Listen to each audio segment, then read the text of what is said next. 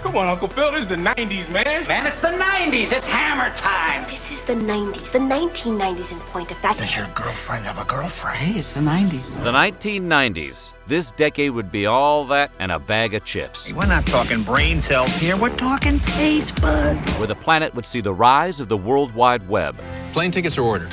Now, let's look up dinosaurs. Civil unrest in the States, and a hairstyle called the Rachel dominate the landscape. Today, we're going to give you the 411 about the news, culture, sports, and entertainment, and all that was weird in the 90s. Don't touch that dial. This is Timeline.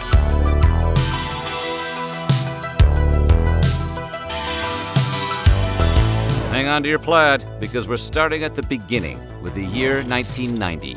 But before we get started, be sure to subscribe to the Weird History channel and let us know in the comments below what your favorite 90s expression was. Okay, baby, let's go back. I don't know about you guys, but I'm dying for a Pepsi. Coming out of the 80s, the world was changing. Communism was crumbling, the Cold War was thawing, and materialism had taken root in our culture. Moving into the 90s, how would this decade be defined? In the year ahead, we would see one of the biggest upsets in sports history, a whale of a good time, and a stage being set for war. 5 months ago, Saddam Hussein started this cruel war against Kuwait. Tonight, the battle has been joined. This is 1990. Aren't you going to say hello? The year started off great for David N. Dinkins, who became the first black mayor of New York City, who was sworn in on January 1st. Dinkins' tenure, however, was marred with unparalleled levels of crime and a massive budget deficit. Most commonly, he's remembered for failing to respond to the race riot in August of 1991, now dubbed the Crown Heights crisis. At the time, tensions were high between blacks and Jews in Brooklyn. A brutal attack on Orthodox Jews sparked a full-blown riot. 2 days later, after holding up in the Vatican Embassy in Panama City for 10 days, dictator Manuel Noriega surrendered to the United States. American forces surrounded the location, blasted music, and flew helicopters overhead. Eventually, the U.S. and the Vatican reached an agreement, and Noriega surrendered. Coming back to the States, we go to Washington, D.C., where Mayor Marion Barry was arrested during an FBI sting operation and caught smoking the crack on January 18th. In a surprising twist, after serving his 6-month sentence, Barry was re-elected mayor, serving from 1995 to 99. Damn mayor on crack. In late January, we head to the New Orleans Superdome, where during Super Bowl 24, the San Francisco 49ers demolished Mule-Mouth John Elway and the Denver Broncos 55-10. Quarterback Joe Montana won his 3rd Super Bowl MVP. 3 days later, the Soviet Union saw its first McDonald's restaurant open in Moscow. Those golden arches attracted long lines of hungry Russians, who waited as long as 6 hours for 2 all-beef patties, special sauce, lettuce, cheese, pickles, onions on a sesame seed bun, plus fries and a Coke. I think the reaction from the Soviets is going to be exceptional. I think they're going to just say, thank you, thanks McDonald's, thanks for coming here. One journalist noted the level of Russian enthusiasm was the expression of America's rationalism and pragmatism toward food. That's one way of looking at it.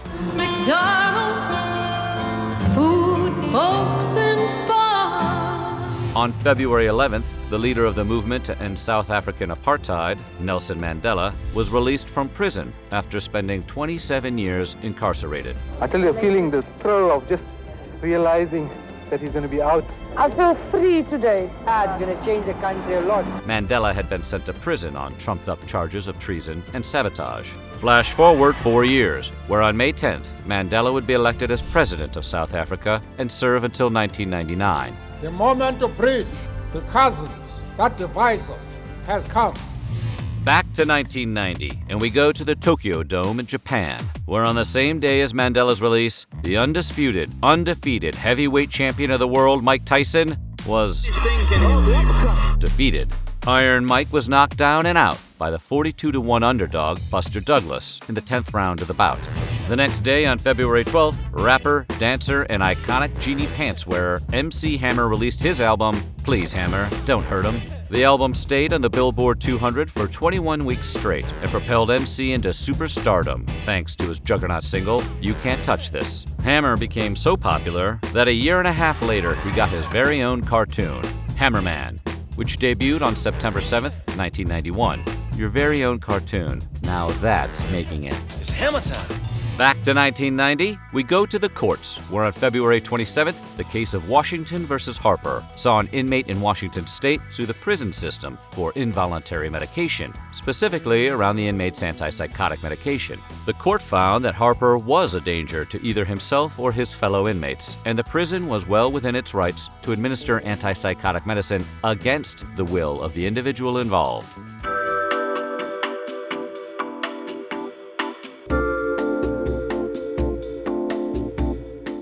Taking Burger King by storm. You can get one of your favorite heroes in a half shell every time you buy a Kids Club meal. Teenage Mutant Ninja Turtle badges. For a limited time. Only at Burger King. Cowabunga, dude. Sir, we have been sabotaged. I'm telling you, he wants to defect. Let's shake the man loose. Right full rudder. Cancel on Crazy Island. Sean Connery, Alec Baldwin, The Hunt for Red October. This is no April Fool's joke, but after a 9-year stagnation, the federal minimum wage was increased on April 1st, going from $3.35 to a whopping $3.80. From what Mindy is holding, we found what we were looking for, being fans of Twin Peaks. Damn good coffee. And hot. Hello! I was wondering if I might trouble you for a cup of strong black coffee. They got a cherry pie there that'll kill you. On April 10th, animal rights activists had a win when they successfully convinced canned tuna brands not to buy fish caught from companies that used nets which harmed dolphins. The turning point was when Heinz, who was the globe's foremost tuna supplier, decided to stop buying any tuna caught using purse fishing net methods. Just about everything you see in here is a potential hazard. Let me show you something. Let's just say you're changing the water in this here tank. And you accidentally fill it with gasoline, like so. The janitor comes in, there's a power outage, he lights himself a match, and... oh! He's cooking fish sticks! In late April, the Hubble telescope was launched into space aboard the Space Shuttle Discovery. After its launch, it was discovered that the telescope's primary mirror had an aberration that affected its ability to produce clear and accurate images, making the poor Hubble a late-night talk show punchline. Have you heard about the problems with the Hubble Space Telescope? They called the NASA official repairman to fix it, and he said he'll be up there sometime in the 21st century between noon and 5. Since being fixed, the Hubble has helped revolutionize astronomy, giving in-depth looks at distant stars, planets, and galaxies, and giving scientists a better understanding of black holes. Some sad news as we head into mid-May. The man behind the Muppets, Jim Henson, died at the age of 53. He's taught me so much just by being the person who he is. Henson single-handedly ushered in a new golden age of puppets, creating many of his iconic characters on Sam and Friends in 1955, which would then later be reborn as The Muppet Show, almost 20 years later. Besides being the hand behind Kermit the Frog and Miss Piggy, Henson also helped create puppets for The Dark Crystal, Teenage Mutant Ninja Turtles, Farscape, and Labyrinth. On the same day, beloved Rat Pack member Sammy Davis Jr. passed away. The actor, singer, and comedian died while heavily in debt to the IRS. His estate was divided up and had various legal battles surrounding it, even after the death of his wife, who passed in 2009. A little-known fact about Sammy was that towards the back half of his life, he converted from Judaism to Satanism. The Mr. Bojangles crooner hosted many interesting parties, satanic rituals, and pagan sacrifices. Sticking with the music, Madonna's Vogue topped the charts by reaching #1 on the US Hot 100 on May 19th and stayed there for 3 consecutive weeks. The music video for Vogue was directed by a then-budding David Fincher, who we may hear from later on in the decade. What's in 1995? What's in 1995? In late May, Colombian elections were marred by violent protests and riots after Cesar Gaviria won the presidency. Luis Carlos Galán, the Colombian presidential candidate, had been shot and killed while campaigning south of Bogotá. He was so far ahead in the polls for the presidential elections that he was virtually assured of victory. His campaign manager, Cesar Gaviria, ran in his place after the attack and was elected president. Immediately after Galán's assassination, the president at the time, Virgilio Barco, retaliated by reinstating extraditions. Have you brought any fruits or vegetables onto the planet? 2 weeks. Excuse me?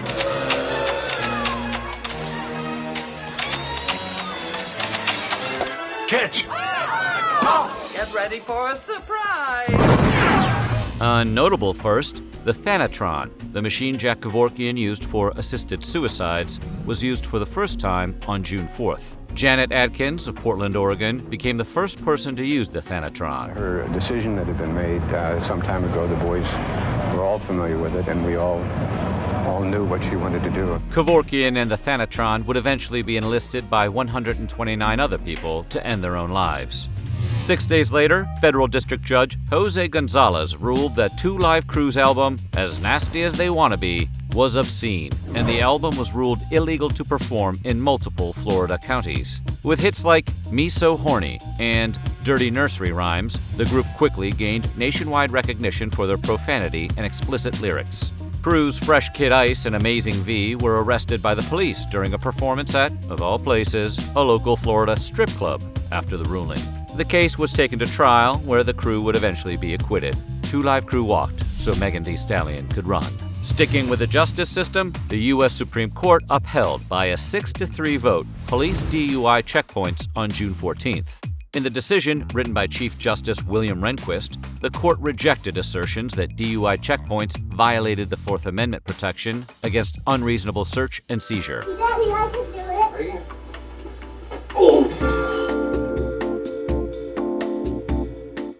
What's a meal I hate to miss? Kibbles and bits and bits and bits. Variety I must insist. Kibbles and bits and bits and bits. Crunchy, chewy, falling, chow down. Kibbles and bits and bits and bits. We now go to the Middle East, where on June 21st, a 7.7 magnitude earthquake devastated Iran. An estimated 50,000 Iranians perished, and over 400,000 people were left homeless from the quake, which spanned from 7.3 to 7.7 on the Richter scale. Heading into July, we go to Italy. Buongiorno. Where West Germany, yes, West Germany was still around at the time, won the FIFA World Cup, defeating Argentina 1-0. This was the third World Cup title for West Germany. You ain't got a body no more, son. It's all up here now. You want to move something, you got to move it with your mind. I did it. Way to go. The month of August would start off a touch fresher, with the city of San Luis Obispo, California, adopting the first legislation to ban smoking in bars. Tobacco giant R.J. Reynolds fumigated local residents with pamphlets urging them to call their council members, but to no avail. By July of 2018, nearly every state adopted similar laws, with only 12 states: Alabama, Arkansas, Georgia, Kentucky, Mississippi, Oklahoma, South Carolina, Texas, Virginia, West Virginia, and Wyoming, who still live in flavor country. 6 days later, after invading Kuwait, the Iraqi government proclaimed that they had annexed the country. In a statement issued from Saddam Hussein's ruling council, they insisted their lack of fear from American military forces, despite the annexation, proclaiming, "All the fleets and squadrons of aircraft will not shake a single palm frond in Iraq." We'll see how well that statement holds going into 1991. Clear! No, wait! Oh my God. We fucking got him! Come on, Nelson, pick up the beat. Easy, easy, easy. Nelson, pick up the beat, pick up the beat, pick up the beat. Wait for you.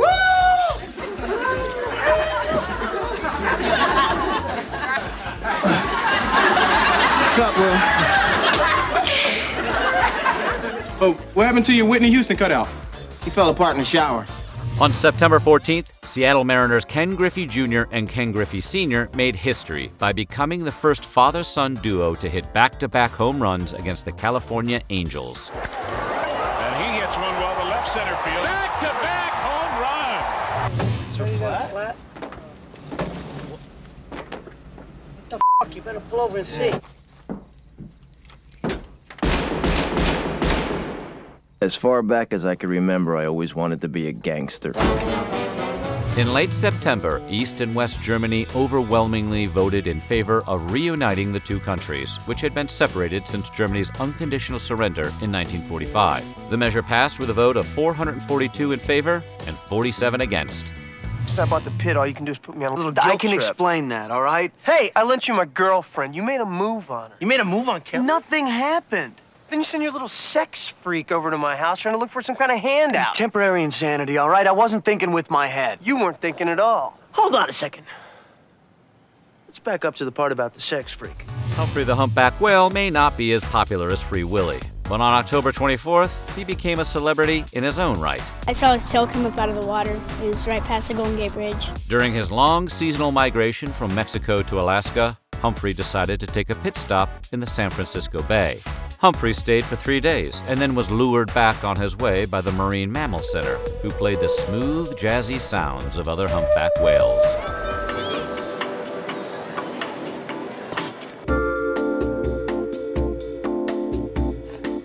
Red Lobster. Tonight, 30 shrimp, just $8.95. Red Lobster for the seafood lover in you. And kids get shrimp, a complete meal, just $1.95. We go to Saudi Arabia, where on November 6th, a group of women protesters drove through the streets of Riyadh as an act of defiance to the government ban on women driving cars. Unfortunately, this act of civil disobedience cost them deeply. The women were arrested, removed from their jobs, and banned from traveling. Subsequently, the Interior Minister, Prince Naif bin Abdulaziz, officially banned women from operating motorized vehicles.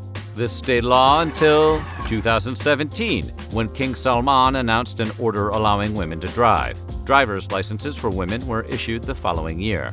In mid-November, Bret Easton Ellis's book, American Psycho, was supposed to be published by Simon & Schuster, but was pulled over aesthetic differences after a public outcry that the book was deemed too violent. The book would eventually be picked up by Vintage Books and would go on to sell over 1 million copies. Nearly 10 years later, the movie American Psycho, starring Christian Bale, made its debut. Hey, Paul! Speaking of psychos, Kevin! Home Alone. I don't care if I have to get out on your runway and hitchhike. I am going to get home to my son. Yes! coming back to literature, a sad passing as acclaimed children's book author Roald Dahl died on November 23rd. Author of Charlie and the Chocolate Factory, James and the Giant Peach, BFG, and countless others, Dahl's books worldwide have sold over 250 million copies. And fun fact, Roald was also the screenwriter of the James Bond film You Only Live Twice. You dirty bird. How could you? Misery Chastain cannot be dead. Misery Spirit is still alive. I don't want her, Smith! I want her! And you murdered her! In the landmark case of Cruzan versus Director, Missouri Department of Health, Nancy Beth Cruzan, who was in a persistent vegetative state, was being kept alive by a life support system. In a 5-4 decision, the Supreme Court allowed Nancy's parents the right to terminate the use of her feeding tubes that were administering her nutrition and hydration. Just 3 days before Christmas, Lech Walesa took the oath of office as Poland's first popularly elected president. Previous to Walesa, Ryszard Kaczorowski had ended his term by living in exile in London. Walesa, a Nobel Peace Prize winner, would go on to serve as president from 1990 to 1995. Just after Christmas, the U.S. Census was released, and America was getting pretty big, with a grand total of 249.6 million people. And that is how 1990 ended. 1999 was just days away, and America would see itself on the precipice of war. Racial tensions would boil over in the City of Angels, and we would find out what goes well with fava beans and a nice Chianti. But that is for next year. 1991, year 2 in the 90s. 91 would be a time when Saddam Hussein would feel the wrath of coalition aircraft. A king would be beaten in front of a shocked country, and a shadow would be cast over the world. Watch yourself, she's a wild one. We're going to talk about the news, culture, sports, and entertainment, and all that was weird in the 90s. This is Timeline.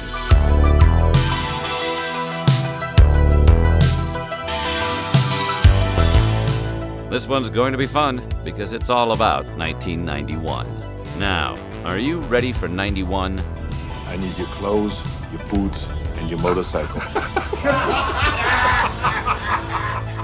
You forgot to say please. This is 1991. The year started with a leadoff hit when on January 7th, Major League Baseball's all-time hits leader, Pete Rose, was released from a minimum security prison.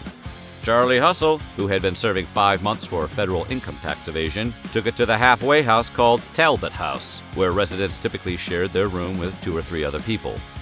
A little over a week later, on January 16th, the winds of war kicked up when President George H.W. Bush announced the commencement of Operation Desert Storm.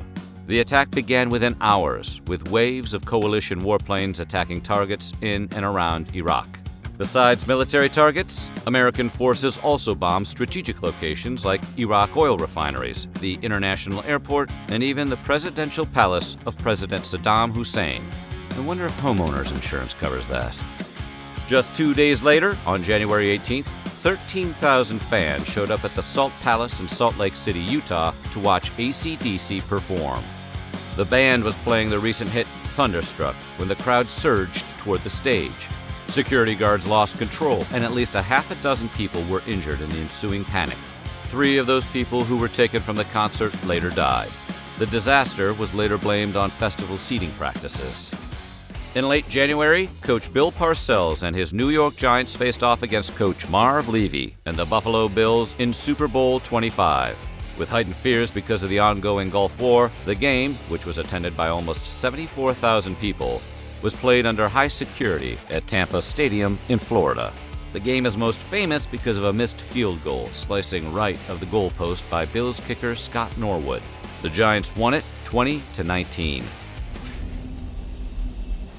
A census taker once tried to test me. I ate his liver with some fava beans and a nice Chianti. We go to San Francisco, where on Valentine's Day, the Bay City's landmark Domestic Partnerships Law went into effect. While domestic partnerships were mostly symbolic and lacked most of the legal trappings of legal marriage, it was still widely considered a victory for gay rights. 500 people took advantage of the law on the first day, registering 250 domestic partnerships. The celebration was capped off by a procession down the stairway beneath the City Hall dome, in which the couple's names were read off one by one. 2 days later, on February 16th, we go to the U.S. Female Figure Skating Championship, which was won by figure skater Tonya Harding. Tonya also became the first American woman to land a triple axel in a competition. We may hear later in the decade from Tonya and her crew. On February 26th, the Gulf War allies liberated the capital of Kuwait after 208 days of Iraqi occupation. A reconnaissance team made up of 12 U.S. Marines who had been ushered in by Kuwaiti resistance forces were the first allies to make it to the city center.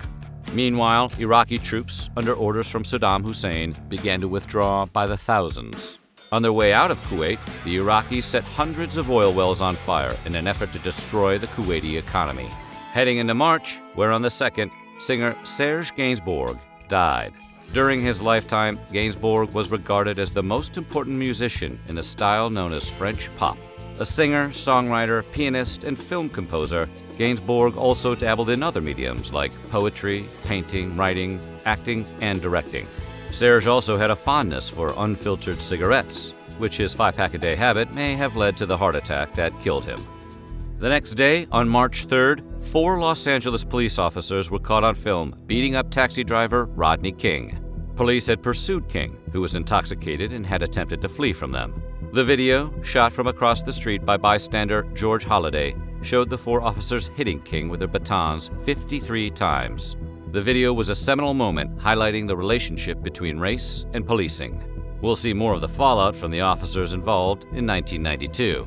In mid-March at 2 a.m., tragedy struck the country music world when 7 members of Reba McEntire's band were killed in a plane crash in San Diego, California, along with 3 others.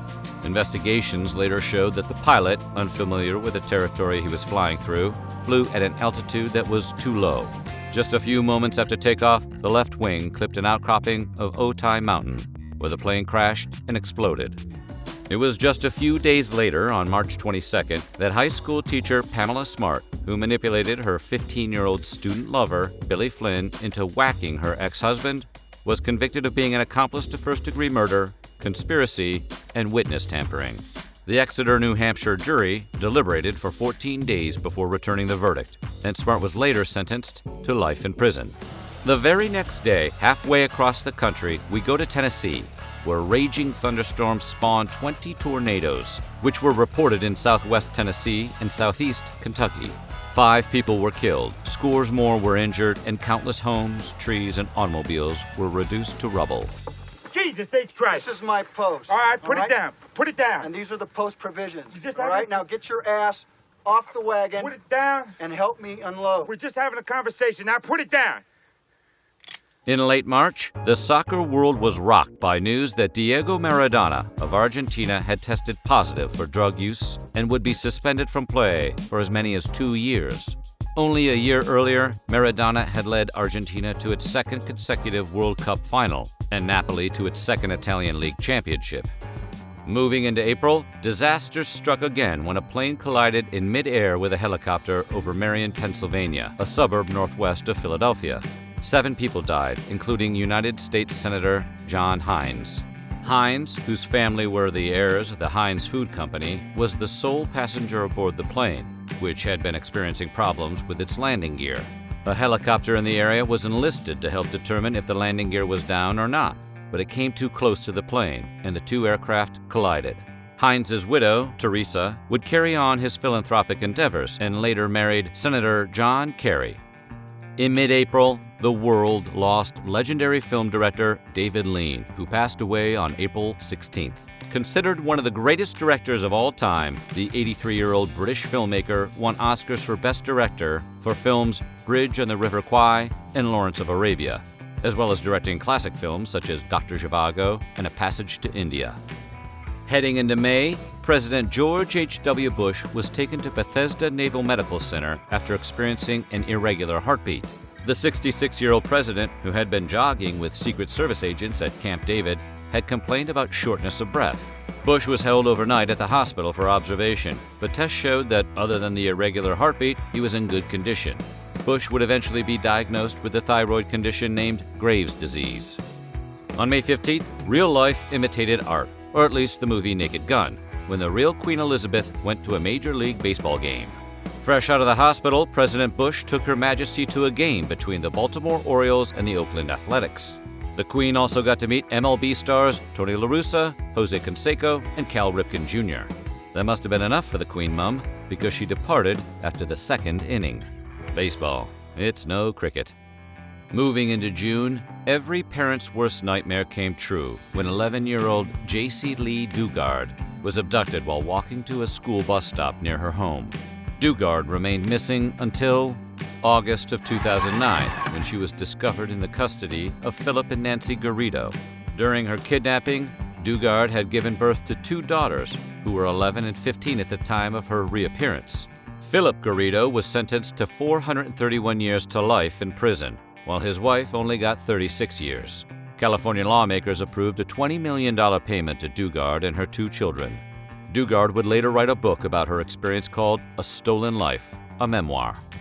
Back to 91, and on June 12th, a dynasty began when Michael Jordan won his first NBA championship for the Chicago Bulls, beating the Los Angeles Lakers 3-1. Jordan led all scorers with 31 points per game, while dishing out 11.4 assists. Oh, yeah, and Jordan also hit this iconic shot. Oh, a spectacular move by Michael Jordan. That's 13 consecutive field goals. On the same day as the Bulls' victory, Boris Yeltsin won the first ever democratic election for Russian Federation president, defeating Mikhail Gorbachev's preferred candidate, Nikolai Rashkov. Yeltsin's campaign was directed at fighting against what he called the dictatorship of the center, which was his way of positioning himself as a clear alternative to Gorbachev and the Communist Party. Yeltsin would serve as president until 1999, and by the time he left office, he was a controversial figure who was generally unpopular with the Russian people. In mid-June, Michael Bolton's song Love is a Wonderful Thing peaked at number 4 on the Hot 100 charts. The song was included on Bolton's album Time, Love, and Tenderness, which would go on to sell 16 million copies worldwide. Good. The song prompted the Isley Brothers to file a lawsuit for copyright infringement. They also had a song called Love is a Wonderful Thing, but they recorded and released it in 1964. Bolton claimed he had never heard the Isley Brothers song, but a jury disagreed and granted the Isleys the largest plagiarism settlement in the history of the music industry, ordering Bolton to fork over $5 million of the song's profits. Justice. Speaking of crime, just 4 days later, Pablo Escobar, the head of the Medellin cartel, was taken into custody by Colombian authorities. Escobar, who was one of the most wanted men in the world, negotiated his surrender for a month with an 82-year-old Catholic priest. He finally agreed to turn himself in after an assembly rewrote the Colombian constitution to ban extradition. The drug kingpin was taken to a luxurious private prison on the outskirts of Medellin. We may hear more from the Narcos King later in the decade. For you true historical crime fans out there, on June 26th, Kentucky's chief medical examiner put a persistent conspiracy theory to rest when he announced the results of tests conducted to determine U.S. President Zachary Taylor's cause of death.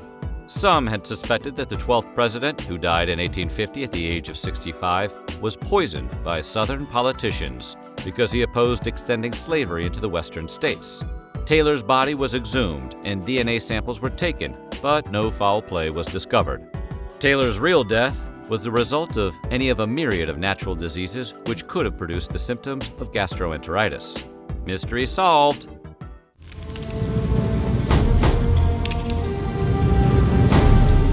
Hasta la vista, baby.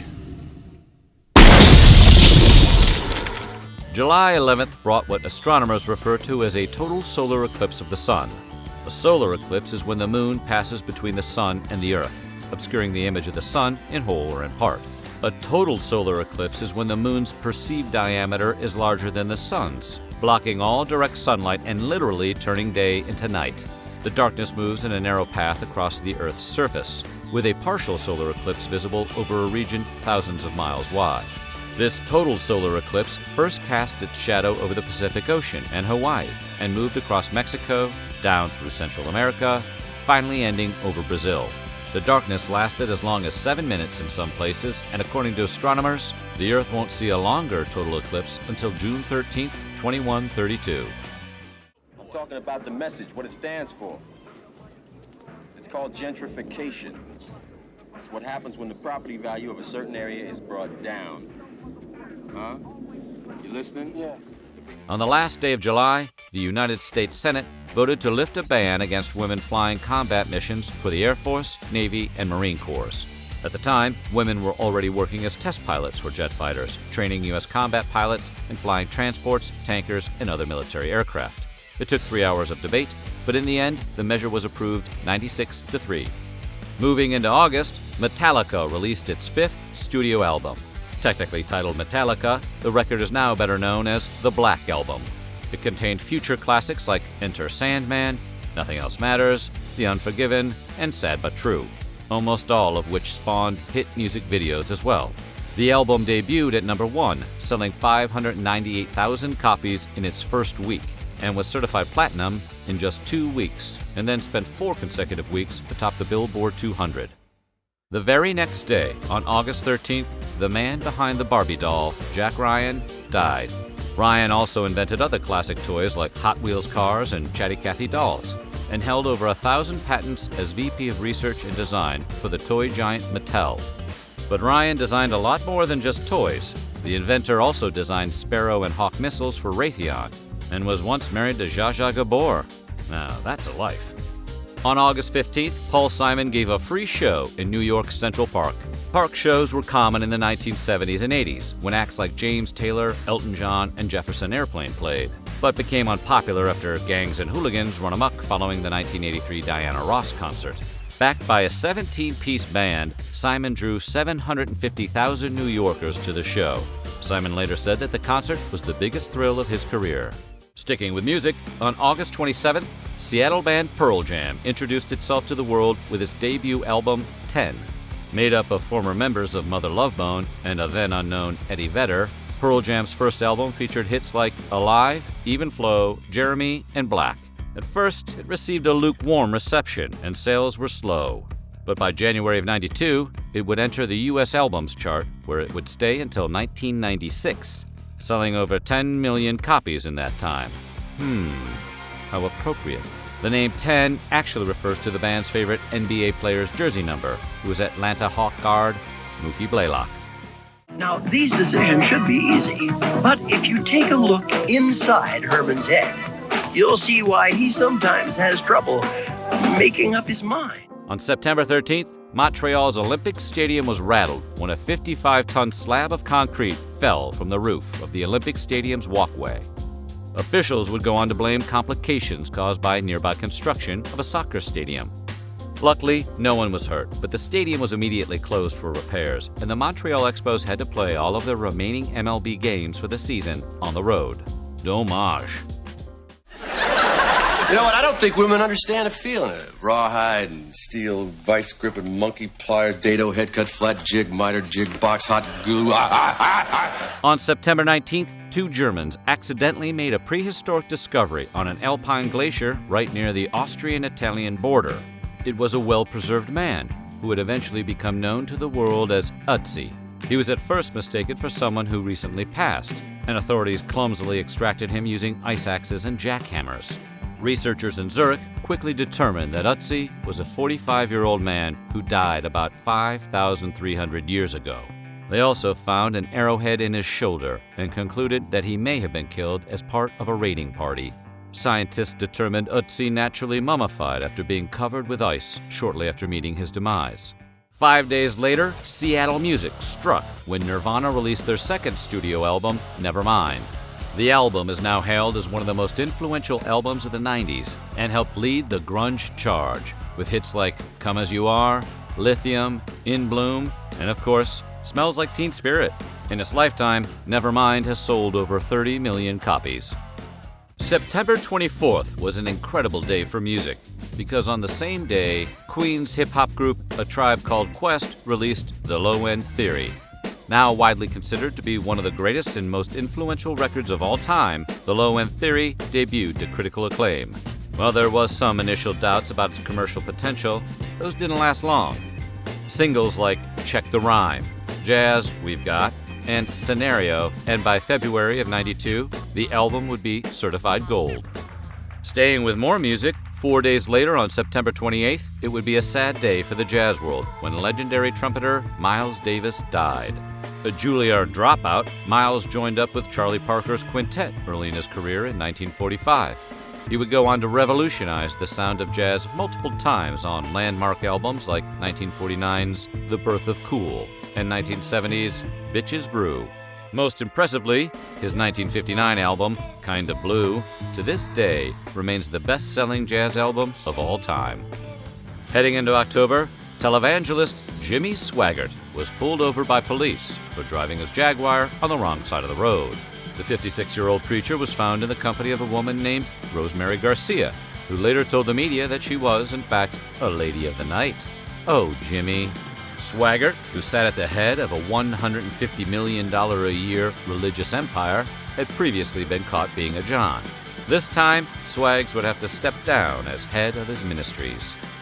On the same day, during confirmation hearings for Clarence Thomas, President Bush's Supreme Court nominee, University of Oklahoma Law School professor Anita Hill went before the Senate Judiciary Committee and testified that Clarence Thomas had sexually harassed her. She testified that Thomas had repeatedly asked her out, used work situations to discuss sex, women having sex with animals, and often bragged about his own sexual prowess. Thomas, who was the second African American in the history of the court to be nominated, famously characterized the proceedings as a high-tech lynching. Ultimately, he was confirmed by 41 Republican and 11 Democrat senators. Staying on October 11th, the comedy world said farewell to funny man Red Fox. Born John Elroy Sanford in 1922, the notoriously foul-mouthed comic honed his craft on the Chitlin circuit of black nightclubs during the 1940s and 50s. Fox's stand-up influenced generations of comedians. Red also became a household name starring on the hit show Sanford & Son, which aired on NBC from 1972 to 1977. Later in life, he regularly headlined in Las Vegas and starred alongside Eddie Murphy and Richard Pryor in the 1989 film Harlem Nights. In late October, legendary screenwriter and producer Eugene Wesley Gene Roddenberry died. Roddenberry is best known for being the creator of Star Trek, which debuted in 1966 and ran for 3 seasons before being canceled. It found new life in syndication and the movies, and Roddenberry would continue to create, produce, and consult on Star Trek films and television series for the rest of his life. Flash forward to April 21st, 1997, where a Celestis spacecraft carrying portions of Roddenberry's cremated remains, was launched into Earth orbit aboard a Pegasus XL rocket. Heading into November, British newspaper magnate Robert Maxwell was found floating dead near his yacht off the Canary Islands. The media tycoon, whose holdings included companies like the New York Daily News, Macmillan Publishing, and the Daily Mirror in London, was born Jan Ludwig Hyman Benjamin Hoch in Czechoslovakia. An Orthodox Jew who escaped the Nazi occupation, he eventually fought with the British Army, which gave him the name Robert Maxwell. He would go on to serve in Parliament, and in the 1970s, he was recruited by Israel to work as a spy. After his death, huge discrepancies were found in his company's finances, including hundreds of millions of dollars that Maxwell had stolen from pension funds. Even more notable, Maxwell's daughter is none other than Ghislaine Maxwell, groomer to the wealthy. Check out our Timeline 2020 video if you want more of her whereabouts. 2 days later, on November 7th, NBA legend Magic Johnson shocked the world when he announced that he was retiring from basketball because he had tested positive for HIV. Considered one of the greatest players in NBA history, the lifetime Los Angeles Lakers star signed a 25-year, $25 million contract in 1981. After his retirement, Johnson still played in 1992's NBA All-Star Game, as well as on the famous Olympic Dream Team, with fellow superstars Michael Jordan, Larry Bird, and Patrick Ewing. Is that you? Counselor? Come out, wherever you are. On November 18th, Cheyenne Brando, the 21-year-old daughter of screen legend Marlon Brando, was arrested in France and deported to Tahiti. French police had picked up Brando in connection with an arrest warrant issued by a judge in Papeete, Tahiti. Cheyenne had been charged with complicity in the murder of her boyfriend, Dag Drolet, who was killed by her brother Christian Brando on May 16, 1990, at Marlon Brando's Hollywood mansion. Christian, who would plead guilty to voluntary manslaughter, was sentenced to 10 years in prison. Cheyenne would take her own life on April 16, 1995, at her mother's house in Punaui, Tahiti. On November 24th, just 1 day after confirming the rumors that he had contracted AIDS, Zanzibar-born Queen frontman Freddie Mercury died at the age of 45. Along with guitarist Brian May, bassist John Deacon, and drummer Roger Taylor, Mercury helped to create a unique musical mixture of hard rock, pop, glam, cabaret, and opera. Songs like We Are the Champions, Killer Queen, Another One Bites the Dust, and Bohemian Rhapsody would make Queen one of the most popular rock bands, and the centerpiece of 1985's Live Aid concert. On November 28th, 23-year-old Egyptian-born model and nanny Omaima Nelson murdered her 56-year-old husband, William Nelson, in their Costa Mesa, California apartment. According to Omaima, Bill had assaulted her earlier in the day. As a response, she later used scissors and a clothes iron to take her husband out. And like a mobster, she chopped him up. Then, oddly enough, mixed up his body parts with leftover turkey and disposed of the mixture in the family garbage disposal. According to neighbors, the disposal unit was running for hours after the time of Bill's death. Leftovers? No, I'm full, thank you. Moving into December, Charles Keating, chairman of the Lincoln Savings and Loan Association, was convicted of 17 counts of fraud, racketeering, and conspiracy. Lincoln acquired Lincoln Savings and Loan and promptly looted its assets, while Keating used his sales personnel to convince depositors to put their money into high-risk junk bonds. The scandal remains the largest savings and loan collapse in history and cost American taxpayers almost $2.6 billion. After hearing from several of his victims, mostly elderly retired people, the judge sentenced Keating to 10 years in prison and to pay a $250,000 fine. Keating ultimately only served 4.5 years. On December 21st, media tycoon and CNN founder Ted Turner married Jane Fonda on a ranch near Capps, Florida, about 20 miles outside of Tallahassee. The relationship ratings were good until a decade later, when the couple divorced in 2001, when Fonda's Christian faith had come between them. In a 2008 memoir, Turner clarified he was upset at Fonda's decision to convert without consulting him first. Marriage is about communication, people. Let your loved one know you're going to convert. And finally, on the last day of the year, the Union of Soviet Socialist Republics, better known as the USSR, was officially dissolved. The disintegration of the Russian state had been a long time coming and became inevitable after a failed coup the previous August. The former world superpower fractured into its 15 separate countries: Armenia, Azerbaijan, Belarus, Estonia, Georgia, Kyrgyzstan, Latvia, Lithuania, Moldova, Russia, Tajikistan, Turkmenistan, Ukraine, and Uzbekistan. And that's how 1991 ended. 1992 was just hours away. It would be a year where a champ would go on trial, a city of angels would burn, and the mother of all malls would open. But that is for next year. Coming soon, 1992. Those guys are heathens. Yeah. Those guys are animalistic. Yeah, they're holding the jungle back, Tiger. Jungle? No. Yes, sir. I think the defendants are jungle people. We, the jury, find the defendant not guilty of the crime of assault by force likely to produce great bodily injury and with a deadly weapon. 1992, a year when America's temper boiled over.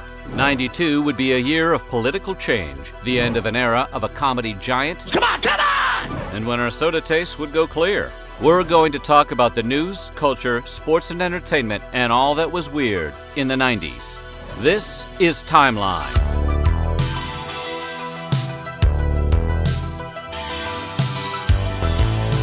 Don't worry, we've got you. This video is all about 1992. Are you ready for 92? Stay right where you are. This is 1992. That is so degrading to women. What do you mean? She's got the whip. We start the year off with some bad news for women in Orange County, California, as the FDA, or Food and Drug Administration, urged doctors to stop implanting silicone breasts. I am requesting a moratorium on the further use of all silicone gel breast implants. Risks, of course, being silicone gel leaking from a ruptured implant, but also the interference with breast cancer screening x-rays and implant hardening.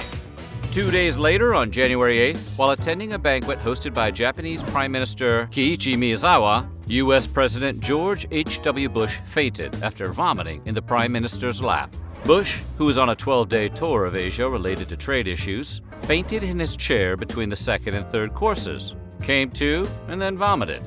I always recommend vomiting before your main course. Bush left early, and his wife Barbara gave a speech in his place. Must have been something he ate. In late January, the Washington Redskins defeated the Buffalo Bills 37-24. This also made Washington just the fourth NFL team in history, along with the Steelers, Raiders, and 49ers, to win 3 Super Bowls. The Bills, on the other hand, became only the third team in NFL history, along with the Broncos and Vikings, to lose 2 Super Bowls in a row. The next day, former heavyweight champ Mike Tyson was put on trial for the sexual assault of Miss Black Rhode Island, Desiree Washington. You hurt me, and I was big enough to stand up to you and tell you need help. 2 weeks later, on February 10th, after 10 hours of deliberation, Tyson was found guilty. The verdict was appealed by Tyson's attorney, Alan Dershowitz of all people, but they lost that. Tyson was sentenced to 6 years in prison and was released in March of 1995 after serving only 3 years. I have absolutely no thoughts about Mike Tyson. He's finished. And finally, in January, sports broadcasting legend Howard Cosell announced his retirement. Cosell began his broadcasting career hosting a show about Little League Baseball in New York for ABC. By the early 1960s, Howard was covering boxer Muhammad Ali. And just have a little dance like we're boxing, and just for 1 second, I have to time it, and for 1 second. And was probably most famous as he went to announce 14 seasons of ABC's Monday Night Football. And it was in that capacity when on December 8th, 1980, Cosell stunned the world, announcing John Lennon had been assassinated. An unspeakable tragedy. John Lennon shot twice in the back, dead on arrival. Sticking with sports, on February 8th, the Winter Olympics began in Albertville, France, marking the last time the Winter and Summer Games were held in the same calendar year. These games featured over 1,800 athletes from 64 countries. This set of games featured several new events, including free skating, short track speed skating, and women's biathlon. 2 days later, author Alex Haley, responsible for works like Roots, died. Born on August 11, 1921 in Ithaca, New York, Haley, who graduated high school at only 15, dropped out of college in 1939 and enlisted in the military. He would serve in the Coast Guard for 20 years. Do you still like to ride on the water? Oh, I do. I go on cargo ships, is what you're talking about. And I go because it's the best isolation I know in this world. I was 20 years in the Coast Guard, so I love the sea and I love ships. He retired in 1959 to pursue writing. Haley is credited as the creator of Playboy Interview, first published in September of 1962. Haley interviewed Martin Luther King Jr., Sammy Davis Jr., and Quincy Jones, among others. One of these interviews even formed the basis for the autobiography of Malcolm X, which was published to great acclaim in 1965. In mid-February, in a Wisconsin courthouse, the notorious man-eater killer Jeffrey Dahmer was convicted and sentenced to 15 terms of life imprisonment. Eddie's gone now, the victim of your senseless killing. Where do we go from here? You took my mother's oldest grandchild from her. And for that, I can never forgive you. I don't want to ever see my mother have to go through this again. Never, Jeffrey! Jeffrey! I hate you, motherfucker! I hate you! This has never been a case of trying to get free. I didn't ever want freedom. Frankly, I wanted death for myself. Dahmer would spend his first year of incarceration in solitary confinement for his own protection. After being transferred to a less secure unit, he became a born-again Christian.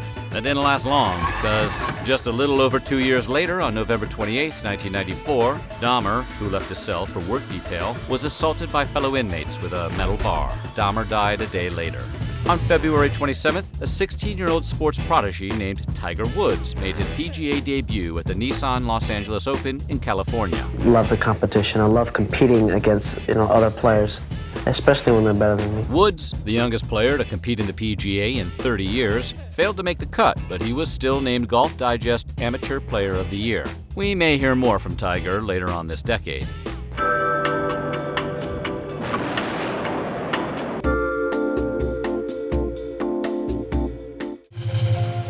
Confessions. Eavesdrop on real people telling their innermost secrets. I'm afraid my husband will find out. Darkest desires. The safe was left unlocked today. $2 per minute. Secrets that have to be told. On March 6th, the Michelangelo computer virus struck. Computer users won't be joining in all the celebrations for Michelangelo's birthday this Friday because on that day, a new and deadly virus is scheduled to strike computers around the world. Once a system was infected with the virus, it would copy itself onto any floppy disk the computer was commanded to write on, which made the virus easy to spread by accident. Complicating matters was the fact that a computer could be secretly infected for years, as long as it wasn't booted on that particular date. Experts got in the habit of advising users not to boot their computers on March 6th, and by 1997, no further cases were reported. Impossible because you don't know the answer. Nobody could answer that question. Your Honor. Can you answer the question? No, it is a trick question. Why is it a trick question? Because Chevy didn't make a 327 in 55, and it wasn't offered in the Bel Air with a 4-barrel carb till 64. Actually, Miss Stafford is the voice of Woody Woodpecker. But this is the wonderful voice of Woody Woodpecker. I want to hear that voice. Would you? On March 17th, voice actor Grace Stafford, who voiced Woody Woodpecker, died. While Woody was originally voiced by animation legend Mel Blanc, legal troubles between him and producer Walter Lantz led to the part being recast. Stafford, a professional actress who also happened to be Walter Lantz's wife, offered to take the role, but she was turned down because the character was male. Not to be deterred, Stafford recorded an audition tape and sent it in anonymously. Lantz loved the unknown actor and chose them for the role. Oh, hey, it's you, my wife. In late March, on a local New York's Sunday edition, Democratic presidential candidate Bill Clinton admitted to having experimented with marijuana as a teenager. When asked whether he had ever broken a state or an international law regarding drugs, Clinton responded, I experimented with marijuana a time or two, and I didn't like it, and didn't inhale, and never tried it again. And the Oscar goes to The Silence of the Lambs. On March 30th, Silence of the Lambs took home all of the top honors at the 64th Academy Awards. Not only did it win Best Picture, but also won Best Director, Best Actor, Best Actress, and Best Adapted Screenplay. It was only the third time in history that a single film swept all of the so-called Big Five Academy Awards. Silence of the Lambs was also the first horror film to ever win the big prize, and is notable as the first movie to be released on home video prior to winning Best Picture. Heading into April, John Gotti, the Teflon Don of New York's Gambino crime family, was convicted of 5 murders, including the assassination of his predecessor, Paul Castellano. This time, the charges stick, and the Teflon Don may now spend the rest of his life in prison. John Gotti, guilty on all counts. The government's star witness, Gotti's former right-hand man who turned rat, Sammy the Bull Gravano. The 51-year-old Gotti was also convicted on a slew of other counts, including murder conspiracy, gambling, loan sharking, and obstruction of justice. Fast forward to a decade later when Gotti would die in prison of cancer. The Don was only 61. 4 days later, iconic science fiction author Isaac Asimov, who authored over 375 books, died. Born in Petrovichi, Russia, Asimov came to the United States in 1923, growing up in Brooklyn. Asimov's books included I, Robot, Fantastic Voyage, and the Foundation trilogy. Asimov was considered one of the big three of science fiction, along with Arthur C. Clarke and Robert Heinlein. On April 10th, the comedy world lost a legend when stand-up Sam Kinison died in a head-on car collision while on his way to a gig in Nevada. The 38-year-old comic was actually a former Pentecostal preacher before he started performing as a comedian. Kinison, popular for his trademark, quickly moved up from playing small comedy clubs to appearing on late-night TV to memorable roles in films like Rodney Dangerfield's Back to School. In mid-April, consumers showed up at supermarkets to a novel sight, Crystal Pepsi. Although technically it wasn't the first clear cola, the product was sold saying, "You've never seen a taste like this," and even used Van Hagar's song Right Now in their commercials. In its first year, Crystal Pepsi had sold nearly $500 million worth of soda. However, Pepsi's nemesis, the Coca-Cola Company, quickly followed up with their own concoction. Tab Clear. Suddenly, everything is clear. Executives would later admit that Tab Clear was made to specifically dupe consumers into thinking that Crystal Pepsi was a diet drink.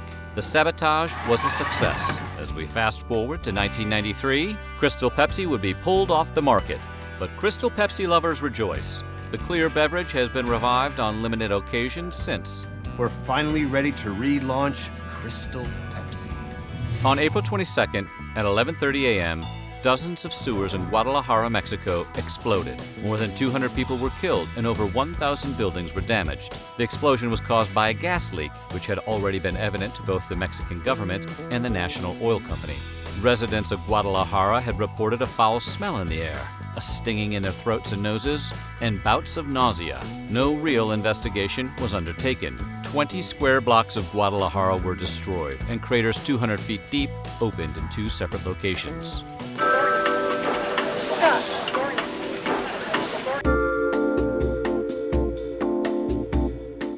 Ragu introduces Chicken Tonight simmer sauces, and suddenly everybody's saying, I feel like chicken tonight, like chicken tonight. Just brown the chicken, simmer, and serve. I feel like chicken tonight, like chicken tonight. We go to Simi Valley, California, where police officers Stacy Kuhn, Lawrence Powell, Timothy Wind, and Theodore Brasino were put on trial for the beating of Rodney King. Just 2 weeks later, the prosecution would rest its case. The jury reached a verdict, finding all 4 officers not guilty. The verdict did not go over well. This is a President's Valley. You got a plane ticket, cashed it in, and get the heck out of Dodge. This is going to be a bad place to live. Massive rioting broke out in and around Los Angeles. I knew when they moved the whole case to Simi Valley or whatever, some stuff was really going to go down. Nothing that has happened to Rodney King is new. In the past, been trying to settle matters like this with like non-violent, right? They ain't get nowhere, so the only way you can do it is with violence. Can't take no more. The next 6 days were marked by looting, arson, and assaults, which were only stopped by the intervention of the California National Guard and the U.S. military. Go home. Get back home. Go. By the time it was over, 63 people were dead, over 2,300 were injured, and more than 12,000 were under arrest. Property damage estimates were later placed at well over $1 billion. You call it black power? You mad the white man? Why destroy my business? I'm trying to make it. 2 of the 4 officers would later be found guilty of federal civil rights violations, and King would be awarded $3.8 million in a civil suit against the officers. Heading into May, Rodney King himself made his first statement to the media. In front of a crowd of reporters, King pleaded for an end to the violence with the now famous, Can we all get along? On May 11th, Carlos Herrera, the inventor of the margarita, died. According to his relatives, Herrera first invented the drink at Rancho La Gloria, a restaurant he opened just south of Tijuana in 1935. A few years later, he first mixed white tequila with lemon juice, shaved ice, triple sec, and salt. In mid-May, we go to Long Island, New York, where Mary Jo Buttafuoco was shot by Amy Fisher. Fisher, as it turns out, was having an affair with Mary Jo Buttafuoco's husband, Joey Buttafuoco, who she met the year before at Buttafuoco's auto shop. Pretending to be her own fictional sister Anne Marie, Fisher came to the house to confront Mary Jo about the affair. Mary Jo Buttafuoco asked Fisher to leave. Fisher responded by shooting her in the face. While Mary Jo Buttafuoco was deafened in one ear and her face was partially paralyzed, she survived. Fisher was eventually sentenced to 15 years in prison, of which she served 8 before being paroled. Buttafuoco! This is the true story. True story. 7 strangers pick to live in a loft And have their lives taped and start getting real. the real world. It would be on May 22nd, where late night would be the end of an era when Johnny Carson, host of The Tonight Show, said goodbye in a farewell episode. Carson took over the show from Jack Paar in 1962.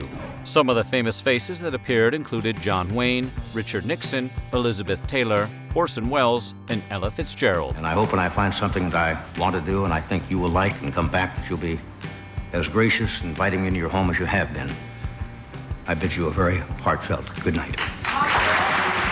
On June 2nd, 1992, Arkansas Governor Bill Clinton clinched the Democratic nomination for President of the United States when he won the California Democratic primary. This election is about putting power back in your hands. While this win officially won the primary for him, the writing had long been on the wall.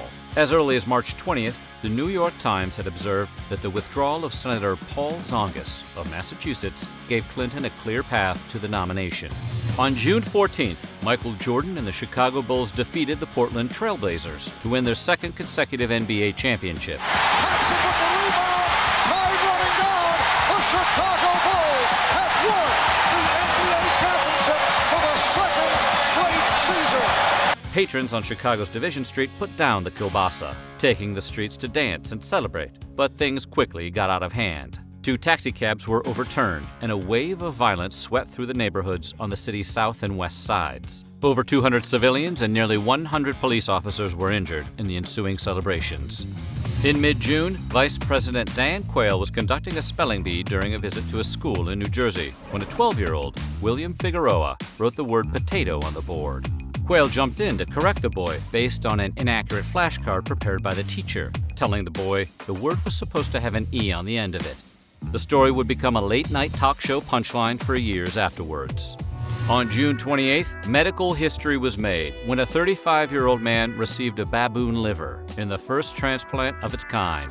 The 11-hour operation was performed by doctors at the University of Pittsburgh's Presbyterian University Hospital. The unnamed patient ultimately died 70 days after the surgery, but the operation did prove the effectiveness of an experimental immunosuppressant drug. On June 29th, Algerian President Mohamed Boudiaf was assassinated in the city of Annaba. The assassin would turn out to be one of the president's own bodyguards, Lieutenant Lamourette Bouma Arafi, a religious extremist who was believed to have acted alone. Bouma Arafi was sentenced to death 3 years after the shooting. The sentence was never carried out. He remains in prison to this day. On July 22nd, at age 51, Wayne McLaren, better known as the Marlboro Man, succumbed to lung cancer. McLaren, who had a pack and a half a day smoking habit, had been diagnosed with the disease just 2 years earlier. After learning of his diagnosis, McLaren embarked on an anti-smoking campaign, which included powerful commercials that showed him in his hospital bed just prior to his death. The tobacco industry used my brother in ads to create an image that smoking makes you independent. Lying there with all those tubes in you, how independent can you really be? Just hold it right there. Hold it! You just shot an unarmed man. Well, he should have armed himself. He's gonna decorate his saloon with my friend. On August 8th, the U.S. men's national basketball team, more famously known as the Dream Team, crushed the Croatian team 117-85 in Barcelona, Spain. The team roster, which included 11 Hall of Famers, including Jordan, Magic, Bird, Barkley, Patrick Ewing, Karl Malone, John Stockton, Clyde Drexler, David Robinson, Scottie Pippen, Chris Mullin, and Christian Laettner. Well, that last one may not be so impressive. The win would clinch a perfect 8-0 record for the team and annihilated all of their opponents by an average of 43.8 points per game.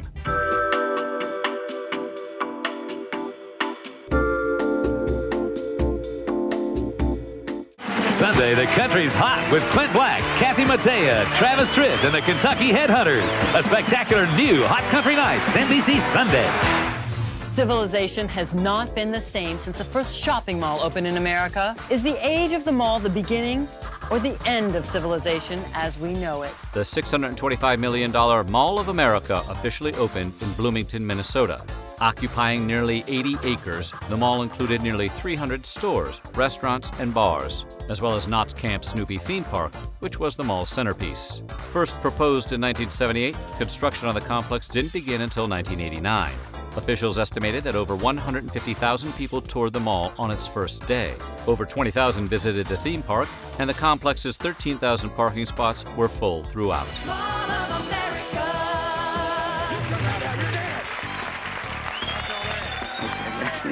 Hey, listen, you're not going to do Arsenio or Leno, are you? I've got to. Hey, it's a business. Get used to it. Blow me. On August 17th, famed writer, director, and comedian Woody Allen publicly announced that he was in a relationship with Soon-Yi Previn, the adopted daughter of composer Andre Previn and Allen's ex-girlfriend, Mia Farrow. In a written statement, Allen says, "Regarding my love for Soon-Yi, it's real and happily all true." It later came to light that Allen was in possession of nude Polaroids of Soon-Yi, and allegations later emerged that he had sexually abused Farrow's daughter, Dylan. On August 21st, U.S. Marshals looking to apprehend white separatist Randall Weaver for his failure to appear in court on firearms charges began surveillance on his property located at Ruby Ridge in northwest Idaho. Marshals encountered Weaver's 14-year-old son Randy, who was in the woods at the time with a family friend. A shootout erupted, and it would ultimately take the lives of Sammy Weaver, as well as one of the marshals.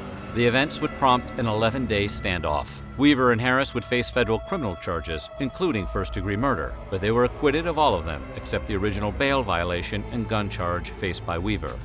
On August 24th, Category 5 Hurricane Andrew struck the Bahamas, Florida, and Louisiana. The storm remains the single most destructive hurricane in terms of property damage to ever strike Florida. The hurricane ultimately did what in today's terms would amount to over $100 billion worth of damage. In late August, Arthur Lee Allen, long suspected to be the Zodiac Killer, died at the age of 58 in his Vallejo, California home. Allen, who was the subject of Robert Graysmith's 1986 best-selling book Zodiac, had been a suspect since the earliest days of the investigation. With only circumstantial evidence, police couldn't definitively tie Allen to any of the crimes. In 2002, a partial DNA profile developed from the saliva on the stamps and envelopes of Zodiac Killer's letters didn't match Allen's DNA. Police handwriting experts were unable to match any sample of Allen's writing to the Zodiac's letters. In 2010, a former lead detective on the case stated that all evidence against Allen had turned out to be negative. On September 7th, Fay Vincent, commissioner of Major League Baseball since 1989, resigned his position. Vincent, who was not popular with team owners due to his perceived favoritism toward the players' union during the previous year's lockout, had recently lost a no-confidence vote by a margin of 18-9. Ultimately, the owners gave the job to Milwaukee Brewers owner Bud Selig, who had been occupying the job as acting commissioner since Vincent had departed. On September 12th, Jan Davis and Mark Lee became the first married couple to go into space together. Traveling aboard the Shuttle Endeavour, the couple was also accompanied by Mae Jemison, who became the first African-American woman to fly in space, and Mamoru Mori, 44, who became the first Japanese citizen to fly on an American spacecraft. However, while the mission was a success, Davis and Lee would divorce in 1998. Wow! The whole channel is nothing but cartoons. Yes, I do think you're handsome. On October 3rd, singer Sinead O'Connor appeared on Saturday Night Live as the musical guest. O'Connor sang an a cappella version of Bob Marley's War, in which she changed the lyric to mention child abuse, intended to draw attention to the Roman Catholic Church. While singing the word evil, O'Connor held up a photo of Pope John Paul II. Then she tore the photo, saying, "Fight the real enemy!" Network executives banned O'Connor from the show. On the very same day, Bill Gates, founder of Microsoft, became the youngest person to top the Forbes 400 list of richest Americans. The 36-year-old college dropout was listed as having a net worth of $6.3 billion, which topped telecom magnate John W. Kluge, who had held the list's top spot for the previous 3 years. Gates would occupy the top spot on the list until 2018, when he was surpassed by Amazon's Jeff Bezos. Let me just get this straight. You don't ever tip, huh? I don't tip because society says I have to. All right, I mean, I'll tip if somebody really deserves a tip. If they really put forth the effort, I'll give them something extra. But I mean, this tipping automatically, it's for the birds. Question is, can I get Wolverine before he turns me into shish kebab with those claws? Well, Bob, seeing as how these claws are adamantium, you gotta ask yourself, do I feel lucky? On November 3rd, Democratic presidential candidate Bill Clinton became president-elect as he defeated incumbent President George H.W. Bush. The American people have voted to make a new beginning.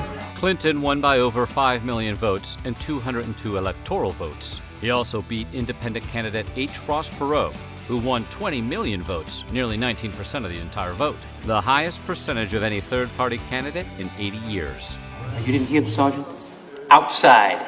I suggest you look outside that window.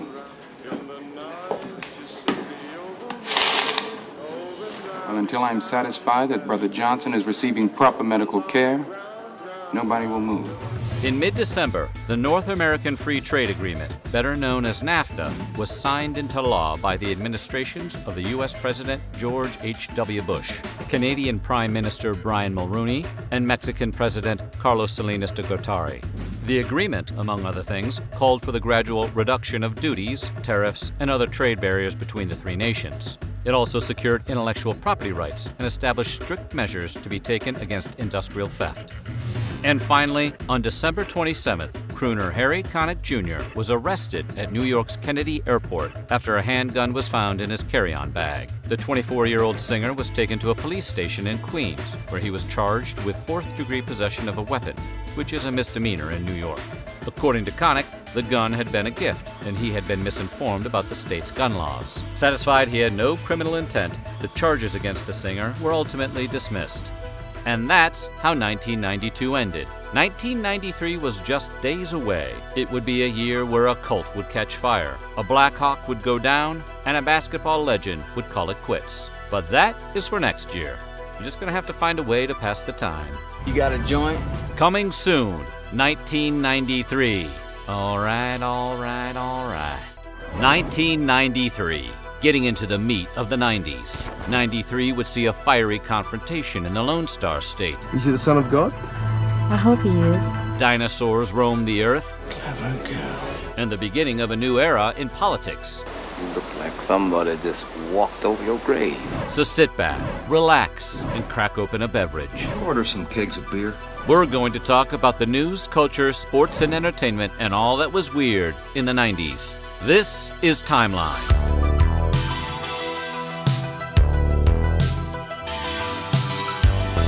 This is where you want to be, because we're about to cover all of 1993. This is 1993. Hi, honey. The year would start off with a breakup. When Czechoslovakia was officially dissolved into the Czech Republic and Slovakia. Known as the Velvet Divorce, a reference to the Velvet Revolution of 1989, the dissolution found the two new countries dividing up their common assets, like military equipment and land. The separation did result in a few odd quirks. Several border towns were literally split in half. But who got to keep the dog? The next day, Wired magazine made its debut at the Macworld Conference. The publication, which promoted itself as the Rolling Stone of technology, was an immediate success and won 2 National Magazine Awards in its first 4 years of publication. Wired, among other things, coined the term crowdsourcing. On the 6th of January, we go to Washoe County, Nevada, where Jim and Jennifer Stolpa, along with their 4-month-old son Clayton, were on their way to a family funeral in Idaho when they, like the Donner Party, decided to take a shortcut. Their truck got stuck on a gravelly road, and for 4 days, the family waited inside the truck while a blizzard raged outside.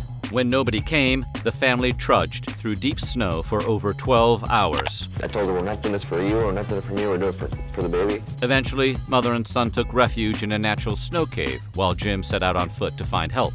After hiking over 30 miles, Jim finally showed up at road maintenance worker David Peterson's home, suffering from frostbite and hypothermia. Ultimately, all survived, but both parents did lose toes to frostbite. Also on January 6th, a sad day for music, as jazz pioneer Dizzy Gillespie died. Born John Burks Gillespie, Dizzy learned to play the trombone at age 10 He later switched to the trumpet. His zany stage presence earned him the nickname Dizzy. Monsieur Moody will give you his royal version because he is truly a princess. By the 1940s, Dizzy was developing the bebop sound with legends like saxophonist Charlie Bird Parker, pianist Thelonious Monk, and drummer Kenny Clarke. Gillespie continued performing until just under a year prior to death. On January 20th, President-elect Bill Clinton was inaugurated as the 42nd President of the United States. That I will faithfully execute the office of President of the United States.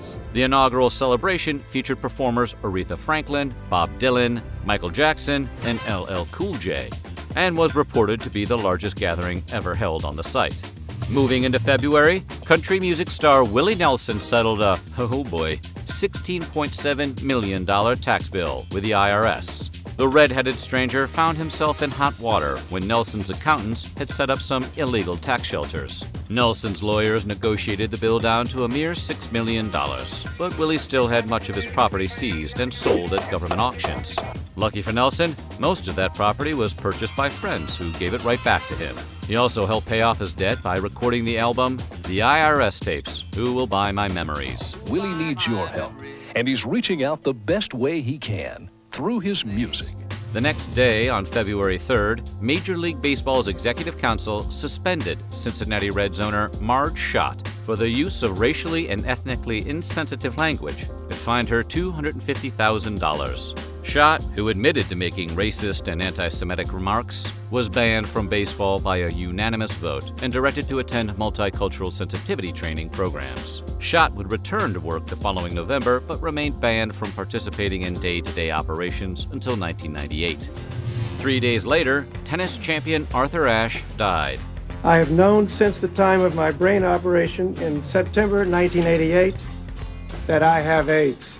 It was transmitted through a blood transfusion after one of my open-heart bypass operations. Ashe was the only African-American man to win Wimbledon, as well as the U.S. and Australian Opens. Born in Richmond, Virginia, Ashe learned to play on a segregated playground near his family home. He would eventually attend UCLA, and in 1963, he became the first African-American member of the U.S. Davis Cup team. His prize winnings over the next several years would also make him the first black millionaire in tennis, and his life off the court would make him famous as a social activist. On February 11th, Bill Clinton nominated Janet Reno to be Attorney General of the United States. Confirmed by the Senate a month later, Reno would become the first woman to hold the position, as well as the second longest-serving Attorney General in the history of the country. I guess most of MTV's viewers' first initiation to you and your name was through the rap song. Yes, I don't understand all the words. I'm a god. You're God. I'm a god. I'm not the god. I have been stabbed, shot, poisoned, frozen, hung, electrocuted, and burned. Every morning I wake up without a scratch on me, not a dent in the fender. I am an immortal. On February 20th, legendary carmaker Ferruccio Lamborghini died. Lamborghini, who worked as a mechanic in the Italian army during World War II, made a fortune with a tractor company that made tractors and later heating and air conditioning systems. Inspired by his love of his Ferrari, he would go on to found an eponymous car company that built some of the fastest, gaudy, and most expensive sports cars in the world. Fun fact, Lamborghinis are all named after famous fighting bulls.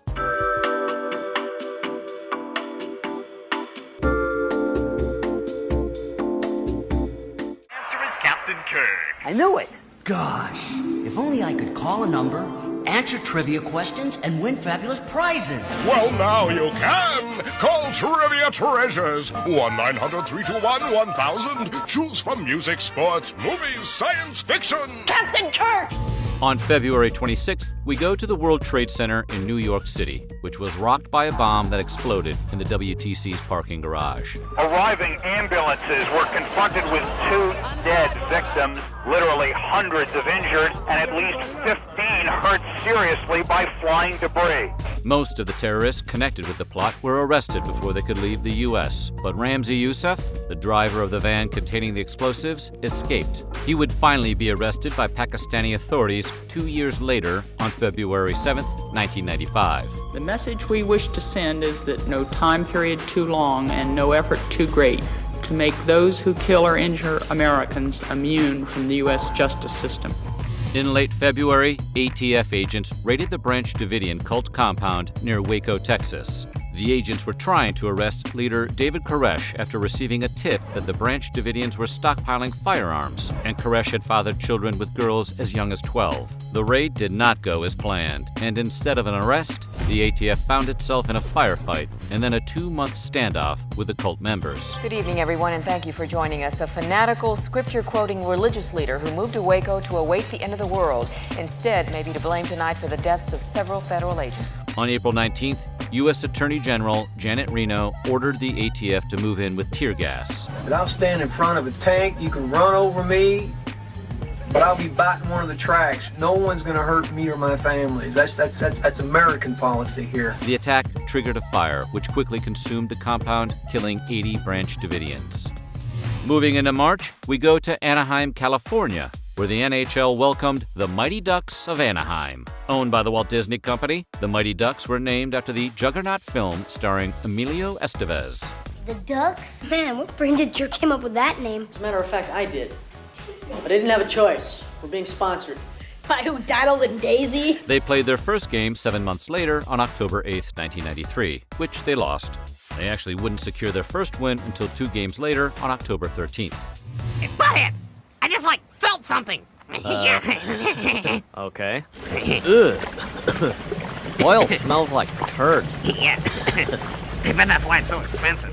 On March 12th, we go to Mumbai, India, when between 1:30 and 3:40 p.m., 13 bombs exploded around the city. The first happened at the world-famous Bombay Stock Exchange, then the Air India building, the Sea Rock Hotel, the Plaza Cinema, the Century Bazaar, the Sahar Airport, and the headquarters of the Hindu Shiv Sena party. When all was said and done, 257 people lost their lives and left another 1,400 injured. March 22nd would be a sad day for Major League Baseball. Sometime after 8 p.m., Cleveland Indians pitcher Steve Oland, Tim Cruz, and Bob Ojeda set out in Little Lake Nellie, Florida, in Cruz's bass boat. The boat was traveling at a high rate of speed in the dark and then collided with a dock by a private home. Oland died instantly, and Cruz died the next morning. Ojeda, the only survivor, told authorities they had circled the lake several times without incident. Further tests indicated that Mr. Cruz had a blood alcohol content of 0.14% at the time of the crash. At the end of March, tragedy struck the set of the movie The Crow when actor Brandon Lee, son of Bruce Lee, died in a tragic on-set accident. While filming, actor Michael Massey was meant to fire a revolver at Lee as he entered the room. However, in the preceding scene, the same gun had been loaded with dummy rounds, which were made with the tips of real bullets, so that the gun would appear loaded when shot in a close-up.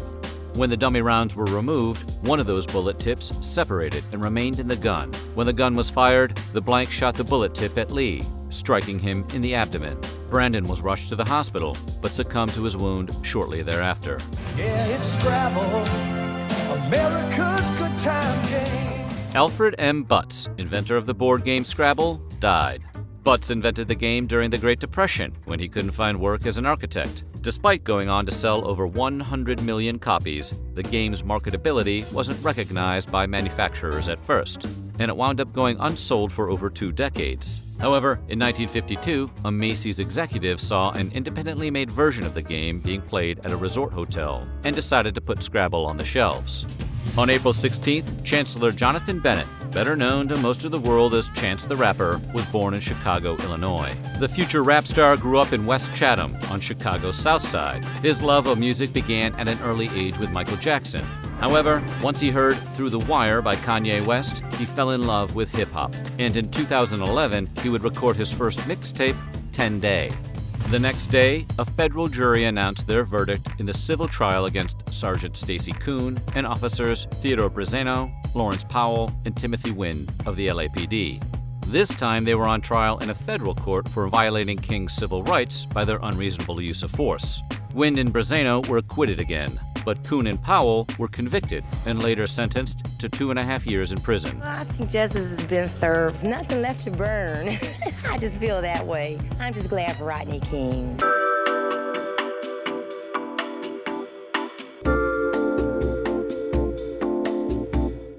I'll never forget the time Mom went to the store and forgot to get the Crunch Berry cereal.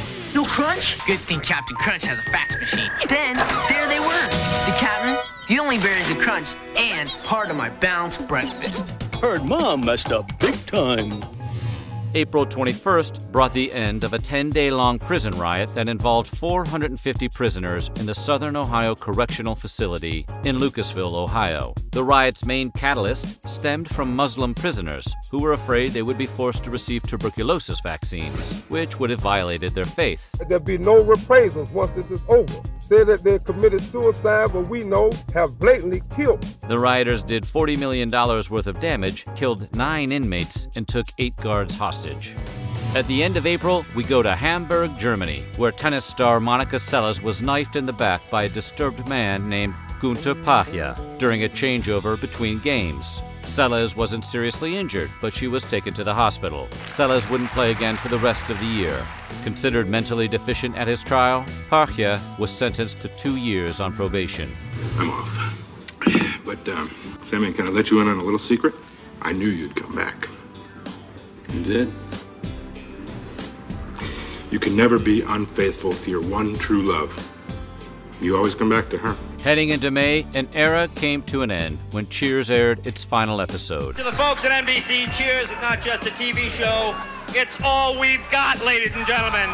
Over 42 million households watched the 98-minute finale, which made it the second highest-rated season finale of all time, right behind the finale of MASH. Wow.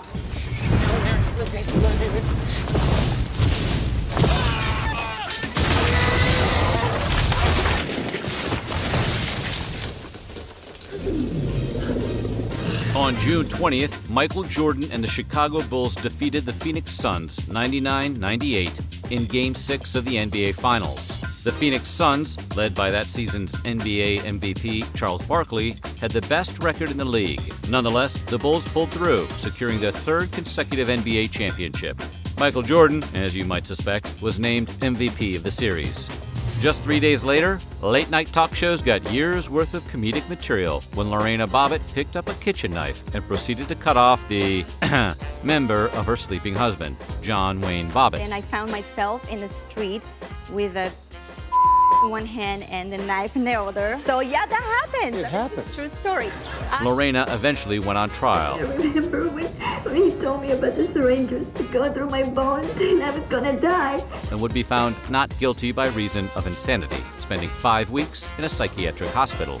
John Wayne Bobbitt was later charged with marital assault in a separate trial and was also acquitted of the charges against him. Next, we land on the 4th of July in New York, where people were treated to a lot more than fireworks when the Pizza Hut blimp crashed into an apartment building on Manhattan's west side. The blimp's crew had radioed for help after part of the tail broke and fell into the Hudson River. I was on 48th Street. It was up in the air. All of a sudden, it exploded. The crashing blimp in the afternoon sky sent rooftop sunbathing apartment dwellers scrambling. We thought it was a parachutist, because the thing was just this huge balloon that came flying down. Meanwhile, the blimp's gondola, along with its pilot and co-pilot, were left stranded atop the building. No serious injuries were reported. Big Bird, don't let it sneak up on you. On July 23rd, a little over a month after his NBA championship, superstar Michael Jordan's father, James, was murdered along a North Carolina highway. The elder Jordan had pulled over on U.S. Highway 74, just south of Lumberton, North Carolina, to take a nap, when Daniel Andre Green and Larry Martin Demery spotted his car. The two men shot Jordan, dumped him in a swamp, and made off with his car. It wasn't until the thieves went through the victim's belongings when they realized who he was. The two were captured, and both men were eventually convicted and given life sentences. Coming up next on WBZ News 4. I don't know how we'll get through the rest of these days and whatever, but Reggie was a Celtic. He was a captain. During an off-season practice at Brandeis University, 27-year-old basketball star Reggie Lewis died. Lewis had only recently been misdiagnosed with a condition called focal cardiomyopathy after collapsing on the court during Game 1 of the Boston Celtics playoff series. Lewis was led to believe he had a less serious condition and was encouraged to return to training. Lewis's death was attributed to a heart defect known as hypertrophic cardiomyopathy, which is the most common cause of death in young athletes. Heading into August, in a 96-3 vote, the United States Senate confirmed Supreme Court nominee Ruth Bader Ginsburg. Ginsburg, who had been nominated to replace the retiring Justice Byron White, would be the first Jewish judge to sit on the court since Abe Fortas and would become an icon for women's rights. I have had the great good fortune to share life with a partner, a man who believed a woman's work, whether at home or on the job, is as important as a man's. On August 9th, 27-year-old Heidi Fleiss, also known as the Hollywood Madam, well, hello there, pleaded not guilty to pandering and other criminal charges. Fleiss, who had been managing her own prostitution ring since 1990, had gained notoriety when the media learned that her clientele included celebrities. While Fleiss was convicted, the judge was later overturned. In 1996, federal tax evasion charges would land her 7 years in prison, but in the end, she only served 20 months. On August 23rd, Michael Jackson made the news for all the wrong reasons. While the singer was in Thailand preparing for performances that were part of his Dangerous tour, local Los Angeles news station KNBC aired a report claiming that Jackson was the subject of a criminal investigation. These statements about me are totally false. I am hoping for a speedy end to this horrifying experience to which I have been subjected. The report repeated claims by an unnamed woman who said that her child was abused at one of Jackson's homes.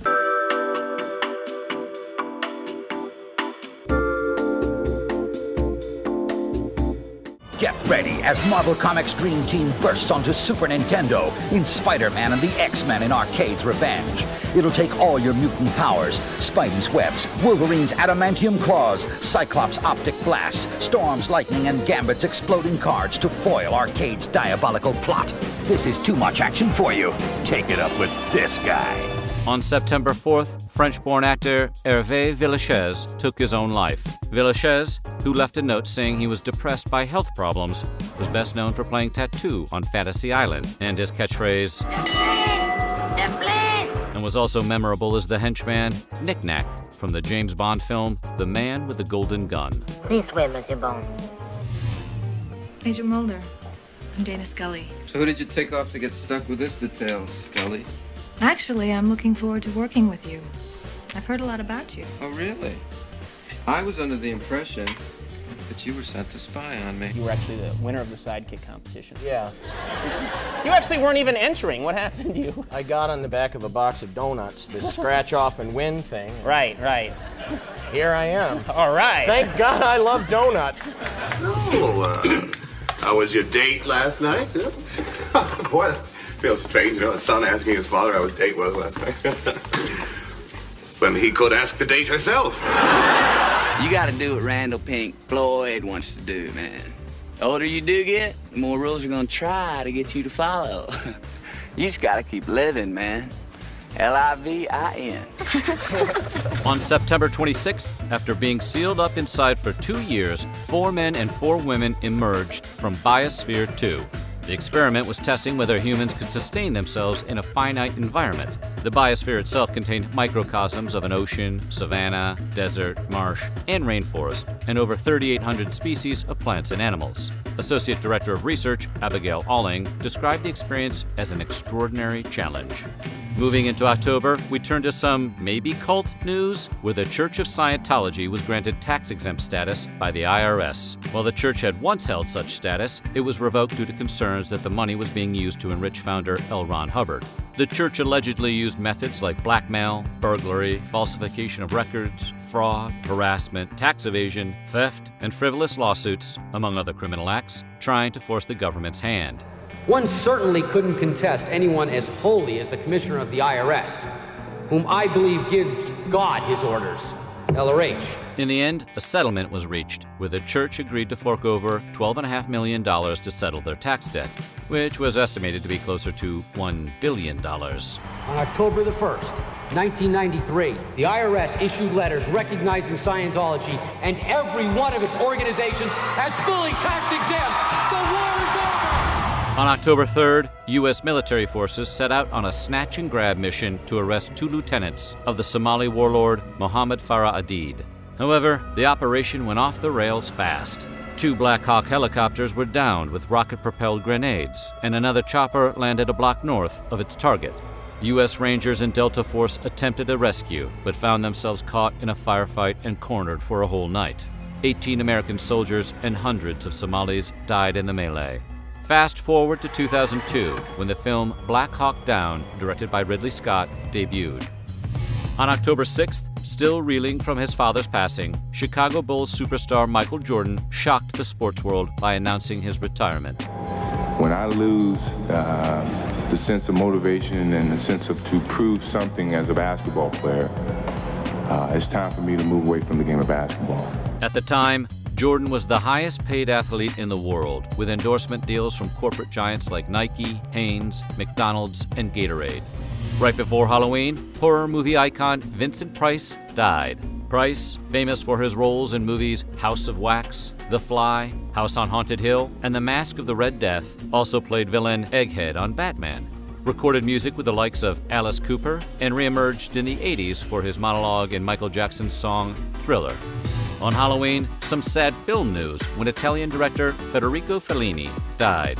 Best known for films like 8½, La Strada, and Nights of Cabiria, Fellini's memorial service was attended by over 70,000 people.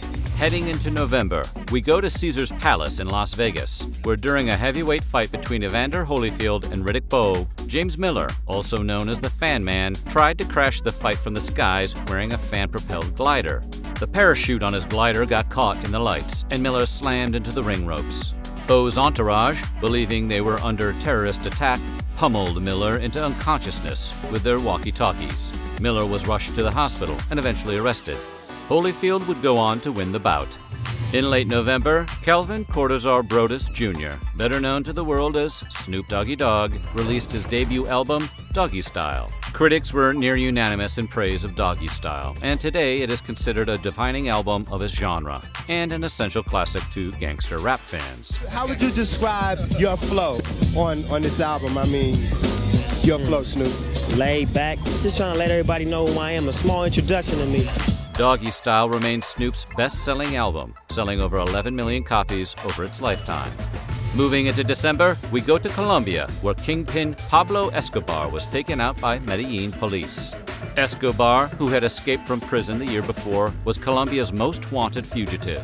Police tracked Pablo to a safe house in the residential neighborhood north of Bogota by tracing a call he had made. Escobar attempted to evade capture by running across the rooftops of adjoining houses, but the police caught up with him. Pablo took several rounds, including one through the ear. 2 days later, on December 4th, musician Frank Zappa died. The eccentric multi-instrumentalist gained fame with the 1966 release of the first album from his band, The Mothers of Invention. Though rejected from the Rock and Roll Hall of Fame twice in his lifetime, he would finally be inducted in 1995. Zappa's legacy has since been embraced by guitarists and fans of outside-the-box rock music.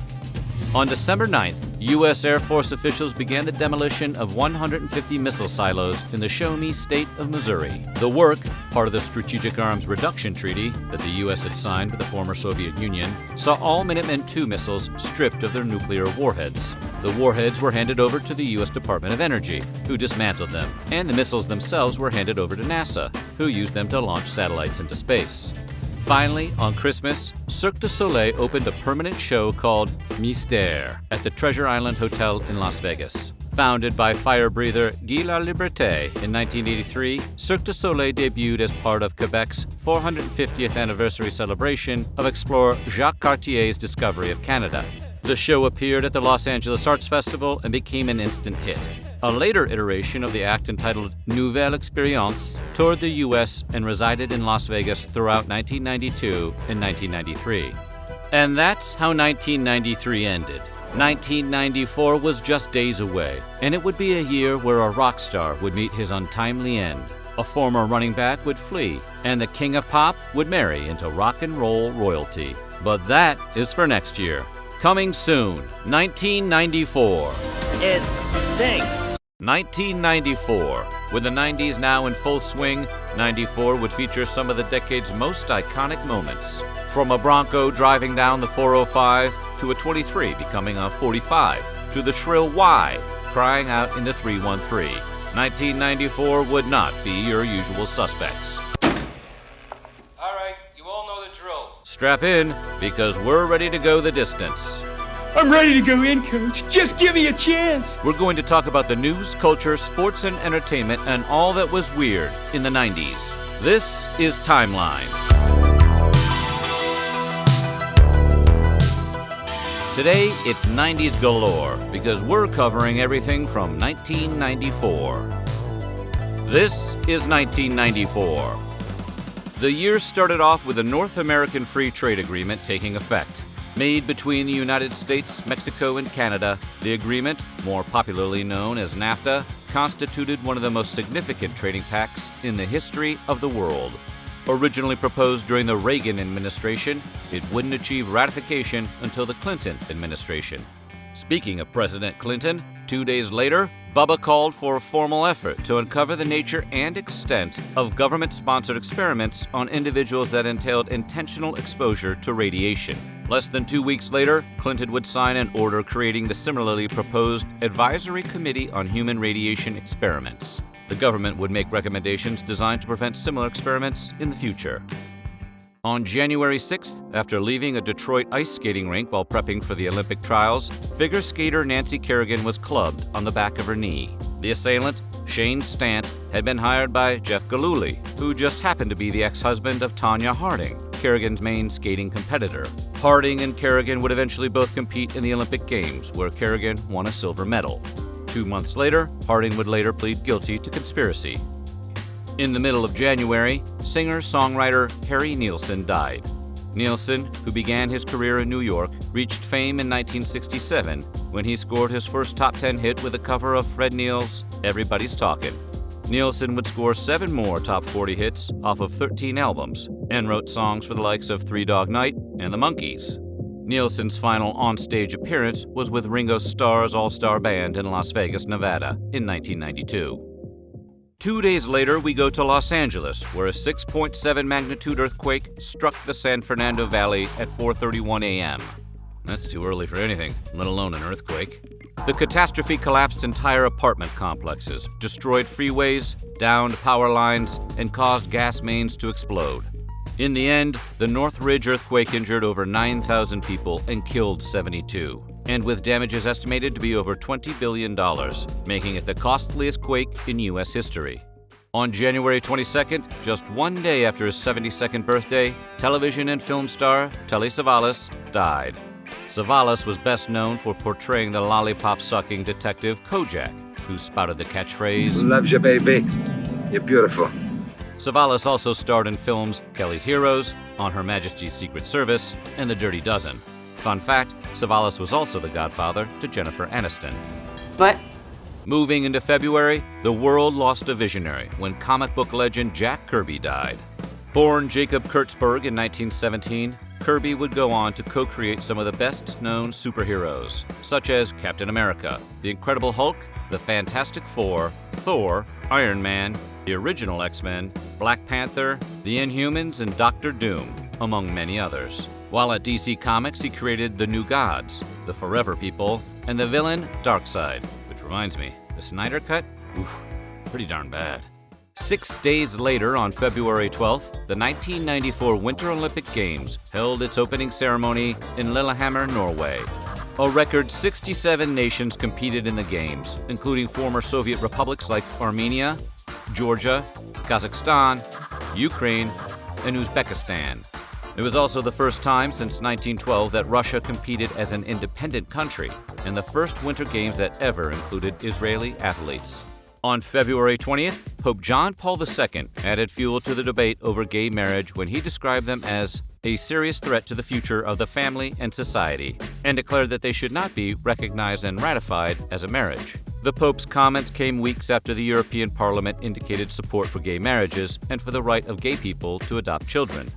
The comments were featured in a letter the Pope addressed to all Catholics, which also addressed his views on divorce, contraception, and abortion. In late February, comedian Bill Hicks died from pancreatic cancer.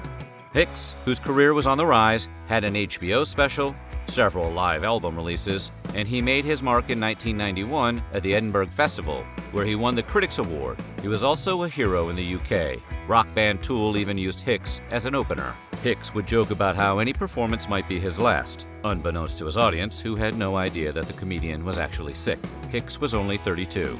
Moving into March, on the 1st, Beck released his third studio album entitled Mellow Gold. Sales were powered by the hit single Loser, which sampled the song I Walk on Gilded Splinters by Johnny Jenkins. Beck himself thought the song was mediocre, but became one of the biggest hits of the year. Oh, the 90s, so quirky. 3 days later, the world lost a comedy great when actor John Candy died while he was in New Mexico filming the comedy Wagons East. Born in Canada, Candy was part of the Second City, Toronto, where he worked alongside Harold Ramis and Eugene Levy. Candy later made the jump to movies, playing supporting comic roles in films like The Blues Brothers, Stripes, and Splash, and eventually starring in Planes, Trains, and Automobiles, and Uncle Buck. On March 7th, the Supreme Court of the United States handed a major legal victory to rap group 2 Live Crew and other producers of parody materials. The group had composed a song called Pretty Woman, which was intended as a parody of Roy Orbison's 1964 hit, Oh Pretty Woman, despite being denied a license by the song's copyright holder. The company later sued the rappers, but in a unanimous ruling, the Supreme Court found that a copyright holder's right to stop others from poking fun at their work is not absolute. The next day, industrial rockers 9 Inch Nails released their second studio album, The Downward Spiral. Produced by Mark Flood Ellis along with Trent Reznor, the album was much darker and heavier than the band's previous collection, Pretty Hate Machine. The album, which contains now classic songs like Hurt, Closer to God, and March of the Pigs, sold over 5 million copies worldwide and has since been certified quadruple platinum in the US. Heading into April, while wearing the number 45, basketball icon Michael Jordan took the unusual move by stepping into a batter's box at Hoover Met Stadium, playing for the AA minor league team, the Birmingham Barons. Jordan, who had retired from the NBA the previous year, popped out in his first at-bat and went 0 for 3 for the game. We'll see in the coming year how Jordan's baseball career panned out. The next day, on April 5th, the music world was stunned when Nirvana frontman Kurt Cobain took his own life at his home in Seattle, Washington. The musician was discovered by an electrician who had been hired to install a home security system. Cobain, who wrote hits like Smells Like Teen Spirit, Come As You Are, and All Apologies, had been hospitalized just a month before after taking a near-fatal mix of champagne and Rohypnol. Cobain's final note quoted Neil Young, saying, "It's better to burn out than to fade away." The very next day, on April 6th, when a plane carrying both Burundian President Cyprien Ntaryamira and Rwandan President Juvenal Habyarimana was shot down with surface-to-air missiles. The plane crashed into the garden of the presidential palace and then exploded. The chief suspects include a Tutsi rebel group known as the Rwandan Patriotic Front, or others who were opposed to the government negotiations with RPF. The attack precipitated one of the most violent and deadly events of the 20th century, the Rwandan genocide. Heading into the middle of April, the United States Supreme Court issued a landmark decision in the case of J.E.B. versus Alabama ex-rel T.B. It's a catchy name. The state of Alabama sued a man for child support payments on behalf of a minor child. When selecting the jury, preemptory challenges, which allow lawyers to remove certain people from the jury pool without cause, were used to eliminate all of the male jurors, resulting in an all-female jury.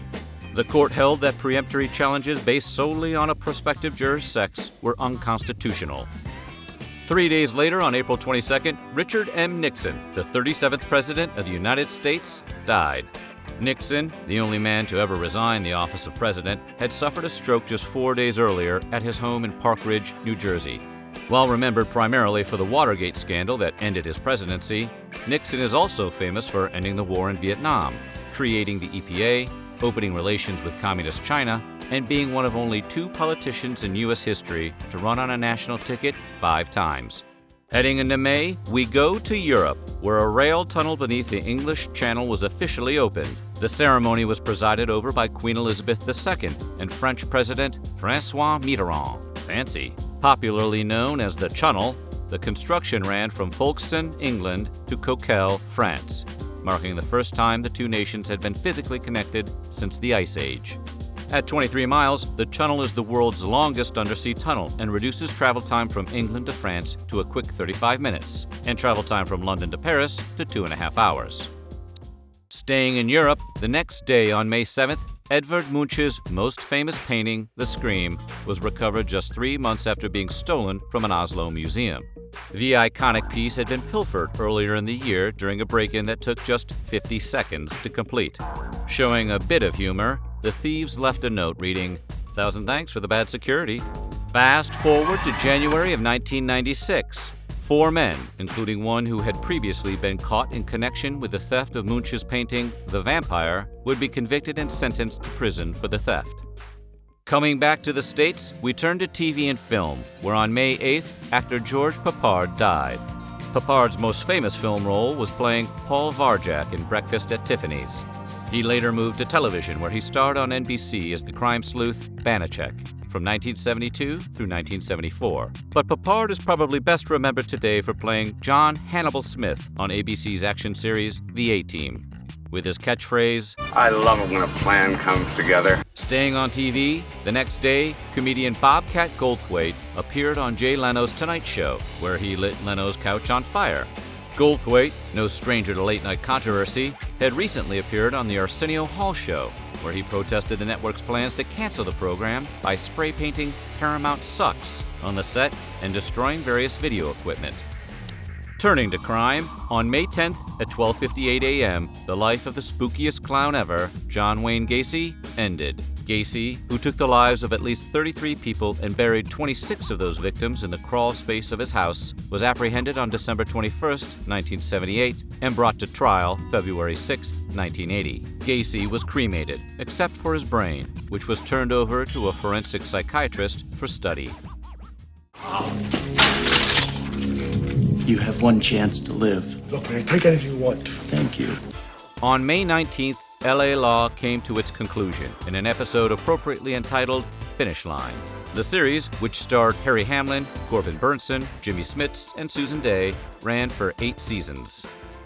On May 23rd, Quentin Tarantino's Pulp Fiction took top honors at the Cannes Film Festival when it was awarded the coveted Palme d'Or. Written and directed by Tarantino, Pulp Fiction would go on to be nominated for 7 Academy Awards, including Best Picture. It quickly became one of the most significant movies of its era and has had untold influence on subsequent generations of filmmakers. At the end of May, the king of pop, Michael Jackson, married Lisa Marie Presley, the only daughter of Elvis Presley. The wedding announcement, which took place in the Dominican Republic, shocked the world. The couple, who first met as children when Jackson was part of the Jackson 5, would make their first public appearance together at the MTV Video Music Awards at Radio City Music Hall on September 8th. The couple would divorce 2 years later on January 18th, 1996. A seminal moment for the 90s was on June 12th, when Nicole Brown Simpson and her friend Ron Goldman were killed outside Nicole's home in Brentwood, California. Her ex-husband, former football running back and co-star of Naked Gun, O.J. Simpson quickly became the chief suspect in the case. 5 days later, O.J. Simpson, along with his friend Al Cowlings, led Los Angeles police on a low-speed chase through the city, as the entire nation watched on TV. Despite agreeing to turn himself in to authorities, O.J. got into a white Ford Bronco while in possession of his passport, a disguise, and $8,750 in cash. Simpson threatened to end his own life during the chase, but eventually surrendered. We'll hear more on O.J. later in the year. On July 14th, 43-year-old U.S. Navy Chief Petty Officer David Russo was shot while sleeping in his California home. Authorities determined that the hitmen were Jason Andrews and Bobby Morris, who had been hired by Russo's own wife, Susan Lee Russo. Susan was apparently hoping to cash in on her husband's insurance policy. Andrews and Morris were eventually convicted of murder in the first degree, and both received sentences of 25 years to life. Susan would be convicted in 1996 and was sentenced to life in prison without the possibility of parole. The next day, we go to the ballpark during the first inning of a game between the Cleveland Indians and the Chicago White Sox, where Sox manager Gene Lamont was informed that slugger Albert Bell's bat was corked. Umpire Dave Phillips confiscated the bat and put it in his locker. However, after the game, the bat strangely bore the name of a different player, Paul Sorrento. Turns out the Indians, who knew all of Bell's bats were corked, dispatched pitcher Jason Grimsley to switch the corked bat out with one of Sorrento's uncorked bats. The MLB threatened to call in the FBI and told the Indians if they returned Bell's bat, they would overlook the theft. Ultimately, Albert Bell received a 10-game suspension that was reduced to 7 games on appeal. On August 3rd, Stephen Breyer was sworn in as Associate Justice of the United States Supreme Court. Having been nominated to the federal bench by President Jimmy Carter, Breyer first served as a judge on the First Circuit's Court of Appeals and later as its chief judge. In 1993, President Bill Clinton considered him for the U.S. Supreme Court seat vacated by Byron White, but instead nominated Ruth Bader Ginsburg. However, upon the retirement of Justice Harry Blackmun, Clinton then nominated Breyer, who was confirmed by the Senate in an 87-9 vote. On August 12th, Woodstock 94, aka Woodstock 2, kicked off at Winston Farms in Saugerties, New York. The event, which was held as a 25th anniversary celebration of the original Woodstock, saw roughly 350,000 people entertained by 50 bands. Despite being plagued by rain and earning the mocking title Mudstock, the weekend celebration, which was sponsored by corporate giants like Apple and Pepsi, was a success. The lineup featured original Woodstock performers like Santana, Joe Cocker, Country Joe McDonald, and Crosby, Stills and Nash, as well as more contemporary acts like Green Day, Cypress Hill, the Red Hot Chili Peppers, and Arrested Development. In the middle of August, international terrorist Ilyich Ramirez Sanchez, more famously known as Carlos the Jackal, was captured by French intelligence agents in Khartoum, Sudan. Carlos, who was associated with groups like the Popular Front for the Liberation of Palestine, the Organization for Armed Arab Struggle, and the Japanese Red Army, was believed to be behind numerous attacks spanning almost 2 decades between 1973 and 1992. Sanchez would eventually be tried and convicted in a French court. He was sentenced to life imprisonment and remains behind bars to this day. At the end of August, Machine would defeat Man at the Intel Grand Prix chess competition, where world chess champion Garry Kasparov was defeated in the first round by Pentium Genius 2, a computer with a super-fast processor. The supercomputer won the first round outright and played Kasparov to a draw in the second, which resulted in the human champion's elimination from the contest. It wasn't the first time Kasparov had been defeated by a computer. Earlier in the year, he lost a single 10-minute match to a different system. In the month of September, we would see some notable TV and movies. Think he knows anything? Knows how to dress. Well, he's my student. I'll find out. That school bell's giving me a headache. Oh, let's get out of here. Not so fast, naughty spawn. I say to you, stop your evil ways. You face the tick. He must have said something. Also, Warden. Not a word. Lord, it's a miracle. Man up and vanished like a fart in the wind. In early October, 53 members of the Order of the Solar Temple cult died of various homicides and suicides. The cult, which was also known as the International Order of Chivalry Solar Tradition, was founded in Geneva in 1984 by homeopathic physician and New Age lecturer Luc Jouret and another man named Joseph de Mombro. Their belief was that Earth was going to experience a massive catastrophe in the mid-1990s, and that its members would need to enter a higher spiritual plane to prepare. Another 21 members would take their own lives in the subsequent years. On November 5th, 45-year-old boxer George Foreman defeated Michael Moorer to become the oldest heavyweight champ in history. The bout went to the 10th round when Foreman, with a straight right, knocked the previously undefeated Moorer down and out. Foreman dedicated his win to all of his buddies in nursing homes and all the guys in jail. Moving into November, George W. Bush was elected governor of the state of Texas. The son of former President George Herbert Walker Bush, W. won the office by defeating incumbent Democrat Governor Ann Richards. Bush would remain in the office until 2000, after which he set his eyes on the presidency. On November 28th, serial killer Jeffrey Dahmer was murdered at the Columbia Correctional Institute Gymnasium in Portage, Wisconsin. Dahmer was taken out by fellow inmate Christopher Scarver while both were on bathroom cleaning duty. In the same encounter, Scarver also ended the life of a third inmate, Jesse Anderson. At his trial, Scarver claimed that God told him to do it. Scarver received an additional life sentence. At the end of November, Tupac Shakur was shot 5 times during a robbery at Quad Studios in New York City. The 23-year-old rapper was walking through the lobby when he was approached by 3 men who demanded money. The assailants then shot Tupac in the head, groin, and the hand. Tupac survived and subsequently blamed rapper Biggie Smalls, who happened to be recording in the same studio. Moving into December, on the 6th, Giannis Antetokounmpo was born in Athens, Greece. Better known as the Greek Freak, Antetokounmpo would enter the NBA draft in 2013, being selected 15th overall by the Milwaukee Bucks. Antetokounmpo played his first NBA game on October 13, 2013, at the age of 18. Since then, he has made the All-Star team 4 times. And on December 15, 2020, he re-signed with the Bucks on a 5-year, $228 million contract extension, the largest in NBA history. Finally, on the last day of the year, the Bosnian government and rebel Bosnian Serb leadership agreed to a cessation of hostilities. This allowed the reopening of supply routes, prisoner of war exchanges, and for the free movement of United Nations troops and aid convoys. This agreement also allowed for the restoration of utilities to Sarajevo, the removal of foreign troops, and the stationing of UN peacekeepers at front lines between the warring factions. While this agreement didn't formally end the war, which had been raging since April 6, 1992, it did set the two sides on the path to peace. The conflict, which began as part of the breakup of Yugoslavia, would officially end on December 14, 1995. And that's how 1994 ended. DVD isn't just better than a VCR, it's amazingly better. Here's a scene from a movie on VHS cassette. Now here's the same scene on DVD. Everybody my age pees their pants. It's the coolest.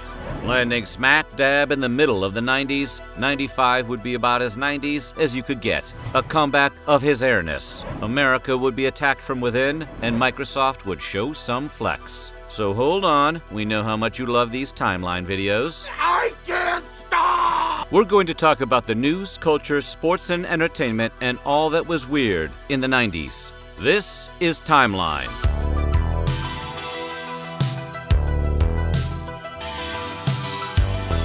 This is going to be a good archive because it's all about 1995. Now, are you ready to go back to 95? Hell no! Too bad. This is 1995. You dumb bastard. It's not a schooner, it's a sailboat. A schooner is a sailboat, Superman. The year started out on a bittersweet note as comic strip fans said goodbye to The Far Side. Originally syndicated in 1980, the long-running single-panel comic by Gary Larson appeared in over 1,900 newspapers around the world. The Far Side had previously won Best Syndicated Panel in 1985 and in 1987, and Larson himself won the Reuben Award for Outstanding Cartoonist of the Year in 1991. Larson said he was ending the strip because he wanted to avoid fatigue, which he believed would result in a loss of quality. On January 23rd, paleontologist Michael Brunet discovered a fossilized lower jawbone that still had 7 teeth, including a lower second incisor, both lower canines, and all 4 premolars. The specimen, Brunet nicknamed Abel after a deceased colleague, was about 3.6 million years old. These remains, discovered in central Chad, were the first of their kind found outside of southern or eastern Africa. They were eventually named Australopithecus bahrel-ghazali. On January 25th, the world came pretty close to nuclear war. Norwegian scientist Kolbjorn Adolfsen launched a Black Brant rocket from the Andøya rocket range off the northwest coast of Norway. Adolfsen was part of a team studying the aurora borealis using the rocket, which would fly close to Russian airspace. Granted permission by Russian authorities, Russian radar operators mistook the rocket for a Trident missile, launched from a U.S. submarine. Boris Yeltsin was alerted and given the nuclear briefcase, but he didn't believe the U.S. would launch an unprovoked attack, and a mere 5 minutes later, the radar operators confirmed the rocket was headed harmlessly out to sea. Thanks, Boris. Moving into February, baseball star Darryl Strawberry was suspended for 60 days by Major League Baseball after violating a drug aftercare program he had agreed to after admitting a relapse into substance abuse. The suspension immediately led to his release by the San Francisco Giants. Strawberry's battles with substance abuse were unfortunately nothing new, dating at least back to 1990 when he checked into rehab in New York. 3 days later on the 9th, Riverdance the Show debuted at the Point Theatre in Dublin. Starring Gene Butler and Michael Flatley, The show went on to play over 11,000 performances for roughly 25 million people in 46 countries. The Riverdance spectacle started as an interval performance at the 39th Eurovision Song Contest. Celtic Choir Onuana and the magical dance partnership of Gene Butler and Michael Flatley.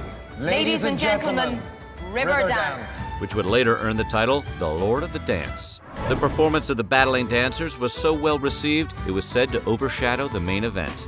In the middle of February, the Raleigh-Durham Fugitive Task Force, working with the FBI, arrested computer hacker Kevin Mitnick. The 31-year-old had been previously convicted in 1988 after breaking into corporate computer systems and stealing programs. This time, Mitnick was alleged to have electronically attacked corporations and communication carriers in North Carolina, California, and Colorado. I was an accomplished computer trespasser. I don't consider myself a thief. I didn't use it for financial gain, nor did I cause any harm. Mitnick would eventually be charged with 25 counts of computer crimes. Along with the original probation violation, he would serve 5 years in jail before being released in January of 2000. Moving into March, on the 13th, Radiohead released their second album, entitled The Bends. It's the first recording that's really come from us. I don't really care how people take it, and it's a really nice feeling. It's a really liberating feeling. Produced by John Leckie and engineered by future Radiohead producer Nigel Godrich, the album represented a stylistic shift that moved the band away from the post-grunge sound of their previous album, Pablo Honey. The Bends would go on to be ranked on Q's 100 Greatest Albums Ever and on Rolling Stone's 500 Greatest Albums of All Time. The next day, we go to the heavens, where space got a little crowded when the record for the most people in space simultaneously was set at 13. That number included 8 Americans as well as 5 Russians. The 13 space travelers were on 2 unrelated missions, with 7 of the Americans aboard the Space Shuttle Endeavour and everybody else on the Russian space station Mir. Roughly how long ago do you think slavery was abolished in all of the United States? I know it was during Abraham Lincoln. Not during Abraham Lincoln. During Bill Clinton, 1995. The following day, on March 16th in the year 1995, the state of Mississippi formally ratified the 13th Amendment to the Constitution of the United States, which officially abolished slavery 130 years after the 13th Amendment was passed. First passed by Congress on January 31st, 1865, the amendment codified into federal law the idea that neither slavery nor involuntary servitude, except as punishment for crime whereof the party shall have been duly convicted, shall exist within the United States, or any place subject to their jurisdiction. It also gave Congress the power to enforce that edict through appropriate legislation. A little late, but good job, Mississippi, I guess. On March 18th, superstar Michael Jordan faxed the media with 2 words: "I'm back." Jordan, who had retired from basketball to play minor league baseball in 1993, returned to the NBA. Jordan would play his first game back against the Indiana Pacers while wearing number 45, the number he donned for his baseball career. In a relatively unimpressive game for Jordan, Michael shot 7 for 28, scored 19 points, had 6 rebounds, 6 assists, with 3 steals.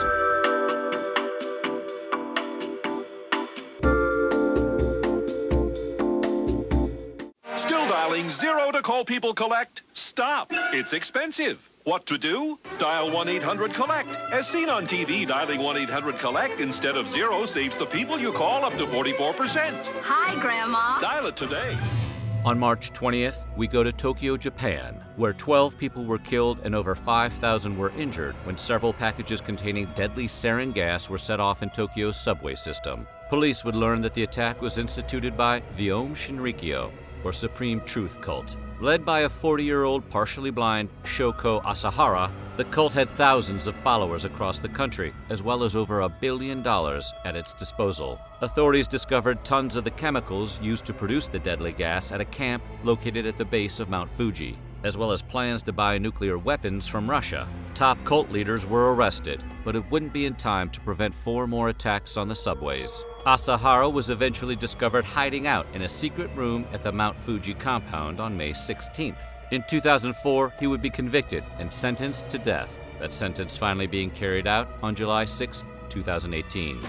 In late March, Iron Mike Tyson, the former heavyweight champion of the world, was released from prison. According to prison officials, Tyson neither requested nor received any special favors while on the inside. In the last 3 years, I had the chance to reflect on my life and I will continue my journey to making myself a better person. Tyson wouldn't wait long to make his comeback to boxing, and in August 1995, he jumped back in the ring against Peter McNeely. That fight only lasted 89 seconds before McNeely's cornerman jumped into the ring and threw in the towel. Moving into April, we would see America under attack when security guard and ex-Army soldier Timothy McVeigh drove a rented Ryder truck to the federal building in downtown Oklahoma City and parked it out front. Inside was a massive homemade bomb made from fertilizer and diesel fuel. At 9:02 a.m., the bomb exploded. A third of the federal building was instantly destroyed. 168 people perished in the attack, including 19 children, and hundreds more were injured, making it the single deadliest act of homegrown terrorism in American history. The FBI traced the truck part serial numbers to a body shop in Kansas, where employees gave feds a description of the suspect. It didn't take long to identify McVeigh, who, amazingly, was already in jail. He had been arrested by an Oklahoma State trooper just 90 minutes after the explosion, because his getaway car had no license plate, and McVeigh was also in possession of a concealed weapon. McVeigh would eventually be convicted and sentenced to death, which would be carried out on June of 2001. At the end of April, a team of butchers in Ontario, Canada, created the longest sausage in the history of the world. At 28.77 miles, 28.77 miles, or 46.3 kilometers long, the sausage, created by Mac Voisin, president of a national meat shop chain, with the help of one of his company's suppliers, J.M. Schneider Incorporated, managed to hold on to its record for nearly 20 years. We fast forward to December 1st, 2014, when the record was broken by Romanian sausage makers, with a sausage that measured 38.99 miles, or 62.75 kilometers, in the parking lot of a Carrefour Ploiești, located in Ploiești City, Romania. I hope somebody brought some mustard to that party. Moving into May, we turn to sports, where an era came to an end when the Boston Celtics played their final game at the Boston Garden on the 5th. Modeled on New York's Madison Square Garden, the Garden held its first event, a boxing match, on November 17, 1928. The Celtics went out on a fairly underwhelming note, losing to the Orlando Magic 95-92. Boston Garden is now closed. In mid-May, Tibet's Dalai Lama identified 6-year-old Gedden Choki Nyima as the 11th Panchen Lama, which is the second highest spiritual leader in all of Tibetan Buddhism. The celebrations were short-lived, though. Just 3 days later, the Chinese government took Gedden and his family into custody and then announced their own pick to serve as the Panchen Lama, Yenkei Norbu, who was rejected by Tibetan Buddhists. In the 25 years since his abduction, China has provided little information as to Gedden's whereabouts. The Chinese government has stated both that Gedden needed to be protected from separatists and that he was living the life of an ordinary Tibetan boy. We'll make spears. Hundreds of them. Long spears, twice as long as a man. That long? Some men are longer than others. Your mother been telling you stories about me again, eh? It was in late May when actor Christopher Reeve, known for his role as Superman, was paralyzed after being thrown from his horse during an equestrian competition. His spinal cord is damaged, but in continuity. The accident left Reeve paralyzed from the neck down and bound to a wheelchair. Reeve went on to become an advocate for people with spinal cord injuries, as well as a lobbyist for government funding of embryonic stem cell research. We're all one great big family, and any one of us could get hurt at any moment.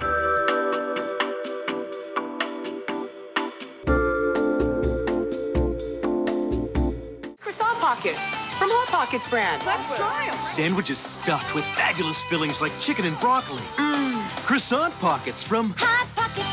Moving into June, Professor Carl E. Wieman and senior scientist Eric A. Cornell of the National Institute of Standards and Technology created the world's first Bose-Einstein condensate, a new form of matter.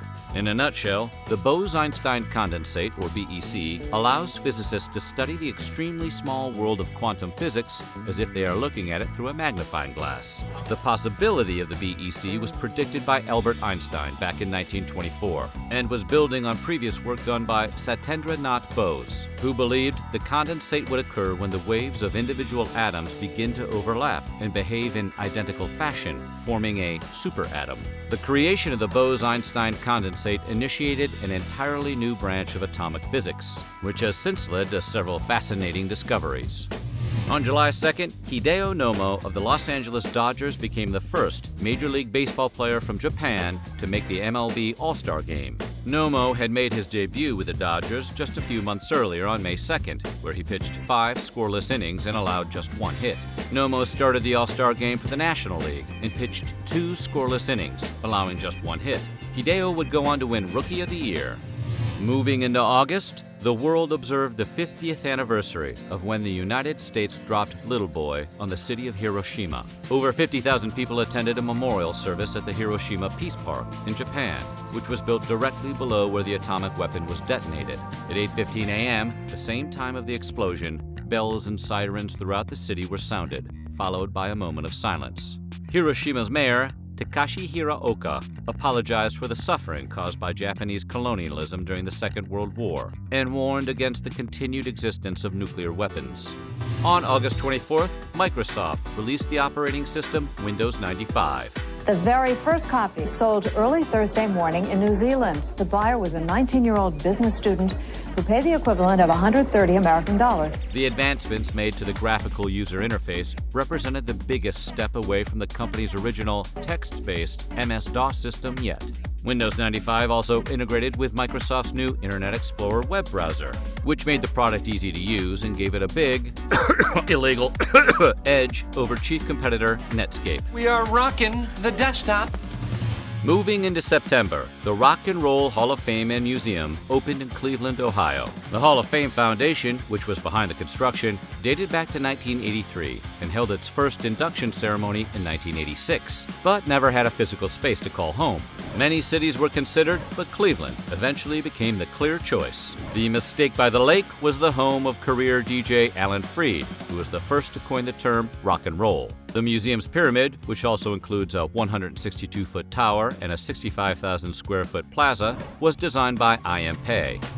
On September 3rd, a new website, the Auction Web, was launched by computer programmer Pierre Omidyar.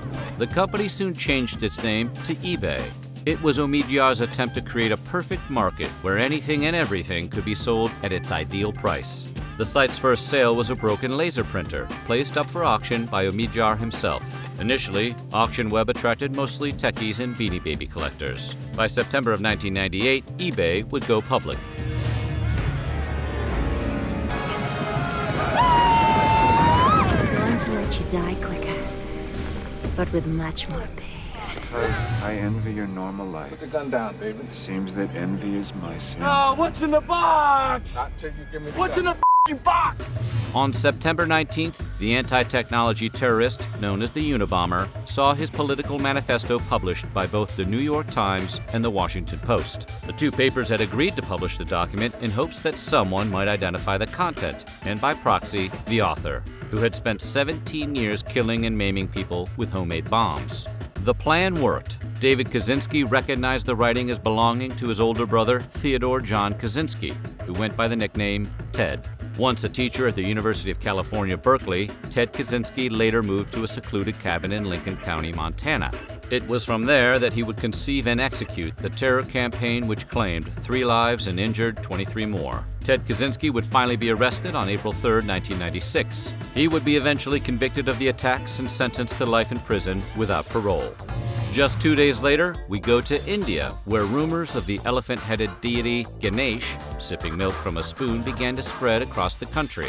It wouldn't take long for Hindus around the world to become gripped by the fantastic tale, and huge crowds of believers began to gather at temples to catch a glimpse of the alleged miracle. It started at a temple in South New Delhi, when a worshiper offered a spoonful of milk to a statue of Ganesh. When the spoon was held up to the trunk of the statue, the liquid seemed to disappear into the idol. Scientists from India's Ministry of Science and Technology investigated the claim, and after some experimentation with colored water, determined that the effect was actually occurring due to capillary action. Leave it to science to ruin the fun. Thanks, science. In late September, we turn to sports, where Minnesota Twins center fielder Kirby Puckett suffered a broken jaw after being hit by a pitch from Cleveland's Dennis Martinez during the first inning of a game at the Metrodome. Sadly, the beaning caused Puckett, who had been an all-star for 10 consecutive seasons, to experience vision problems, which prematurely ended his legendary career. I got it on, and I gave it everything I had.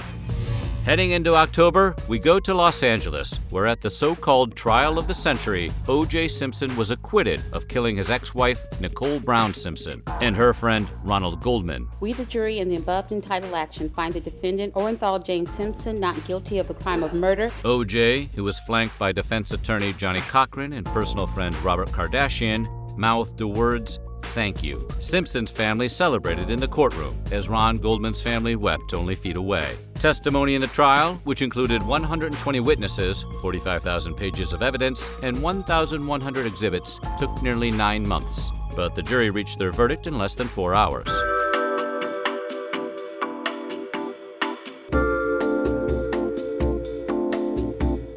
Fox is going to implode a major Las Vegas hotel. Come on, would you rather see a ball drop or a building come down?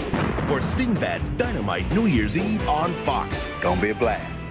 On October 16th, the Million Man March was held in Washington, D.C.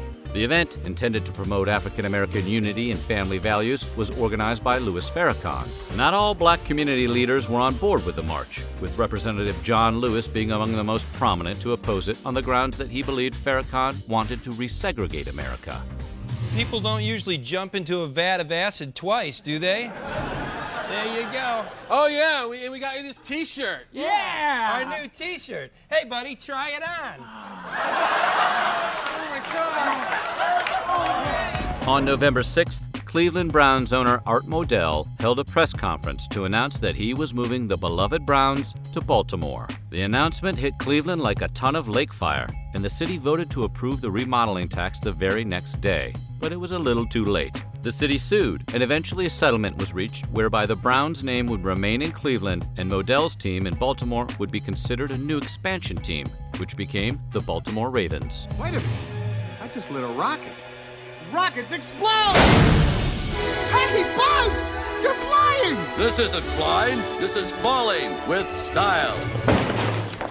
Look what they did to my hand, man.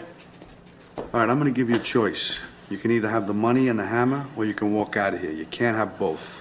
What do you want? I just want to get out of here. And don't forget to tell your friends what happens if they around here. Moving into December, an era in rock music came to an end when the Grateful Dead announced that they would be breaking up. The decision came just a few months after the band lost singer-guitarist Jerry Garcia to a heart attack. Various members continued to play in acts like Dead & Company, Rat Dog, and Phil and Friends, among many others.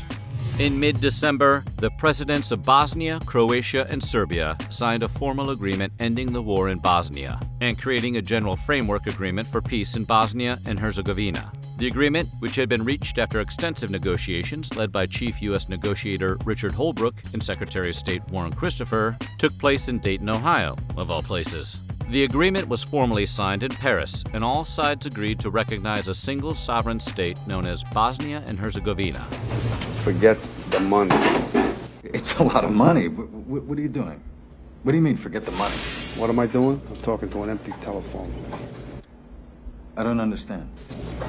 Because there was a dead man on the other end of this line. And finally, on the last day of the year, Calvin and Hobbes creator Bill Watterson decided to bring his comic to a close. Calvin and Hobbes was syndicated in over 2,400 newspapers, and the 17 books archiving collections of the strips had already sold over 30 million copies. Watterson said that he believed he had done what he could do within the constraints of daily deadlines and small panels, and he was eager to work at a more deliberate pace that entailed fewer artistic compromises. As for Calvin, his final words to his faithful friend Hobbes, and by proxy, his readers were, "Let's go exploring." The end of the comic strip era is how 1995 would start and end. 1996, the back half of the 90s, and boy, things would get pretty intense this year. From a royal divorce, to English cattle disease, to the death of a rising rapper. We're not gonna make it! You are! Hang on, we've got the goods for you this year. Hello! A little surprise for you, my friends.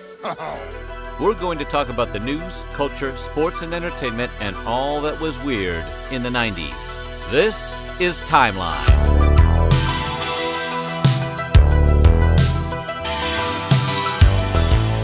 Now, are you ready to go back to 96? That's your home! Are you too good for your home? Answer me! I hope so, because that's where we're going. This is 1996. If you were a Flintstones kid, that meant you were one of 10 million strong and growing. kids that popped Flintstones chewable vitamins every morning. There was one problem, though. No Betty. That all changed on January 1st when Bayer introduced Mrs. Rubble after a few choice words from Rosie O'Donnell when she was promoting the live-action Flintstones film. Rosie wanted a Betty chewable, and less than 2 years later, she got one. Rosie gets what Rosie wants. 4 days later, Yahia Ayash, also known as the Engineer, was assassinated by Shin Bet, Israel's internal security service. Ayash was the main bomb maker for Hamas during the Israeli-Palestinian conflict. Shin Bet was able to give Ayash's friend, Camille Hamad, a bugged phone to hand off to him. What Hamad didn't know was that the phone was also packed with 15 grams of explosives. When the Israelis were able to confirm that Yahia Ayash was speaking on the phone was detonated remotely, taking Ayash out.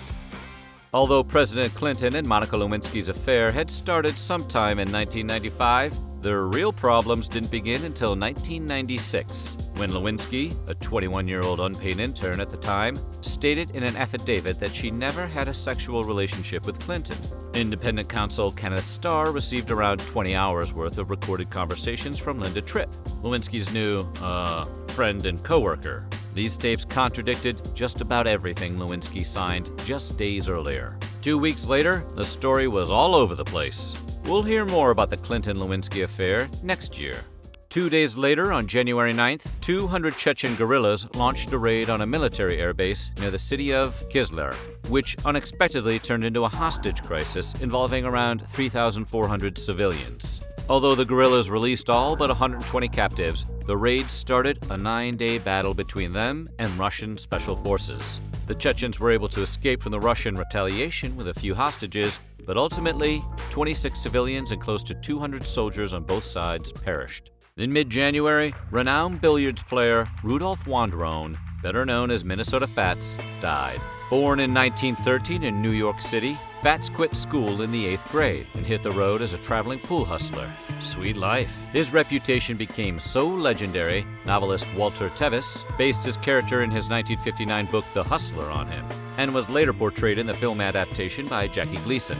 Wanderone wasn't always known as Minnesota Fats. His first nickname was Double Smart, then Triple Smart Fats, New York Fats, Broadway Fats, and Chicago Fats. Moving on to February, Tupac Shakur's All Eyes on Me was released. The album stayed #1 on the Billboard 100 for 8 weeks.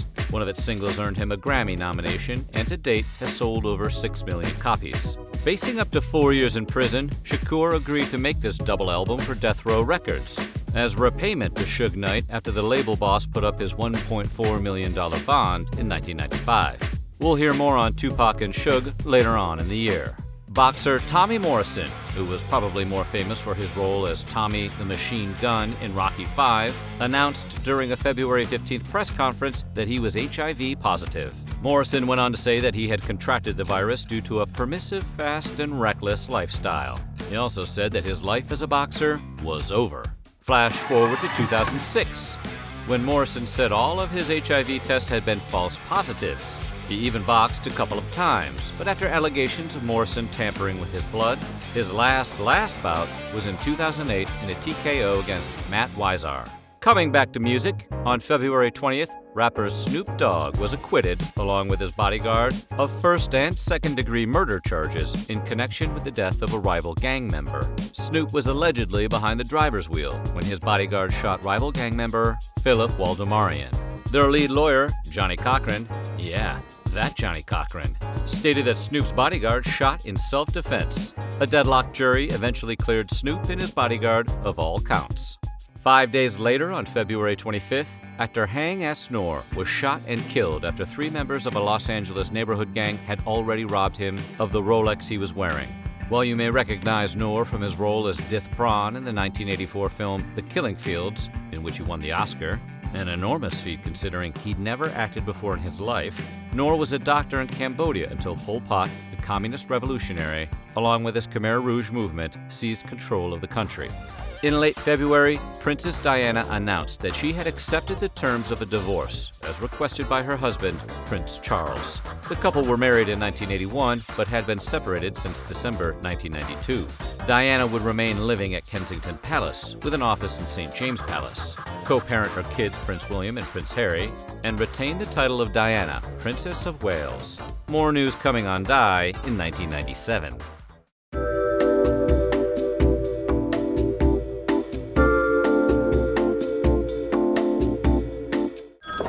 Hello, for $10,000. Excuse me? Oh, I'm sorry, your time is up.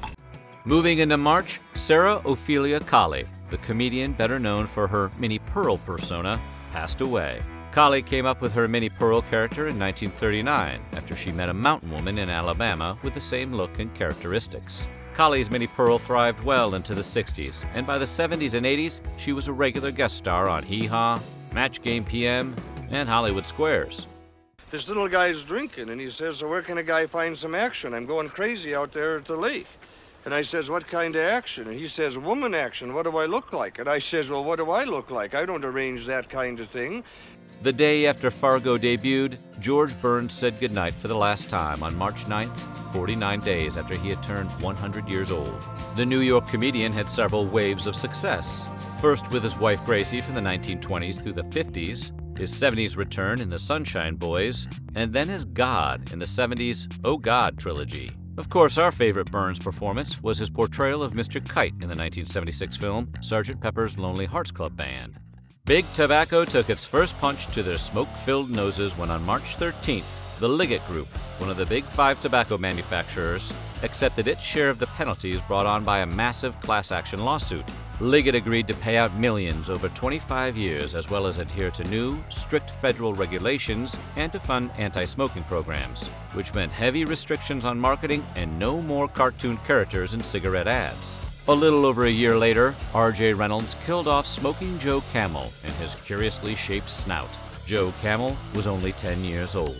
The comet Hyakutake made its closest pass to Earth on March 25th, when it got just a tad over 9 million miles near us. The Hyakutake comet was visible to the naked eye for 3 months, and it was the brightest comet anyone had ever seen in 20 years. Until the following year on April 1st, 1997, when the comet Hale-Bopp was visible for a record 18 months. Take that, Hyakutake. In late March, the European Union imposed a worldwide ban on all British beef, after it was linked to bovine spongiform encephalopathy, also known as mad cow disease. The ban on British beef would last for 10 years before it was lifted in 2006. But not before it claimed over 4 million destroyed head of cattle and the death of 177 people who ate the deadly, delicious infected beef. It's theorized that the outbreak was sparked when cattle farmers supplemented their feed by cutting it with meat and bone meal, which contained remains of other animals. Moving into April, we turn to sports, where the Cincinnati Reds and Montreal Expos were 7 pitches into their opening day game when home plate umpire John McSherry collapsed. He would later pass away that afternoon from cardiac arrest.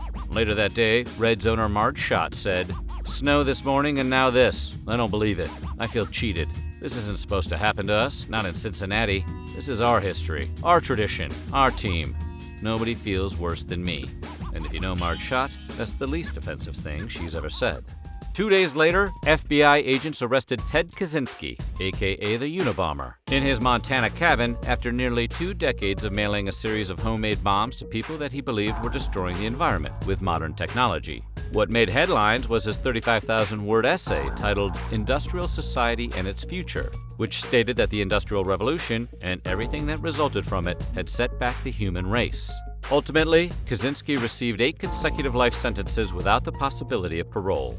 On Saturday, April 6, 1996, Major League Soccer began its inaugural season when the San Jose Clash were paired up against the DC United. The match was relatively well attended for American soccer in the mid-90s, with an audience of 31,683 spectators. Yet that crowd was treated to a spectacular winning goal by Eric Winalda, which would be nominated as that season's Goal of the Year.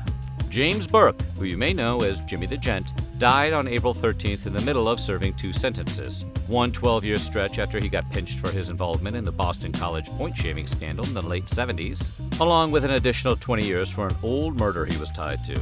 Jimmy the Gent was the real-life gangster that inspired writer Nicholas Pileggi's Jimmy the Gent Conway in his 1985 bestseller Wise Guy, which was later adapted by Martin Scorsese in Goodfellas. On April 20th, a Los Angeles jury recommended life in prison without the chance of parole for Lyle and Eric Menendez for the 1989 murders of their parents, Jose and Kitty. It was a decision their jury deliberated on for 3 days after a 6-month trial, which tried the brothers simultaneously after their initial solo trials were rendered invalid due to deadlocked juries. When Planet Hollywood launched in 1991, its unique marketing hook was that it was a celebrity-themed restaurant chain owned by A-list actors like Bruce Willis, Demi Moore, Arnold Schwarzenegger, and Sylvester Stallone. On April 22, 1996, Planet Hollywood International Incorporated went public on the New York Stock Exchange. Sadly, overpriced burgers surrounded by movie memorabilia didn't do as well as expected, and the stock plummeted.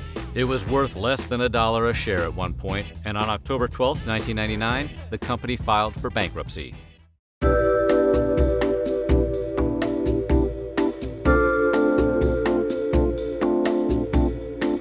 I wish this could last all night. All night, all night, all night. Duracell. Oh, it can. And tomorrow night, and maybe the next night, and the following day. The copper top. No battery is stronger, longer. Moving into May, and in the wake of mostly negative reviews of his movie, A Thin Line Between Love and Hate, Martin Lawrence jumped into the middle of a busy intersection and waved a pistol. Encino Police Department, called to the scene, eventually tackled Lawrence. Martin's publicist admitted in a statement that he had been suffering from complete exhaustion and dehydration. On May 11th, tragedy struck the airline industry when ValueJet Flight 592 took off from Miami International Airport, when a fire ignited in the cargo hold of the 27-year-old DC-932. According to investigators, one of the airplane's loose spare tires collided with illegally stored oxygen generators in the cargo hold, which exploded, causing a fire. Pilots attempted to fly back to Miami International. The DC-9 banked and flew nose first into the Florida Everglades. All 105 passengers and 5 crew members on board lost their lives. That son of a jumped ship.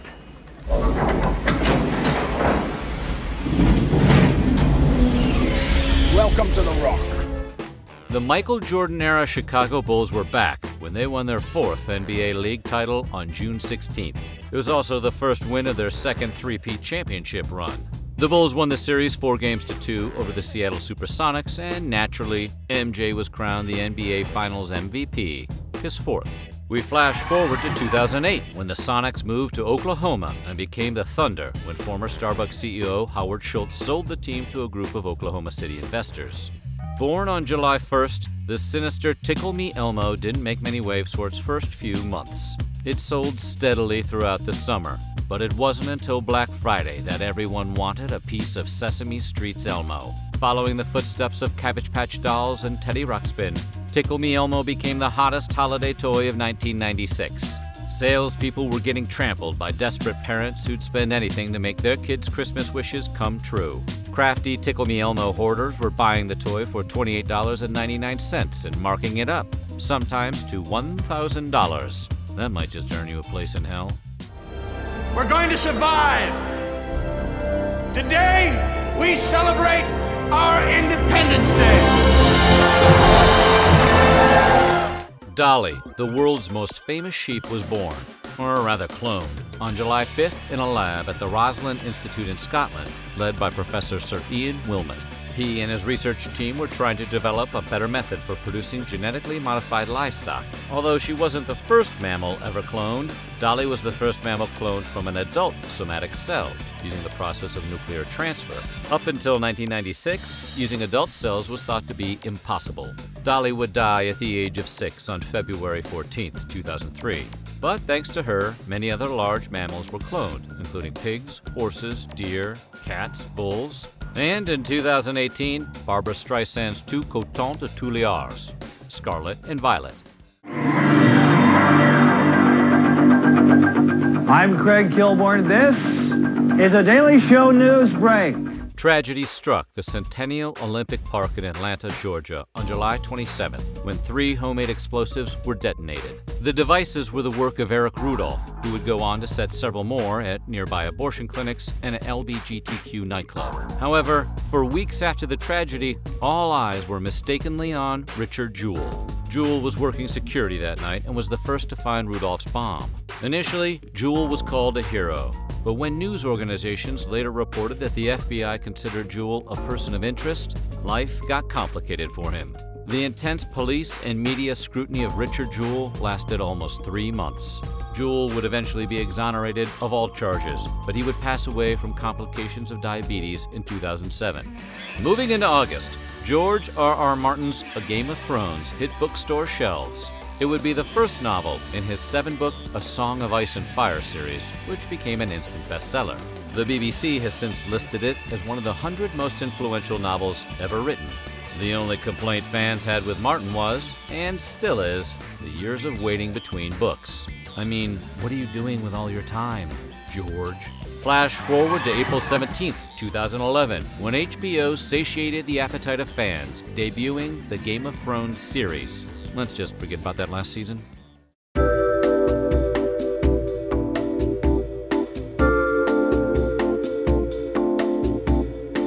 Meet the proud creators of New Post Waffle Crisp cereal. No rocking chairs or bingo parlors for these gals. No, sir. Just look at them go. Coming back to the 90s, on August 3rd, Los Del Rio scored their first and only #1 song on the Billboard 100 with Macarena. The song stayed at #1 for 14 weeks, but Macarena was not an overnight hit. Los Del Rio released the song as a deep cut on their 1993 album To Little Fanfare. It wasn't until the song got a dance remix in 1995 with some additional English lyrics by the Bayside Boys that anyone took notice. Soon every wedding and party featured a rousing rendition of Macarena, marginally more dignified than the chicken dance. Several years before 9/11, Osama bin Laden issued his first declaration of war against the United States and Israel on August 23rd in the form of a 30-page manifesto. He titled it Declaration of War Against the Americans Occupying the Land of the Two Holy Places. Nearly 7 months after All Eyes on Me was released, Tupac Shakur and Suge Knight were ambushed at a red light in Las Vegas on their way home after attending a Mike Tyson match. Knight survived the attack, but Shakur took 4 shots at close range by an unidentified assailant. Tupac passed away 6 days later. To this day, his killers have never been identified. Cookie, and cookie.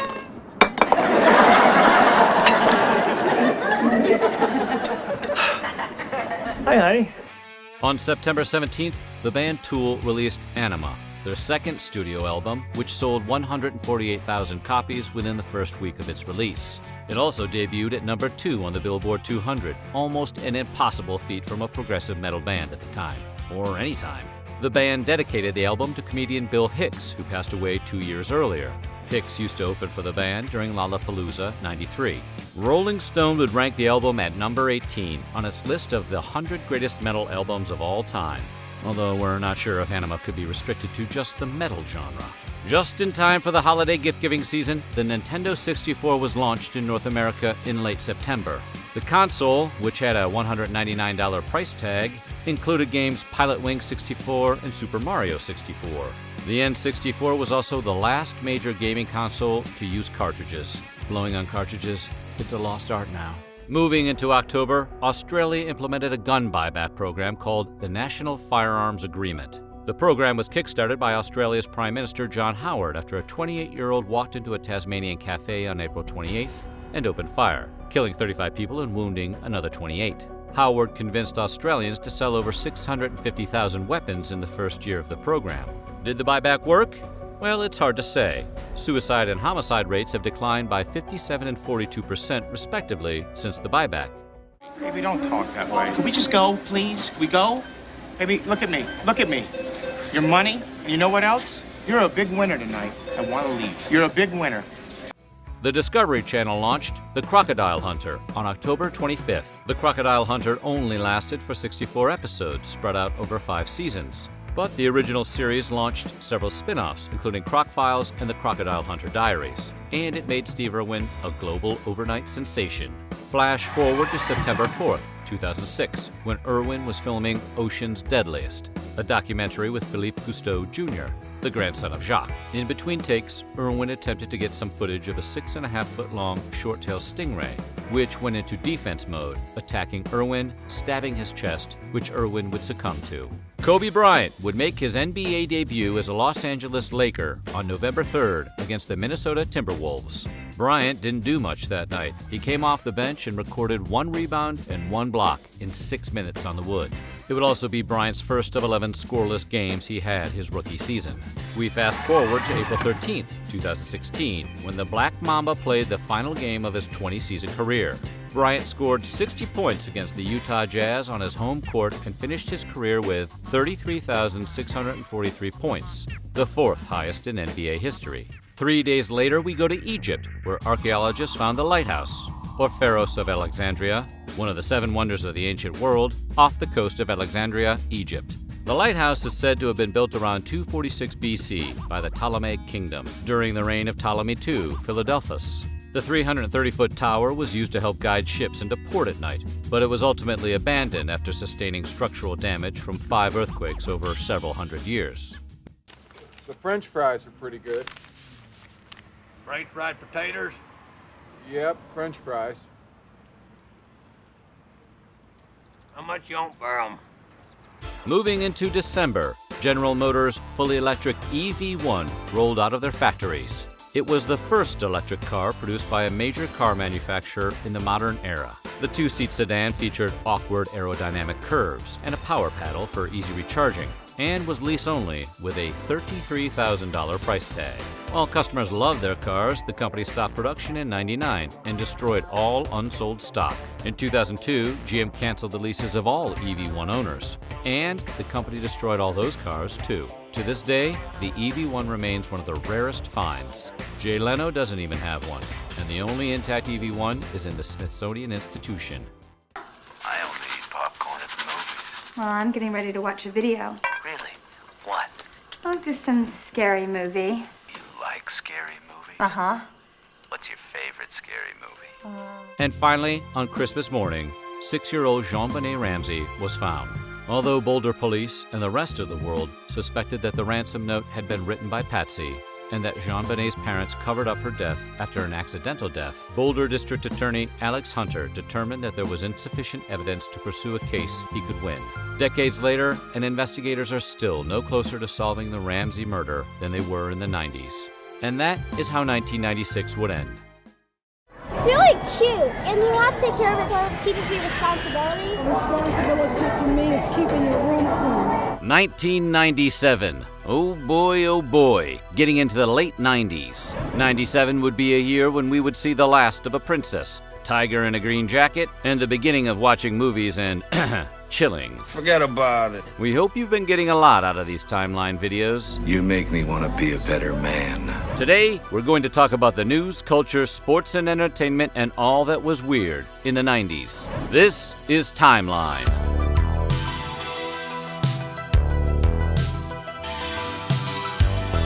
We're gonna get you revving because this is all about 1997. Now, how much of 97 do you want to see? All of it, Kevin! This is 1997. How about I sell you a piece for 100 G's? Okay, front me. Popcorn! The new year started off with an immediate blow to the music world when Townes Van Zandt, the 52-year-old country folk troubadour, died. Van Zandt, a lifetime substance user, was recording a solo LP with Sonic Youth's Steve Shelley when he fell and subsequently underwent surgery to correct a hip injury. Less than a day after the surgery, Van Zandt spent the day drinking vodka and was then found by his 14-year-old son later that evening. If you were watching cartoons on the morning of January 11th and you lost reception, It was most likely because the Telstar 401 satellite got zapped by a massive cloud of electrically charged particles. This satellite, which had been orbiting around 22,000 miles above Earth, was hit by a coronal mass ejection from the sun, which is just fancy science talk for a blast of plasma from the sun's powerful solar corona. Of course, helioseismologists, those who study the sun, will know that although this coronal mass ejection happened on January 7th, its plasma didn't reach Earth until the 11th.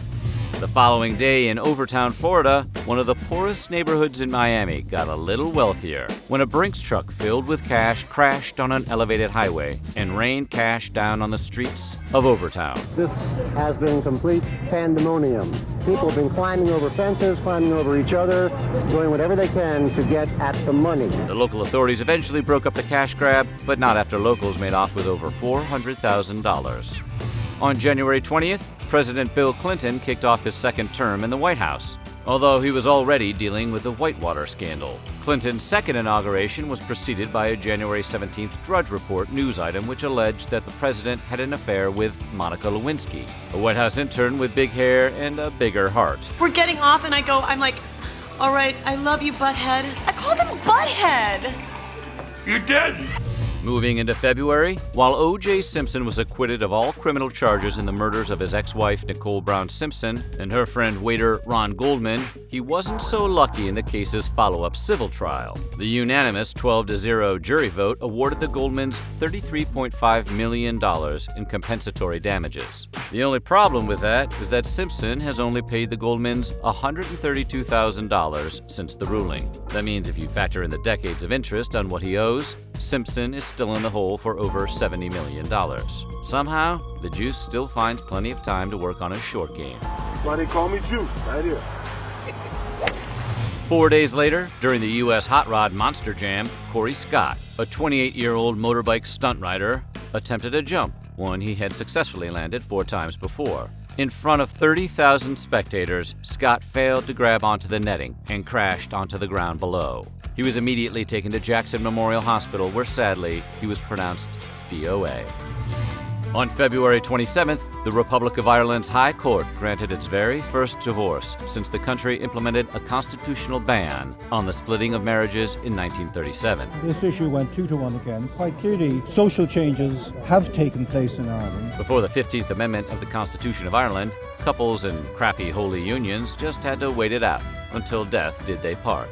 Nowadays, Irish divorces are still not the easiest things to get. Couples have to live apart for 2 years, and each partner has to accept that there is no way in hell they'll ever get back together again. That being said, Ireland also has the lowest divorce rate in Europe. In late February, Larry Phillips Jr. and Emil Matasareanu stormed and robbed a North Hollywood Bank of America a little after 9 in the morning. While the actual heist was successful, its escape was a mess, and the men were met with immediate gunfire from the LAPD upon exiting the bank. The 2 bank robbers, outfitted with body armor and illegally modified assault rifles, traded gunfire with the intent of escaping in their getaway vehicle. But instead of driving off, Phillips and Matasareanu went out in a blaze of gunfire.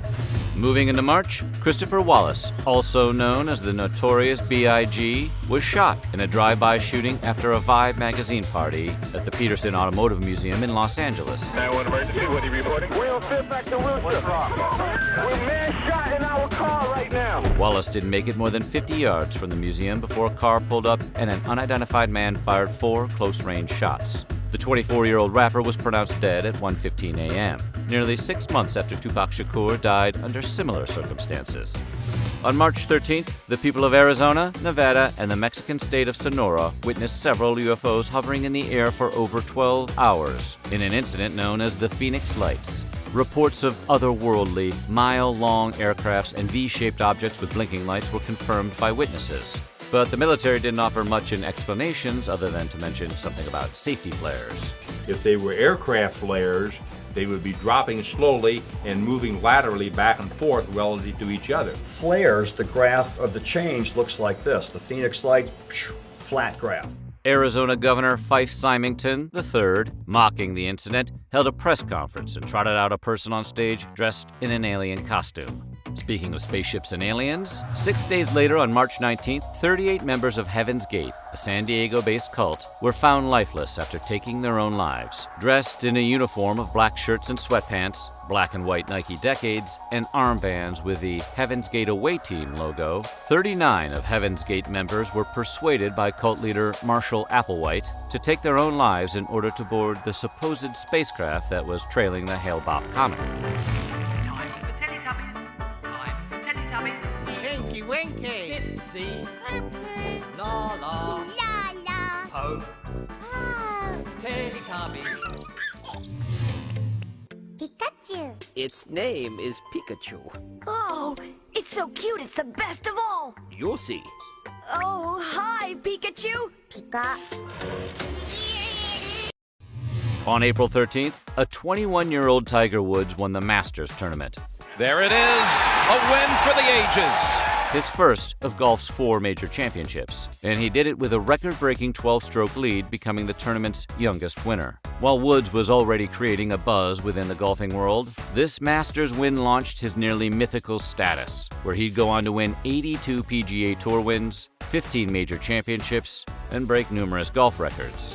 Sticking with sports, 2 days later, Major League Baseball honored the great Jackie Robinson by retiring his jersey completely across the board. In honor of Jackie, Major League Baseball is taking the unprecedented step of retiring his uniform number.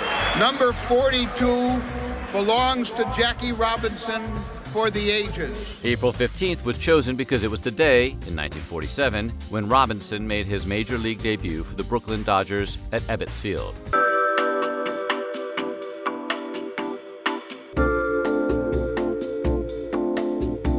Start thinking about your last meal.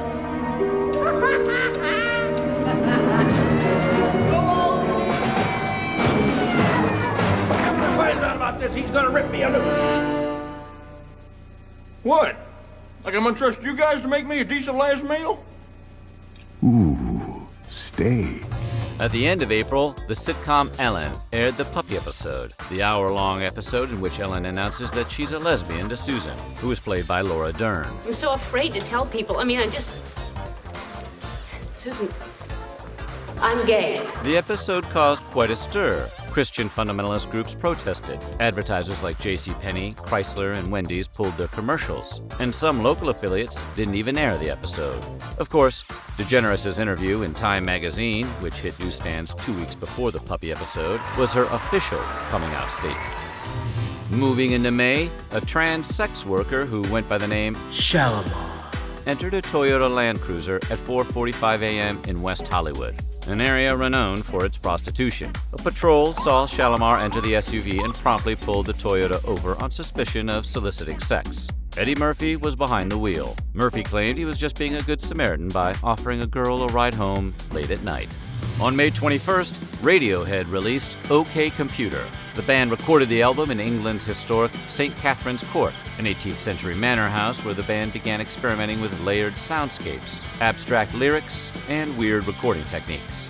Their label, EMI, complained that the record was too uncommercial and couldn't market it. But OK Computer has been cited as one of the greatest albums of all time, winning Grammys, Brit Awards, and in 2014, it was included in the National Recording Registry as culturally and historically significant by the Library of Congress. Take that, EMI.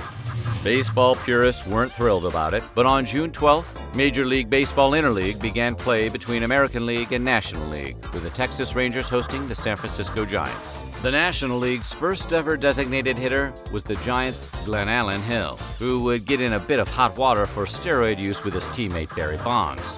But we'll get into the Mitchell Report in about a decade. The next day, Steve Kerr went from a solid shooting guard to a Chicago legend overnight when the Bulls beat the Utah Jazz in a 4-2 World Championship win. Still sick from an alleged poison pizza sent to him by a local restaurant, Michael Jordan fed a pass to a wide-open Kerr, who sank a 17-footer with 5 seconds left in the fourth quarter of Game 6. Kerr's shot was the final dagger for the Jazz and gave Chicago their 5th championship win and Jordan's 5th MVP award. Staying with basketball, 8 days later, the Women's National Basketball Association launched their inaugural season. The first points scored that evening were from Penny Toller of the Sparks, who scored 2 from a jump shot at the baseline. Toller eventually moved up to the Sparks front office, where in 2019, she would be fired as vice president and general manager of the team, after she burst into her team's locker room following a Game 2 loss during the semifinals, and gave a bizarre pep talk, peppered with more N-bombs than Richard Pryor's Live on the Sunset Strip. I've heard about this. We'll be looking into it as a league. We understand the heat of the moment, but we don't condone that kind of language, and we'll be reviewing it. On June 24th, the U.S. Air Force released a 231-page report titled The Roswell Report, Case Closed, which stated the alleged Roswell, New Mexico UFO crash of 1947 was false. The report, which was released on the eve of the 50th anniversary of the Roswell crash, detailed what was first identified as recovered aliens were actually just crash test dummies used in the Air Force's parachute tests. To emphasize their point, the Air Force released a second report which stated that the supposed spacecraft that was found on the Roswell site was just a weather balloon they were testing in a top-secret military exercise called Project Mogul, which was a program intended to spy on the Soviet Union's nuclear tests. 1 day later, a judge in Kingston, Jamaica, issued an arrest warrant for singer Sade after she skipped a court hearing for an alleged reckless driving charge. Sade, aka Helen Falacia Adu, was charged with reckless driving and leading Jamaican police on a high-speed chase in Montego Bay. Sade said those police were trying to extort money from her, as Jamaican police are sometimes known to do. She never did go to court, and the smooth operator vowed to never step foot on Jamaican soil again. The next day, the literary world welcomed a new hero when J.K. Rowling's Harry Potter and the Philosopher's Stone hit bookstores. That was the best moment of all. Better than anything that has come since was me seeing it, and it was a real book in a proper real bookshop, and it was wonderful. Bloomsbury Publishing only printed 500 copies of her novel, with 300 of those going straight to England's public libraries. While Potter won a small UK award and gained a respectable following, Rowling's tale didn't blow up into an international phenomenon until October of 1998. Heading into July, the bell rang on Mike Tyson and Evander Holyfield's rematch, 7 months after their first bout. Tyson struggled to avoid Holyfield's headbutting for the first 2 rounds. When Tyson walked out in the 3rd round without his mouthpiece, referee Mills Lane, yes, that Mills Lane, ordered Tyson back to his corner. Then this happened. What happened here? He got bit, I think. Tyson bit off 1 inch of cartilage from the top of Holyfield's right ear and spit it out on the canvas. He bit his ear. Can you go on? Yeah. But Iron Mike wasn't done. He bit him again. He bit him again. Tyson bit Holyfield again. That chomp stopped the fight, disqualifying Tyson and giving the win to Holyfield. On the same day, and after 156 years of rule by the UK, Hong Kong was ceded to Chinese control under the one country, two system principle. It occurred with a fancy ceremony, attended by British Prime Minister Tony Blair, Prince Charles of Wales, as well as Chinese President Jiang Zemin. Hong Kong has shown the world how dynamism and stability can be defining characteristics of a successful society. With a population of around 6.5 million people, Hong Kong made up 97% of the total population of all overseas British dependent territories at the time. Most people consider this the end of the mighty British Empire since the late 16th century. It was a good run, Britain.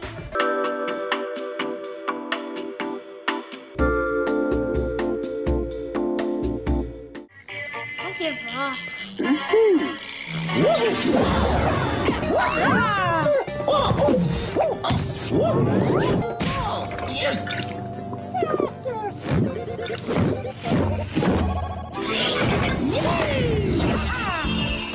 Want to grow? The calcium in milk helps bones grow. Okie dokie. 3 days later, on the 4th of July, NASA's Mars Pathfinder touched down on Mars and became the first U.S. spacecraft to land on the Red Planet in more than 2 decades. It launched on December 4th and traveled 120 million miles in 7 months, with the purpose of demonstrating NASA's new landing procedure. Flash forward to May 6, 2002, when Elon Musk founded SpaceX and promised to make it possible for everyday people like you and me to live on Mars one day. Good luck, Machete. In mid-July, on the 15th, we go to Miami Beach, Florida, where Gianni Versace was shot on the front steps of his mansion by Andrew Cunanan. Across the globe, Andrew Cunanan is in fact a marked man. Cunanan, who was obsessed with the world-renowned Italian clothing designer, wasn't close to Versace, but they ran in the same sex-for-hire circles. Cunanan lived as a kept boy in San Francisco for several wealthy men. 8 days later, a lifeless Cunanan was found in a docked houseboat not far from the Versace crime scene. He died from a self-inflicted gun wound. The reign of terror brought upon us by Andrew Cunanan is over. After being in business for 118 years, Woolworth closed its doors in America for good on July 17. Founded in 1879, Frank Winfield Woolworth originally marketed Woolworths as a discount 5 and dime shop. While Woolworth had a good run for almost a century, the stores were hemorrhaging hundreds of millions of dollars a year and was suffering from declining sales, thanks to the hundreds of Walmarts popping up all over the southern U.S. For her 200th birthday, the USS Constitution, also known as Old Ironsides, set sail under her own powers on July 21st, which isn't bad considering the wooden-hulled warship hadn't been taken out for a spin since retirement from active duty in 1881, a full 116 years earlier. The frigate sailed for 40 minutes, at one point reaching 4 knots. That's 4.6 miles per hour to you landlubbers, from Massachusetts to a permanent home in the Charlestown Navy Yard. The award for the luckiest man in the world on July 25th went to Rick Danko, vocalist and bassist for the band, who received a suspended prison sentence from a Japanese court for smuggling narcotics into Japan. Danko blamed his wife, explaining that he asked his wife for cold medicine. Instead, she slipped him heroin in between the pages of a magazine. Heroin, Robitussin, we've all made that mistake. Somehow, the judge bought Danko's story and suspended his lifetime imprisonment. Danko died 2 years later on December 10, 1999, from heart failure after decades of using and obesity. Shocked and amazed at the wonders of necroplex. For a limited time only, you too can have this handsome epidermis for the instant price of your soul and a buttload of pain. Get out of here! Was it the ones with the big long heads and the black eyes? They took him on their ship. Oh. Did they give you an anal probe? What's an anal probe? That's when they put this big metal hoopajou up your butt. Whoa, they gave you an anal probe, Cartman? No, I mean, why would they do that? Originally called Kibble, Netflix was founded on August 29th by Reed Hastings and Mark Randolph. Hastings said he got the idea for the company after he racked up $40 in late fees on a rental of Apollo 13. Houston, we have a problem. The service launched as a rental and sales platform where they would mail archaic DVDs to their customers. Once the subscriber was done watching, they'd mail the DVD back in a prepaid envelope. By 2007, started offering subscribers the option of streaming some of its movies and television shows directly to their homes through the internet. By 2012, the company got into the original content game with the debut of Lilyhammer. 2 years later, on October 8, 2014, the Netflix and chill meme was birthed on Twitter. In one of the biggest stories of 1997, if not the entire 90s, Princess Diana died from injuries in a car crash at the end of August. The crash took place in the Pont de l'Alma tunnel in Paris. Diana and her boyfriend, Dodi Fayed, were being chased by paparazzi when their driver, Henri Paul, whose blood alcohol level was 3.5 times over the legal limit, crashed into one of the tunnel's pillars at 65 miles an hour. While Diana's bodyguard survived, Paul and Fayed died instantly, and Diana was still alive when Frédéric Maillet, an off-duty physician, happened to see the crash and ran to the car to help. The paparazzi surrounded the wreckage and started taking photos of Diana and others while she laid there murmuring, "Oh my God," and "Leave me alone."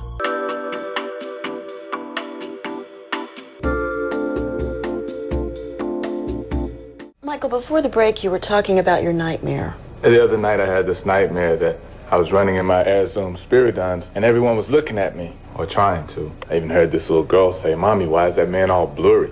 I felt like screaming. Why can't people see the real me? The guy who walks to the mailbox. The guy who chews his food slowly so it digests well. Can I stop now? Of course you can. You're gonna make it, kiddo.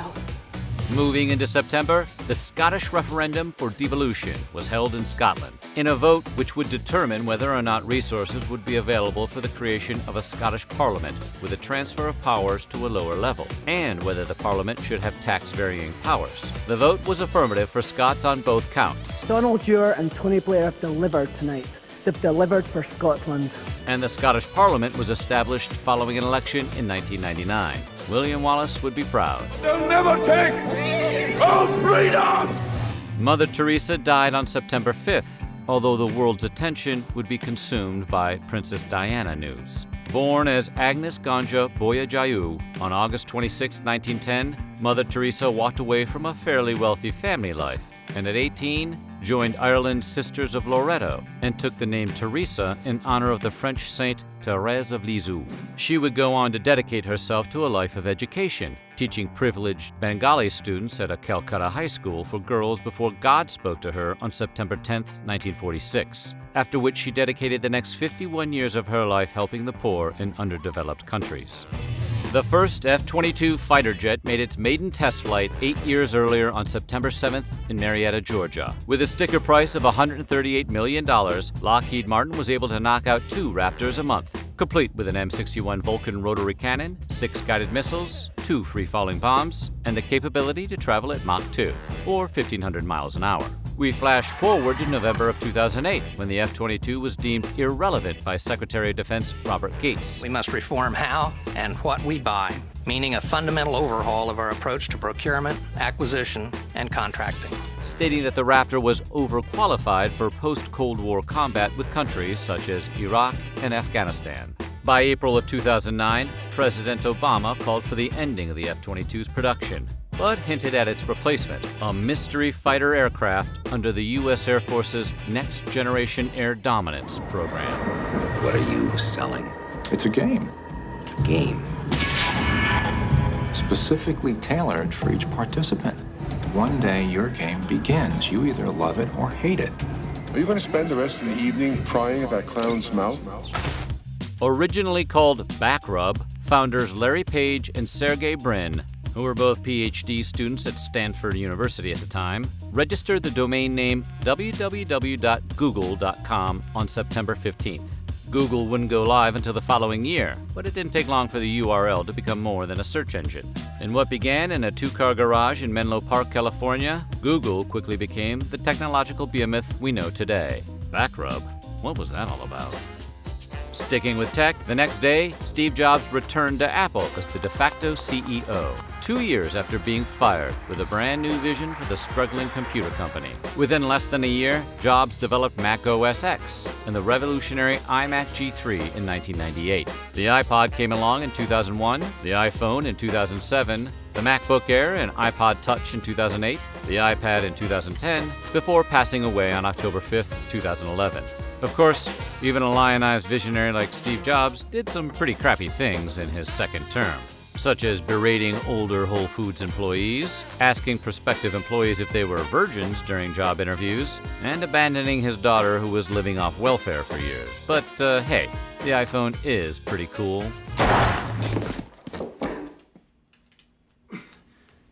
Have you a valediction, boyo? Rollo.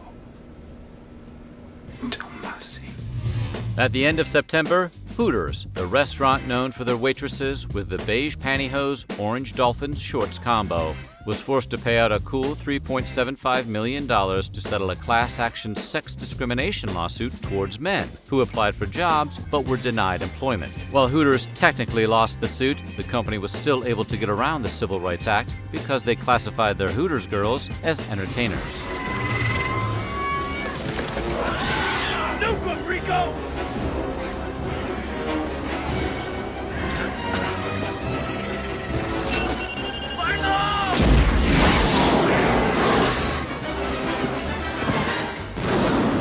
At 8:45 a.m. on November 17th, 62 tourists visiting the popular tourist site of Deir el-Bahari, across the Nile River from Luxor, Egypt, were attacked by 6 gunmen disguised as police. While there has never been solid confirmation, it's assumed that this terrorist attack was the work of the exiled leaders of Al-Jamia al-Islamiyah, an Egyptian Islamist organization that attempted to destroy Egypt's economy. Do you like apples? Yeah. Well, I got a number. How do you like them apples? In mid-December, the Pokemon episode titled Computer Warrior Porygon aired and drove 685 Japanese children to drop to the floor in seizures caused by a repetitive flash of light, an incident referred to as the Pokemon shock. Almost every Japanese child knows Pocket Monsters and its star, Pakucho. Many were kept in hospital for over 24 hours. Often those affected had no history of epilepsy. That was the first and only time that episode has aired on television. Why aren't they turning? Is it hard over? It is, yes, sir, hard over. It's got a head.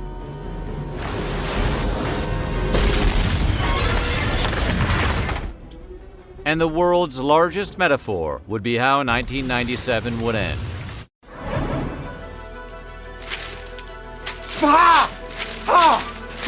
1998. Only 2 years left of the 90s, and things were getting intense. 98 would be a year where a president caught in a scandal would utter his famous line. The end of the line for history's greatest sitcom, and the worm would get hooked. Timeline is happy to answer any questions you may have. Hey, you guys wouldn't be able to tell us who actually killed Kennedy, would you? 90s related questions, please. You guys want to make out or what? Oh boy. Today we're going to talk about the news, culture, sports and entertainment, and all that was weird in the 90s. This is Timeline.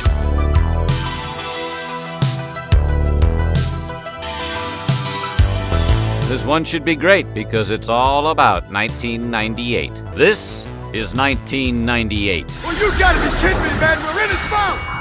The year would start off rough for the habitual bar smokers of California when puffing in public died on January 1st. It's 1998, but in my mind it's still 1997. I'm allowed to smoke until 2 a.m. While a few states had already adopted banning smoking restaurants and diners, it was the Golden State that brought the hammer down, banning smoking in bars, taverns, and gaming clubs. Pretty much everywhere that's fun. We're gonna have to douse those cigarettes and cigars. 4 days later, Sonny Bono, the hippie singer turned politician, died. And no matter how long I live or who I meet in my life, that person will always be son for me. Bono was on vacation and went on a solo skiing run at Heavenly Mountain Resort in Lake Tahoe, California, while his family stayed behind in their hotel. When Bono didn't return, a search team was sent out to find him. Bono was found in a heavily wooded area near the Trail of Orion. He had skied face first into a tree, causing massive head wounds. He is someone who had been a refreshing voice here in Washington, someone who I think contributed to a little of the fun that we need to have in Washington from time to time. Oddly enough, Bono's death happened 5 days after Michael Kennedy, the son of the U.S. Senator Robert F. Kennedy, died on the slopes of Aspen Mountain in Colorado from the exact same accident.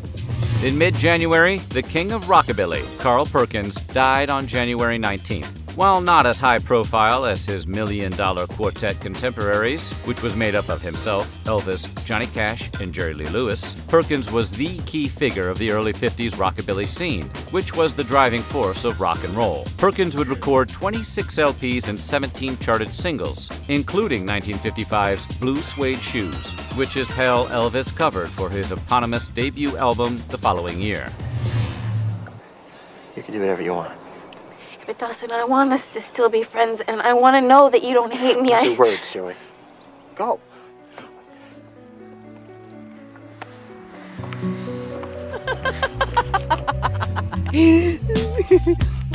On January 26th, President Bill Clinton uttered the line that fueled late-night monologues for the next few years, saying the now infamous, "I did not have sexual relations with that woman."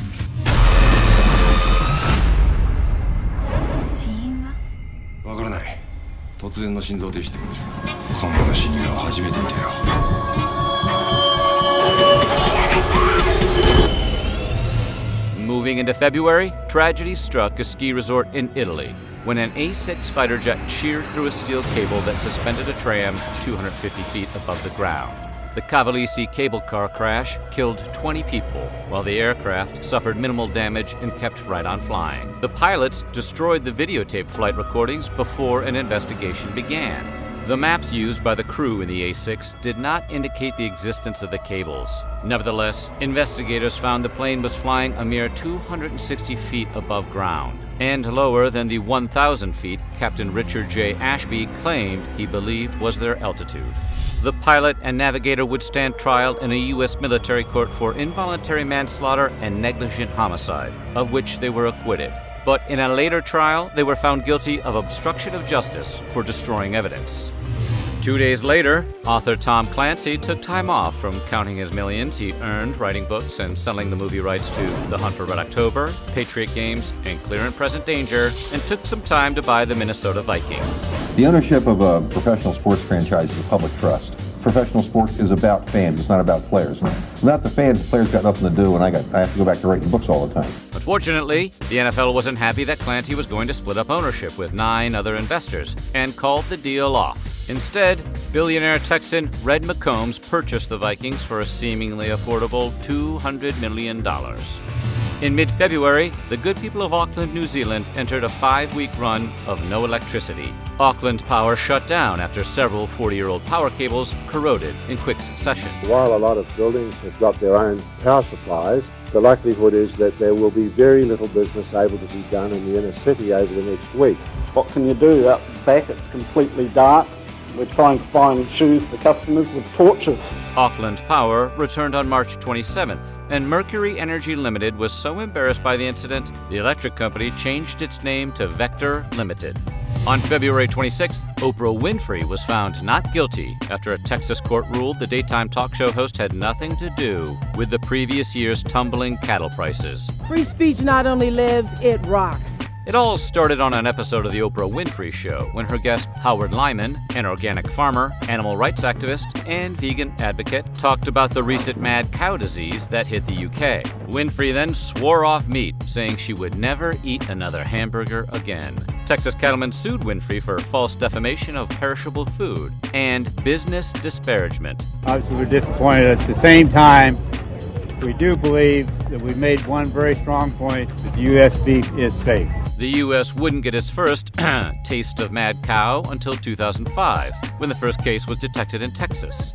Naturally, it's unknown if Oprah has gone over 2 decades without a hamburger. I think I'm going to be off hamburgers after this. But we doubt it.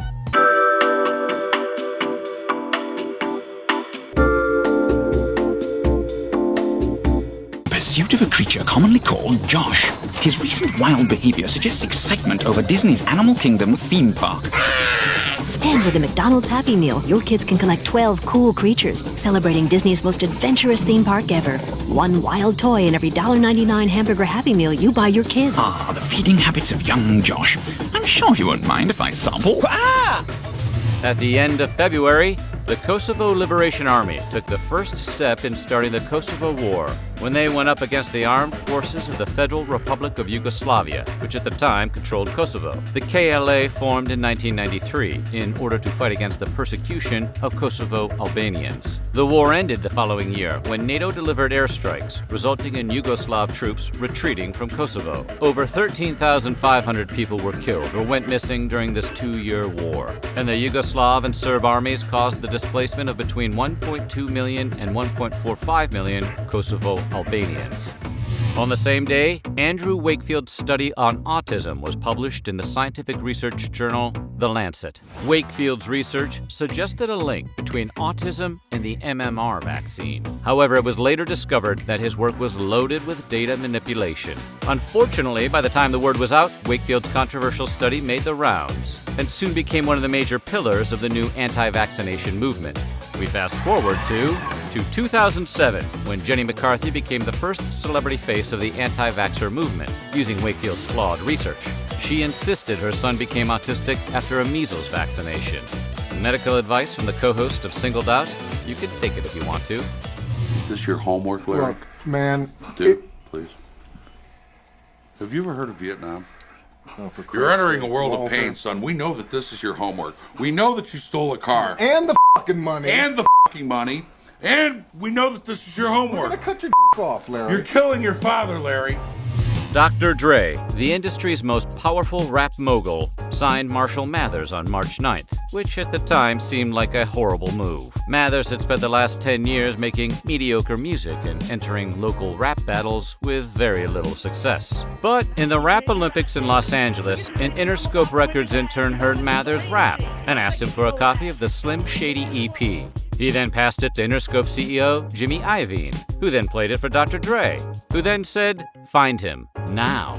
In late March, German-based BMW purchased the UK-based Rolls-Royce Motor Car Company for a cool £340 million, or about 570 million American dollars. But BMW wasn't the only one to put in a bid to buy Rolls-Royce. Two small groups, made up of British Rolls-Royce enthusiasts, known as the Rolls-Royce Acquisition Consortium, and another rogue group of investors called the Customer Buyout Team. Both groups stated that their motivation to buy Rolls-Royce is because they didn't want to see the company sold to anyone else outside of the UK. BMW won the bidding war and immediately invested £1 billion, doubling their staff from 2,600 employees to 5,200, and keeping the Rolls-Royce factory in England.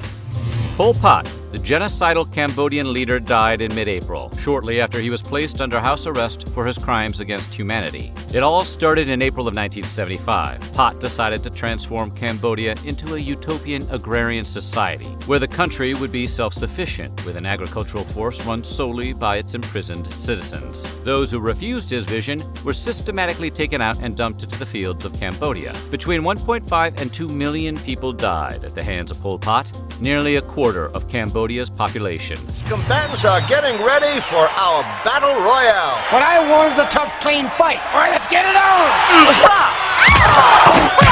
Spice up your life! The spice is really flying here tonight. We'll be out in a year, and then we'll be back. See, now, that button is in the worst possible spot. Really? Oh, yeah. The second button is the key button. It literally makes or breaks the shirt. Look at it. It's too high. It's in no man's land. Haven't we had this conversation before? On the same day as the Seinfeld finale, legendary crooner Frank Sinatra died. His music is something, but I always like to think of as being the guy's guy, putting his arm around the little guy and letting you know you're a friend.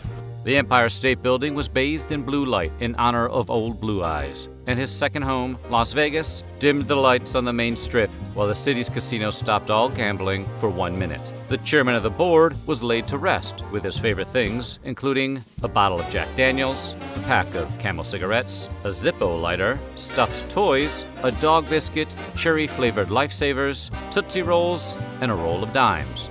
One of the saddest events of '98 happened in late May when funny man Phil Hartman was murdered by his wife Bryn. Arriving at their Los Angeles home after drinking at the local Buca de Beppo that night, Bryn got into a screaming match with Hartman, a regular occurrence according to acquaintances with the couple. Hartman, always the peacemaker of the two, went to bed. Sometime before 3 a.m., Bryn entered their bedroom and shot Hartman. When the LAPD arrived at their home, Bryn first barricaded herself in the bedroom and then took her own life. Heading into June, Australian long-distance swimmer Susie Maroney became the first person to swim from Mexico to Cuba, finishing the 122-mile trip in 38 hours and 25 minutes. The only rules to ensure that the feat was legit was that she couldn't touch anything, not her cruise boat or the safety cage which protected her from the shark-infested Yucatan Channel. Maroney avoided the sharks, but she suffered dozens of jellyfish stings and bruised wrists and raw knuckles from accidentally hitting her cage. So glad it's finally over. Good morning! Morning! Good morning! Oh, and in case I don't see you, good afternoon, good evening, and good night. Here's a news flash just in. An aircraft in trouble began shedding parts as it flew over Sea Haven just a few moments ago. Do you think it'll climb for it? Nope. Oh, good. I don't believe this! Now we're dumping guys for being too available. This is all solid proof of what I've been reading in this great new book. It says that if you really want to get married, you shouldn't be spending so much time around dysfunctional single women. Chapter 1, How to Get Ahead by Giving Head. On June 14th, the Bulls won their 6th NBA crown, beating the Utah Jazz by 1 point in Game 6. This finals win gave the Bulls their second three-peat.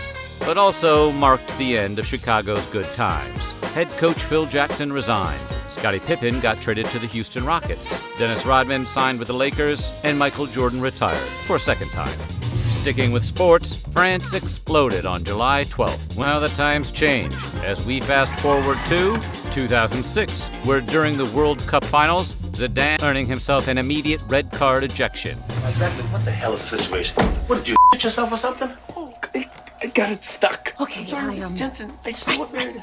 I don't want her here, you know? Let's just relax here, okay? Now, what exactly are we looking at here? What do you mean? What? Well, I mean, is it the or the? Is it the Franco the beans? Right.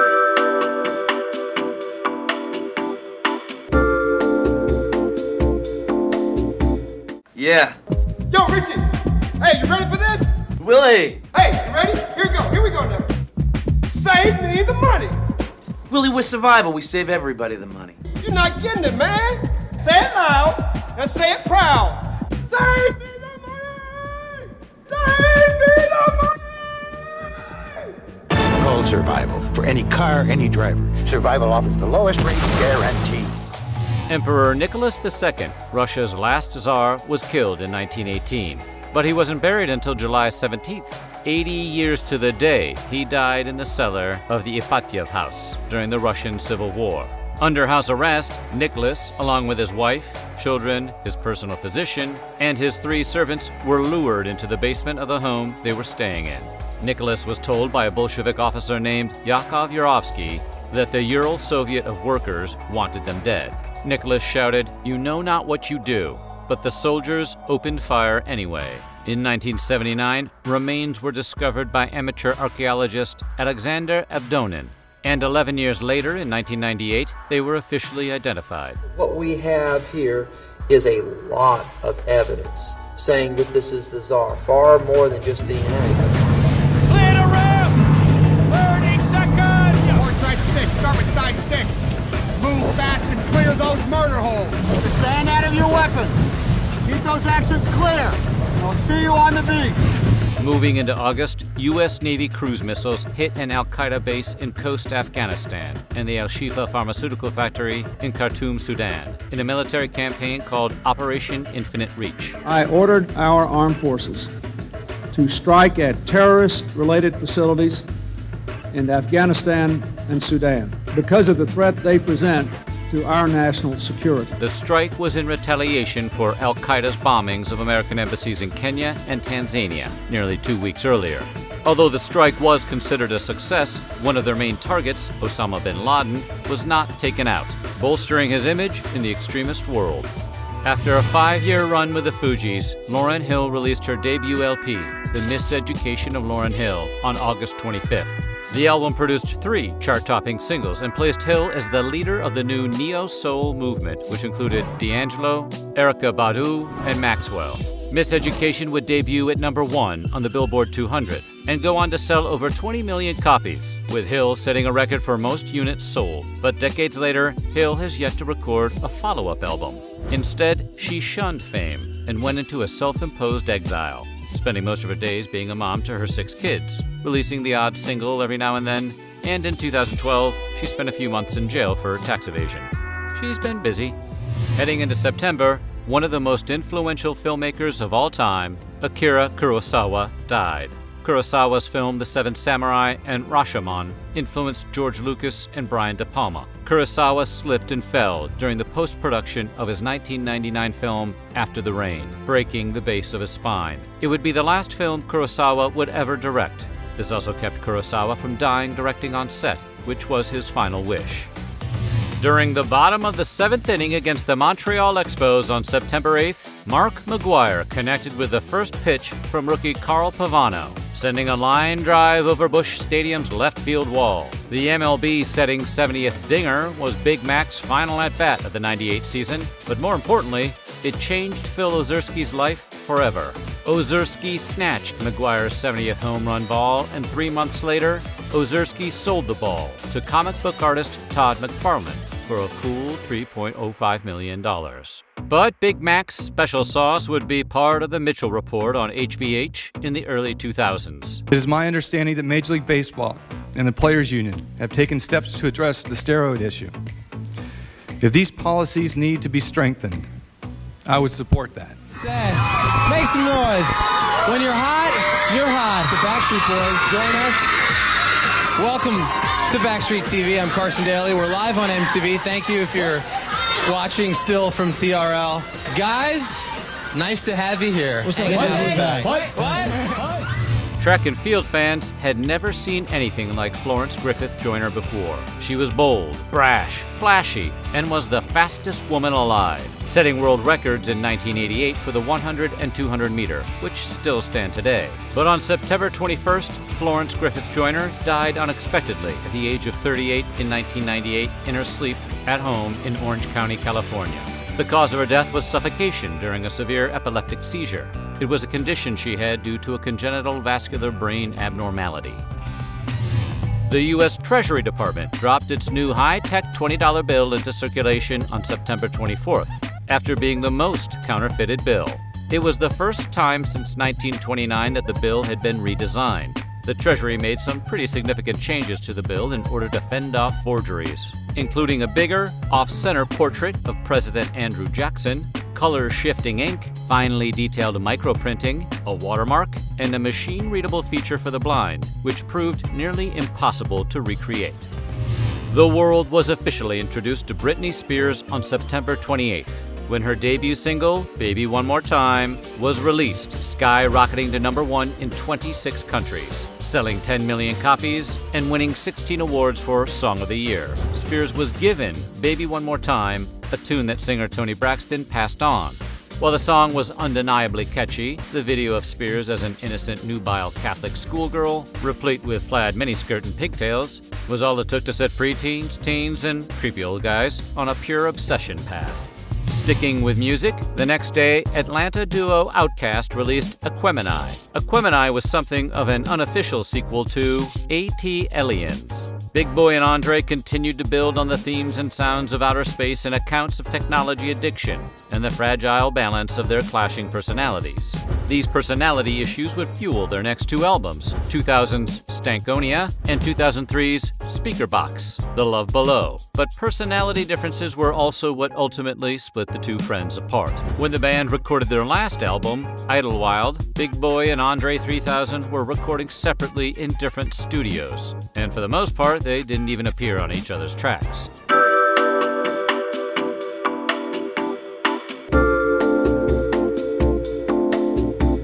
The official spokes candies of the new millennium. Millennium? Isn't everybody gonna be milking that thing?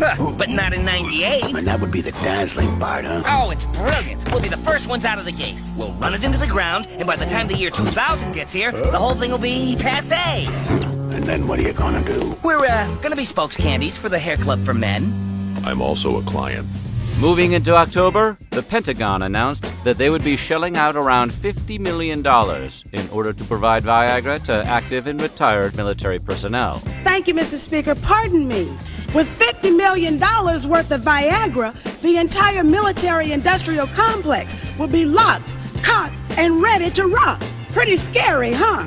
Viagra made a pretty big splash in 1998 when it debuted earlier in the year when the U.S. Food and Drug Administration approved the pill on March 27th. Pfizer originally developed the drug for blood pressure. 6 days later, University of Wyoming student Matthew Shepard was found tied to a fence outside Laramie, Wyoming, after being robbed and beaten by Aaron McKinney and Russell Henderson. McKinney and Henderson met Shepard at a bar in town, befriended him, offered him a ride home, then ambushed him, tied him to a barbed wire fence and beat him, and then left him for dead. A cyclist who initially rode past him, mistaking him for a scarecrow, called for help. Shepard would be taken to Poudre Valley Hospital in Fort Collins, Colorado, but died 6 days after the attack. McKinney and Henderson would eventually both receive 2 consecutive life terms. On October 8th, 31 Democrats joined with Republicans in supporting the House of Representatives authorizing the impeachment inquiry of President Bill Clinton and the exposed Clinton-Lewinsky affair. Clinton notoriously had always gotten away relatively clean when it came to his alleged affairs, but this time he flew too close to the sun. In mid-October, America's polka king, Frankie Yankovic, who is in no way related to Weird Al Yankovic, died. In the 50-plus years he spent squeezing his accordion, Yankovic sold 30 million records, had 4 Grammy nominations with 1 win, and played with Weird Al on his 1996 LP, Songs of the Polka King, Volume 1. 2 days later, Chilean dictator Augusto Pinochet was arrested in London for the human rights violations he committed in his own country and was held under house arrest. Pinochet's downfall came at the end of his 17-year regime and ferocious repression against Chileans, ending the lives of thousands of innocent people in the process. When he returned home from the UK, a Chilean judge charged Pinochet with several more crimes, but the case never went to trial because on December 10, 2006, Pinochet died. His passing still doesn't sit right with most Chileans, who say that Pinochet's memory is still an open wound. 2 weeks later, Senator and former astronaut John Glenn was launched back into space on October 29th, making him the oldest person at 77 years old to ever travel the cosmos. Let the record show that John has a smile on his face and it goes from one ear to the other one, and we haven't been able to remove it yet. His 9-day mission took place nearly 40 years after he became the 3rd American to enter space and the first to orbit Earth, circling the Big Blue Marble 3 times in 1962. The Ohioan and the 6 other crew members returned to Earth on November 7th, bringing back test results pertaining to how space travel affects the immune system, bone and muscle density, metabolism, and blood flow of civilians. After a short whirlwind romance, Carmen Electra and Dennis Rodman decided to tie the knot in Las Vegas. The marriage never had a chance, though. Rodman had been a notorious womanizer, hooking up with the likes of Madonna, Toni Braxton, and Vivica A. Fox prior to marrying Electra. Rodman's most flagrant foul was when Electra walked in on him in bed with 2 women. When Electra asked him who the women were, Rodman said, "I don't know who these women are. They fell from the ceiling." 9 days later, Rodman filed for an annulment from Electra. 5 days later, Vincent van Gogh's self-portrait without a beard sold for $71.5 million to a private collector. The painting is believed to be Van Gogh's final self-portrait before he took his own life in 1890. His somber expression also reflects one of his darkest periods, when he fell out with his good friend and artist, Paul Gauguin. And of all 35 known self-portraits Van Gogh painted, this is the only one without his beard. While the multi-staged assembly of the International Space Station was years in the making, its first module was launched into orbit on November 20th. 2 weeks later, Space Shuttle Endeavour followed, which brought Unity, the second of 3 node modules, and connected it to Zarya. Ultimately, the building of the complete station required more than 40 assembly flights. The 400-ton space station is now about the size of a soccer field, and is so big you could see it with the naked eye from Earth. While it wouldn't be in the US for another year, Sega launched their Dreamcast in Japan in late November. Unbeknownst to Sega, this would be the company's last hurrah for home consoles. While Sega's classic Genesis was a massive hit, Dreamcast's disappointing sales created massive financial losses, and the company ended the dream in 2001. And finally, Kylian Mbappé was born on December 20th in Paris. At 16, Mbappé made his professional football debut in 2015 for the Ligue 1 club Monaco. 2 years later, Mbappé signed with Paris Saint-Germain for 180 million euros, or a little over $213 million, making him the highest paid teenage player ever. And that's how 1998 would end. We're finishing the 90s. 1999. The end of the road for the 90s and the 20th century. The year 2000 was just around the corner, but first, the world would have to get past the dreaded Y2K. 99 would be a cliffhanger ending, with twists and turns right up to the finale, where it would be the end of the road for a famed director. A tragedy would unfold in Colorado, and there would be a hit on a king. Whoa. Get ready, this finale is going to be a doozy. You are here for me to enlighten you. Today, we're going to talk about the news, culture, sports, and entertainment, and all that was weird in the 90s. This is Timeline. This one has aged like a fine wine and is a vintage 1999. Is it newsworthy? Yes. This is 1999. '99 started with new money for those in the European Union when the euro came into existence. Created to promote growth, stability, and economic integration in Europe, the euro took off as an overarching currency used for exchange between countries within the Union. It quickly became the world's second largest and second most traded currency after the Yankee dollar. 2 days later, we go to New York, where Kendra Webdale was standing on the subway platform. As her N train was pulling up, she was pushed off the platform and onto the tracks from behind. Everything happened so fast, Webdale didn't even have a chance to scream. Andrew Goldstein calmly leaned against the wall behind him, waiting for the NYPD. Goldstein, who was mentally ill, later pled insanity to second-degree murder and was convicted of all charges. Webdale's family played a significant role in getting a New York law passed giving judges the power to send people, who meet certain standards, to receive psychiatric treatment. Since then, 47 states have adopted Kendra's Law.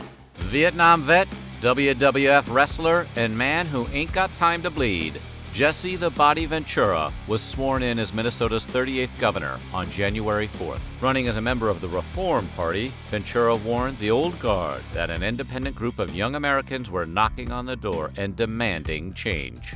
3 days later, President Bill Clinton's impeachment trial began with 2 charges. The first one being Paula Jones for harassment. Jones alleged Clinton, then the governor of Arkansas, got an Arkansas State Police trooper to have Jones meet Clinton in his hotel room, where he exposed himself to her. The second charge was perjury and obstruction of justice. A little over a month later, Clinton was acquitted, as the Senate did not achieve the necessary 2/3 vote for impeachment. For the first charge, he was cleared with a vote 45 to convict, 55 to acquit, and on the second, 50 voted to convict and 50 to acquit.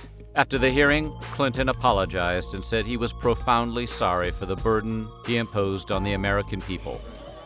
Take your hat off. Excuse me? It's my hat. I'll wear it where I want.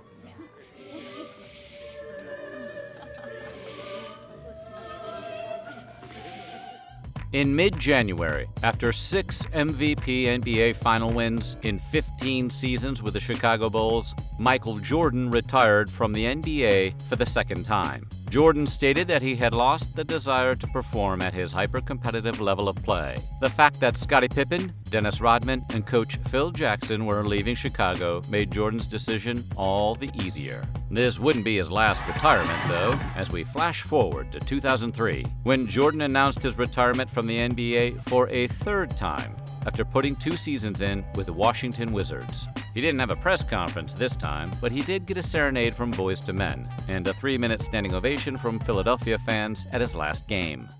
Excellent. The mind control device is nearing completion. Stewie, I said no toys at the table. Damn you, vile woman! You've impeded my work since the day I escaped from your wretched womb. Heading into February, we go to the Middle East, where King Abdullah II was sworn in before the Jordanian parliament only several hours after the death of his father, King Hussein. Decades later, Abdullah remains very popular worldwide for stabilizing his country as well as making inroads with the promotion of interfaith dialogue. Being that he's a member of the Hashemite dynasty and a 41st generation direct descendant of the Prophet Muhammad, Abdullah's political finesse is no surprise. And after that, I just sort of space out for about an hour. Till I'm Space out? Yeah, I just stare at my desk. But it looks like I'm working.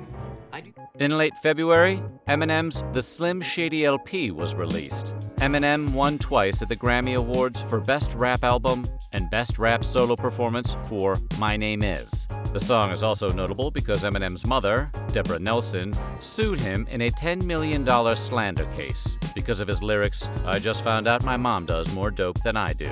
Nelson did not get millions. Instead, she was awarded $25,000 for her 2-year-long trial, and after legal fees, she was left with $1,600.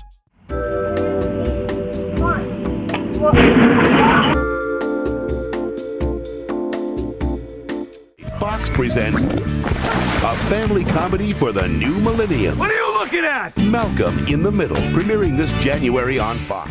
6 days after he screened the final cut of Eyes Wide Shut to Warner Brothers, Stanley Kubrick died in his sleep at the age of 70 from a heart attack on March 7th. Kubrick's family held a small private funeral for him at his home, Childwickbury Manor. Kubrick was buried underneath his favorite tree on his lush 200-acre estate. Guests called the event less of a funeral and more of a British picnic, complete with cellists, clarinetists, and vocalists. The United States got its own Legoland on March 20th near San Diego. It was the third Legoland ever built, and the first Legoland to exist outside Europe. The first Legoland opened in Denmark in 1968, followed much later by a second location in England in 1996. While no death-defying roller coasters, Legoland became one more stop on a California West Coast road trip. Launching their world record trek from Chateau d'Ay, Brian Jones and Bertrand Piccard made the first non-stop flight around the world in a balloon. The pair landed in Egypt after floating for 19 days, 21 hours, and 55 minutes, having traveled the distance of 25,361 miles, setting 7 new world records, including distance, duration, and altitude. We know what you're wondering. How did they go to the bathroom? The 10 by 17-foot gondola had a pressure-operated toilet, along with a single bunk, a kitchen, and a cockpit with GPS navigation. Ricky Martin made the transition from former boy bander to a full-blown crossover pop megastar on March 23rd, when he released his English-language debut, Livin' La Vida Loca. When the former Menudo members' Livin' La Vida Loca dropped, everyone and their great-grandparents knew who Ricky Martin was. 2 weeks later, Martin found himself at #1 on the Billboard 100. Seriously? You couldn't turn on anything without hearing that song? I can't get it out of my head. Still.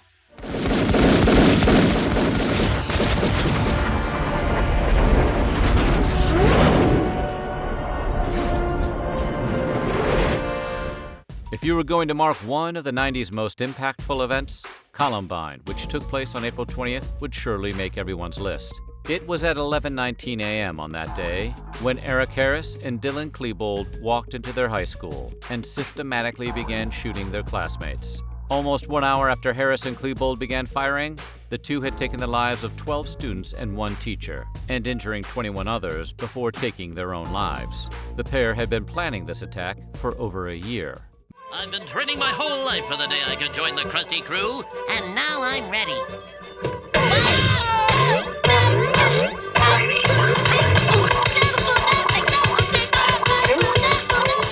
Moving into May, the highest wind speeds ever measured globally were recorded when a powerful F5 tornado destroyed southern Oklahoma City and its surrounding suburbs. Beginning at 6:23 p.m., the tornado ripped through 38 miles of Oklahoma, annihilating homes, apartments, businesses, buildings, and churches, while taking the lives of 36 people and causing over $1 billion in damage. After the tornado flamed out at 7:48, a major disaster declaration was pushed by President Clinton the following day.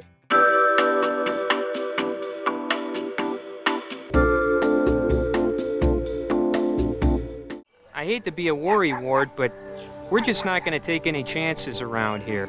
I mean, we could be without power, without resources. The experts are split on the effects it could have. Watch your step. It could be bedlam, so we're stocking up. And when the Millenium hits, we'll be ready. Did somebody say McDonald's?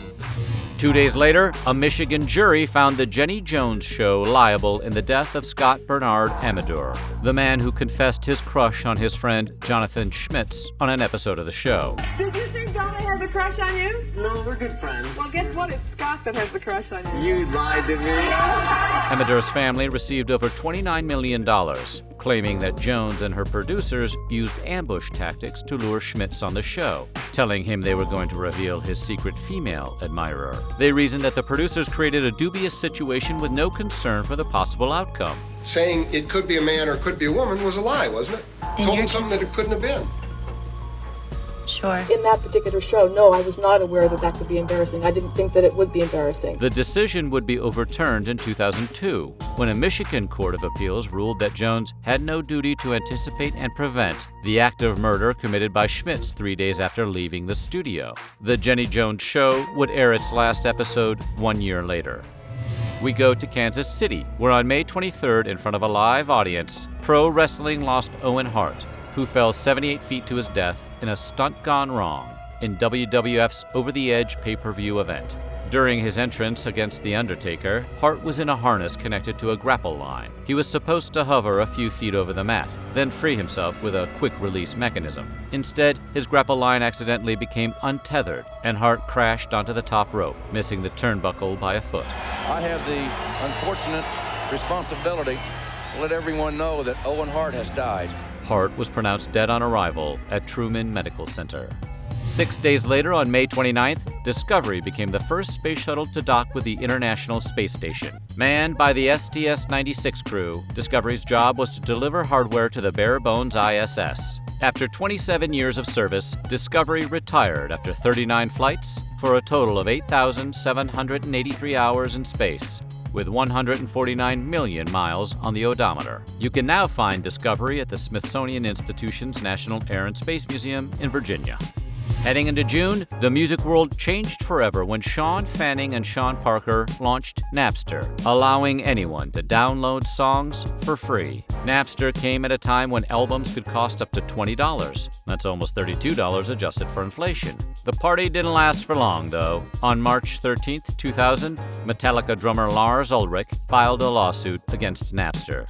Napster hijacked our music without asking. Our catalog of music simply became available for free downloads on the Napster system. The argument I hear a lot, that music should be free, must then mean that musicians should work for free. And on July 11th, 2001, Napster shut down its entire network.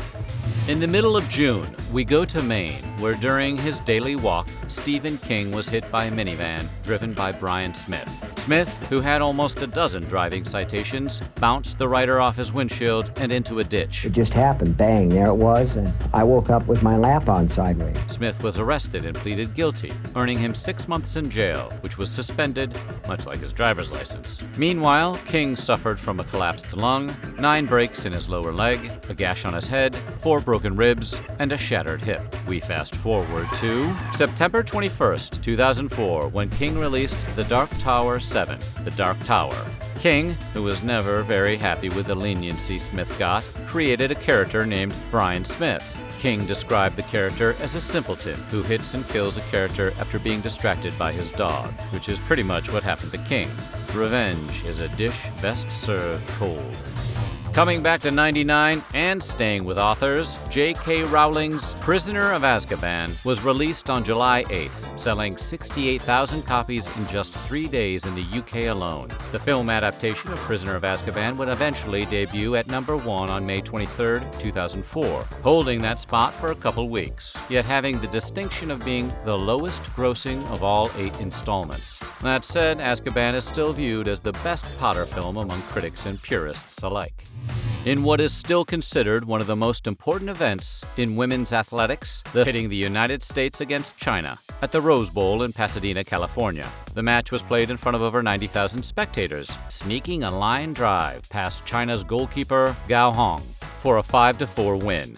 En route to a wedding of his cousin, John F. Kennedy Jr. flew his 3-month-old Piper Saratoga from New Jersey's Essex County Airport. Kennedy took off into the hazy horizon with his wife, Carolyn Bessette, and her sister, Lauren. Unqualified and unlicensed to fly by instruments only, Kennedy became spatially disoriented and flew nose first into the Atlantic. 3 days later, on the 21st, Navy divers recovered Kennedy and the Bessette sisters. Beginning on Thursday, July 22nd, and concluding on Sunday the 25th, Woodstock returned for the 3rd time. From day one, it was a show for poor infrastructure, lack of water, lack of shade, and shameless price gouging. On Saturday night, the 400,000-plus festival attendees finally revolted. 40 minutes into Limp Bizkit's set, Fred Durst whipped the unwashed masses into a frenzy. Thousands began chanting the lyrics to Break Stuff, and thus began their 2-day demolition of the former Griffiths Air Force Base. By the time the Chili Peppers ended their headlining set with a cover of Jimi Hendrix's Fire, a good portion of the festival grounds were literally en fuego. After 22 days, 20 stages, and 2,405 miles, American cyclist Lance Armstrong won the 82nd Tour de France on July 25th, billed by organizers as the Tour of Renewal, after a series of doping scandals in the pro cycling world that occurred during and after the 1998 Tour de France. This was Armstrong's 8th Tour de France win. Flash forward to January 2013, when Armstrong admitted to Oprah Winfrey that he did indeed use performance-enhancing drugs. This came a year after the investigation of the United States Anti-Doping Agency that not only did Armstrong use performance enhancers, but he was also the ringleader of the most sophisticated, professionalized, and successful doping program that sport had ever seen. Do you think you've gotten what you deserve? I deserve to be punished. I'm not sure that I deserve a death penalty. Armstrong received a lifetime ban, and he was stripped of all wins from August 1998 onward. Sticking with sports, in late July, pro skateboarder Tony Hawk landed the first ever 900 degree at the 1999 X Games in San Francisco. Are you kidding me? Thank you, this is the best day of my life. The trick also won him first place in the skateboard division for best vert ramp trick. Hawk's record held for a while until 2012, when 12-year-old Tom Shar landed the first ever 1080. Are you a 1080? Oh my God. I just want to apologize to Mike's mom and Josh's mom and my mom. I'm scared to close my eyes. I'm going to tell you my secret now. I see dead people. How often do you see them? All the time. On August 7th, the West Nile virus landed in the United States, when several cases of meningoencephalitis, a condition connected to muscle weakness, was discovered among 2 patients at Flushing Hospital Medical Center. These initial cases quickly spread across Queens. Then the rest of America, with the unproven belief that the virus entered in an infected bird or mosquito. Those who suffered with extreme cases of the virus experienced sudden paralysis in their arms and legs, as well as disorientation and high fevers. 2 days later, after firing his cabinet, Russian President Boris Yeltsin fired his prime minister and gave the role to a political noob, Vladimir Putin. This was the 4th time Yeltsin completely cleaned house in 17 months. Stepashin had been prime minister for only 3 months before this latest round of pink slips. That said, Yeltsin was a big fan of the Putin, predicting the former KGB officer had a big future in Russia. You're going to be hearing a lot more about Putin when we get to the 2010s. Ooh, that chest.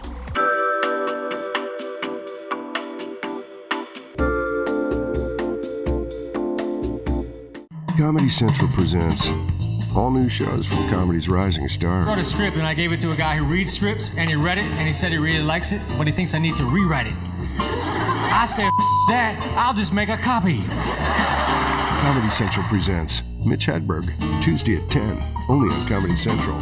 In late August, Michael Johnson set the new world record for the men's 400 meter at the 1999 World Championships in Seville, Spain. Johnson, at the relatively old age of 31, was running among the world's fastest humans. Yet Johnson made it look like he was competing against the JV team. Johnson pulled away from the pack, winning with a new world record time of 43.81 seconds. He's got it! He's got it! World record! Superman flies again! Hurricane Floyd touched down in the Bahamas on September 7th and plowed through the east coast of America for 2 days. Floyd also caused the 4th largest evacuation in U.S. history, when authorities ordered 2.6 million coastal residents across 5 states to evacuate their homes. I am drenched up to my chest. I'm getting stuff out. Y'all get over here. I never in my life rode a boat before, but I had to take a chance to get out of the water. We was almost sinking in the church. In the end, Hurricane Floyd caused 85 fatalities and $6.5 billion in property damage, becoming the costliest in North Carolina's history, until Hurricane Florence said, "Hold my beer" in 2018, and caused $24 billion worth of damage. And in a rare move by the World Meteorological Organization, the name Floyd was retired from ever being used again for any other future Atlantic hurricane. Shit, man, now it's all gone. All gone. Do you know what a duvet is? Comfort. It's a blanket. Just a blanket. Now, why do guys like you and I know what a duvet is? Is this essential to our survival? The things you own end up owning you. I think we deserve a little junk food after the workout we had this morning. Would you like to try our new beef and cheese pot pie on a stick? Just $1.99 for a limited time only? You are so busted. You know, this really doesn't concern you. Well, actually, Janine is senior drive-thru manager, so you kind of are on her turf. Sometimes a cigar is just a cigar. Is there a specific reason you call us out? Whoever did this sliced off his cigar and took it with him. that specific enough? Who'd want to cut your penis off? Take a number. A little more than 2 months after the apocalyptic Woodstock 99 flamed out in a blaze of shame, the Coachella Valley Music and Arts Festival kicked off its inaugural weekender on October 9th. Coachella was the complete opposite of Woodstock. Instead of catering to mediocre top 40 rap rock fans, Coachella organizers featured headier artists like Beck, Morrissey, Tool, Pavement, and A Perfect Circle, which turned out to be their second live performance. The United Nations Population Fund decided on October 12th as the Day of 6 Billion, the approximate day that the world's population hit the 6 billion people on Earth mark. The organization designated the birth of Adnan Mevik, the first son of Fatima Helik and Jasminko Mevik, in Sarajevo as lucky number 6 billion, born 2 minutes after midnight. Birth today of the 6 billionth person on the planet, a beautiful baby boy in a city returning to life, should light a path of tolerance and understanding for all people. Outside research shows that the 6 billionth person was born approximately a few months earlier on June 18th or 19th. Nice try, Adnan. You were just a pawn in the UN's master plan. Superstar who dominated basketball in the 1960s and 70s was found dead today at his home in Los Angeles. Chamberlain was 63. Wilt the Stilt first dominated the game as a teen at Overbrook High School in Philadelphia and at the University of Kansas. Then as a pro, where he went on to win 2 NBA Finals, 4 league MVPs, played in 13 All-Star games, and he's still the only NBA player to score 100 points in 1 game. After basketball, Chamberlain played Bombada in Conan the Destroyer. Yet Chamberlain will be most remembered for his autobiography, in which he stated he had sex with over 20,000 different women. Chamberlain came to this number by making notation in his day calendar every time he got it on. You slept with 20,000 women. It's the kind of thing that you say, and then people bring it up later on. It's not just me. Have you seen, there's a clock in Times Square. I didn't think that, Okay, yeah. On the same day as Chamberlain's death, we go to Pakistan, where General Pervez Musharraf seized control of the country in a non-violent coup d'etat. This came after weeks of tensions bubbling up between Pakistan's civilian leadership and its armed forces. These armed forces immediately spread out across the country to seize control of airports, state broadcasting networks, and communication facilities. In a brief address to all of Pakistan not long after the initial takeover, Musharraf said that his armed forces had stepped in to save the country from an economic and political crisis. I shall not allow the people to be taken back to the era of sham democracy, but to a true one.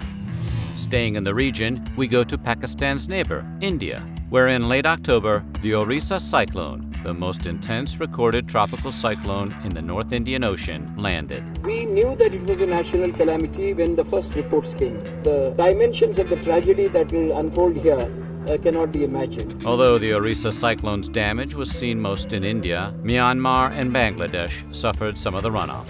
On November 21st, Elian Gonzalez, along with his mother and 12 others, left Cuba in a small boat on a 90-mile trek to Florida. Midway into the journey, a storm hit, filling the boat with water and killing the engine. Gonzalez was put into an inner tube. When he woke up, the storm was gone, and all but him and 2 others were alive. Fishermen found Gonzalez 3 miles off the coast of Fort Lauderdale. Eventually, Gonzalez was handed over to his uncle, Lazaro.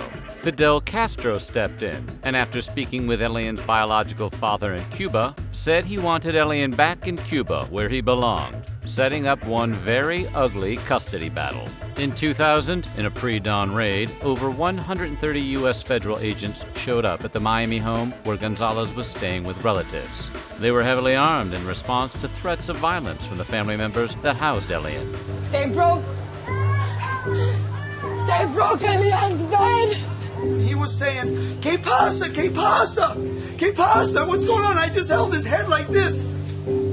My God, America, what did you do to this boy? After a confrontational standoff, U.S. officials seized Elian, who was later returned to Cuba, and his father. In late November, 40,000 street protesters gathered outside the Washington State Convention and Trade Center. They were protesting issues such as workers' rights, sustainable economies, and environmental and social issues, vandalizing downtown Seattle businesses in the process. The mayor of Seattle declared a civil emergency later that day. Moving into December, during a record release party at the Kit Kat Club in Manhattan for Q-Tip's highly anticipated solo debut, Amplified, Jay-Z stabbed record producer Lance Rivera. Jay's fourth album, Volume 3, Life and Times of S. Carter, was scheduled to be released that month. But he was angry when he discovered bootleggers had uploaded copies to Napster. Jay-Z believed Rivera did it. Rivera was stabbed in the stomach and shoulder, and although he pleaded guilty to third-degree assault, Jay-Z has maintained his innocence. On the last day of the year, Boris Yeltsin gave his televised resignation speech, praising Russia and his administration for all of its advances in cultural, political, and economic freedoms. Yeltsin also apologized to the people of Russia. He wasn't the most well-liked man in the country, though, with approval ratings at a Siberian frigid rate of only 2%. Russians were very happy leaving 1999. Speaking of leaving 1999, on the last day of the 20th century, the big fear was Y2K. The Y2K theory was that once the clock struck midnight on December 31st, global computer systems wouldn't be able to process the 2 and 0 in the year 2000. This could cause software malfunctions to bring down worldwide industries and even air traffic. Companies spent billions of dollars restructuring and securing their data and rewriting code. End-of-the-world predictions and apocalyptic scenarios were commonly mentioned. During that time of tribulation, the Antichrist will come to great power. But in the end, nothing really happened. Wah wah. And that is how 1999 would end. We hope you enjoyed this trip down 90s memory lane. And maybe you found your favorite flannel in the closet and listened to Pearl Jam's 10 again. Be sure to watch or rewatch all of our Timeline 90s videos, as well as our Timeline the 80s. We know why you're still here. What decade will Timeline do next? We're going to be taking a break in between decades, but in the not-so-distant future, Season 3 of Timeline will be the 70s. What you got to say to the people of the 21st century, huh? But before we do that, we're going back in history for something else. Get your appetites ready because we're introducing a new series that will follow the history of your favorite food, from its humble beginnings to what it is today. Coming soon, Weird History on Food, with Season 1 on cheese. Bon appetit! So what do you think? What was your favorite story from Timeline the 90s? Let us know in the comments below, and while you're at it, check out our other Timeline videos from our Weird History.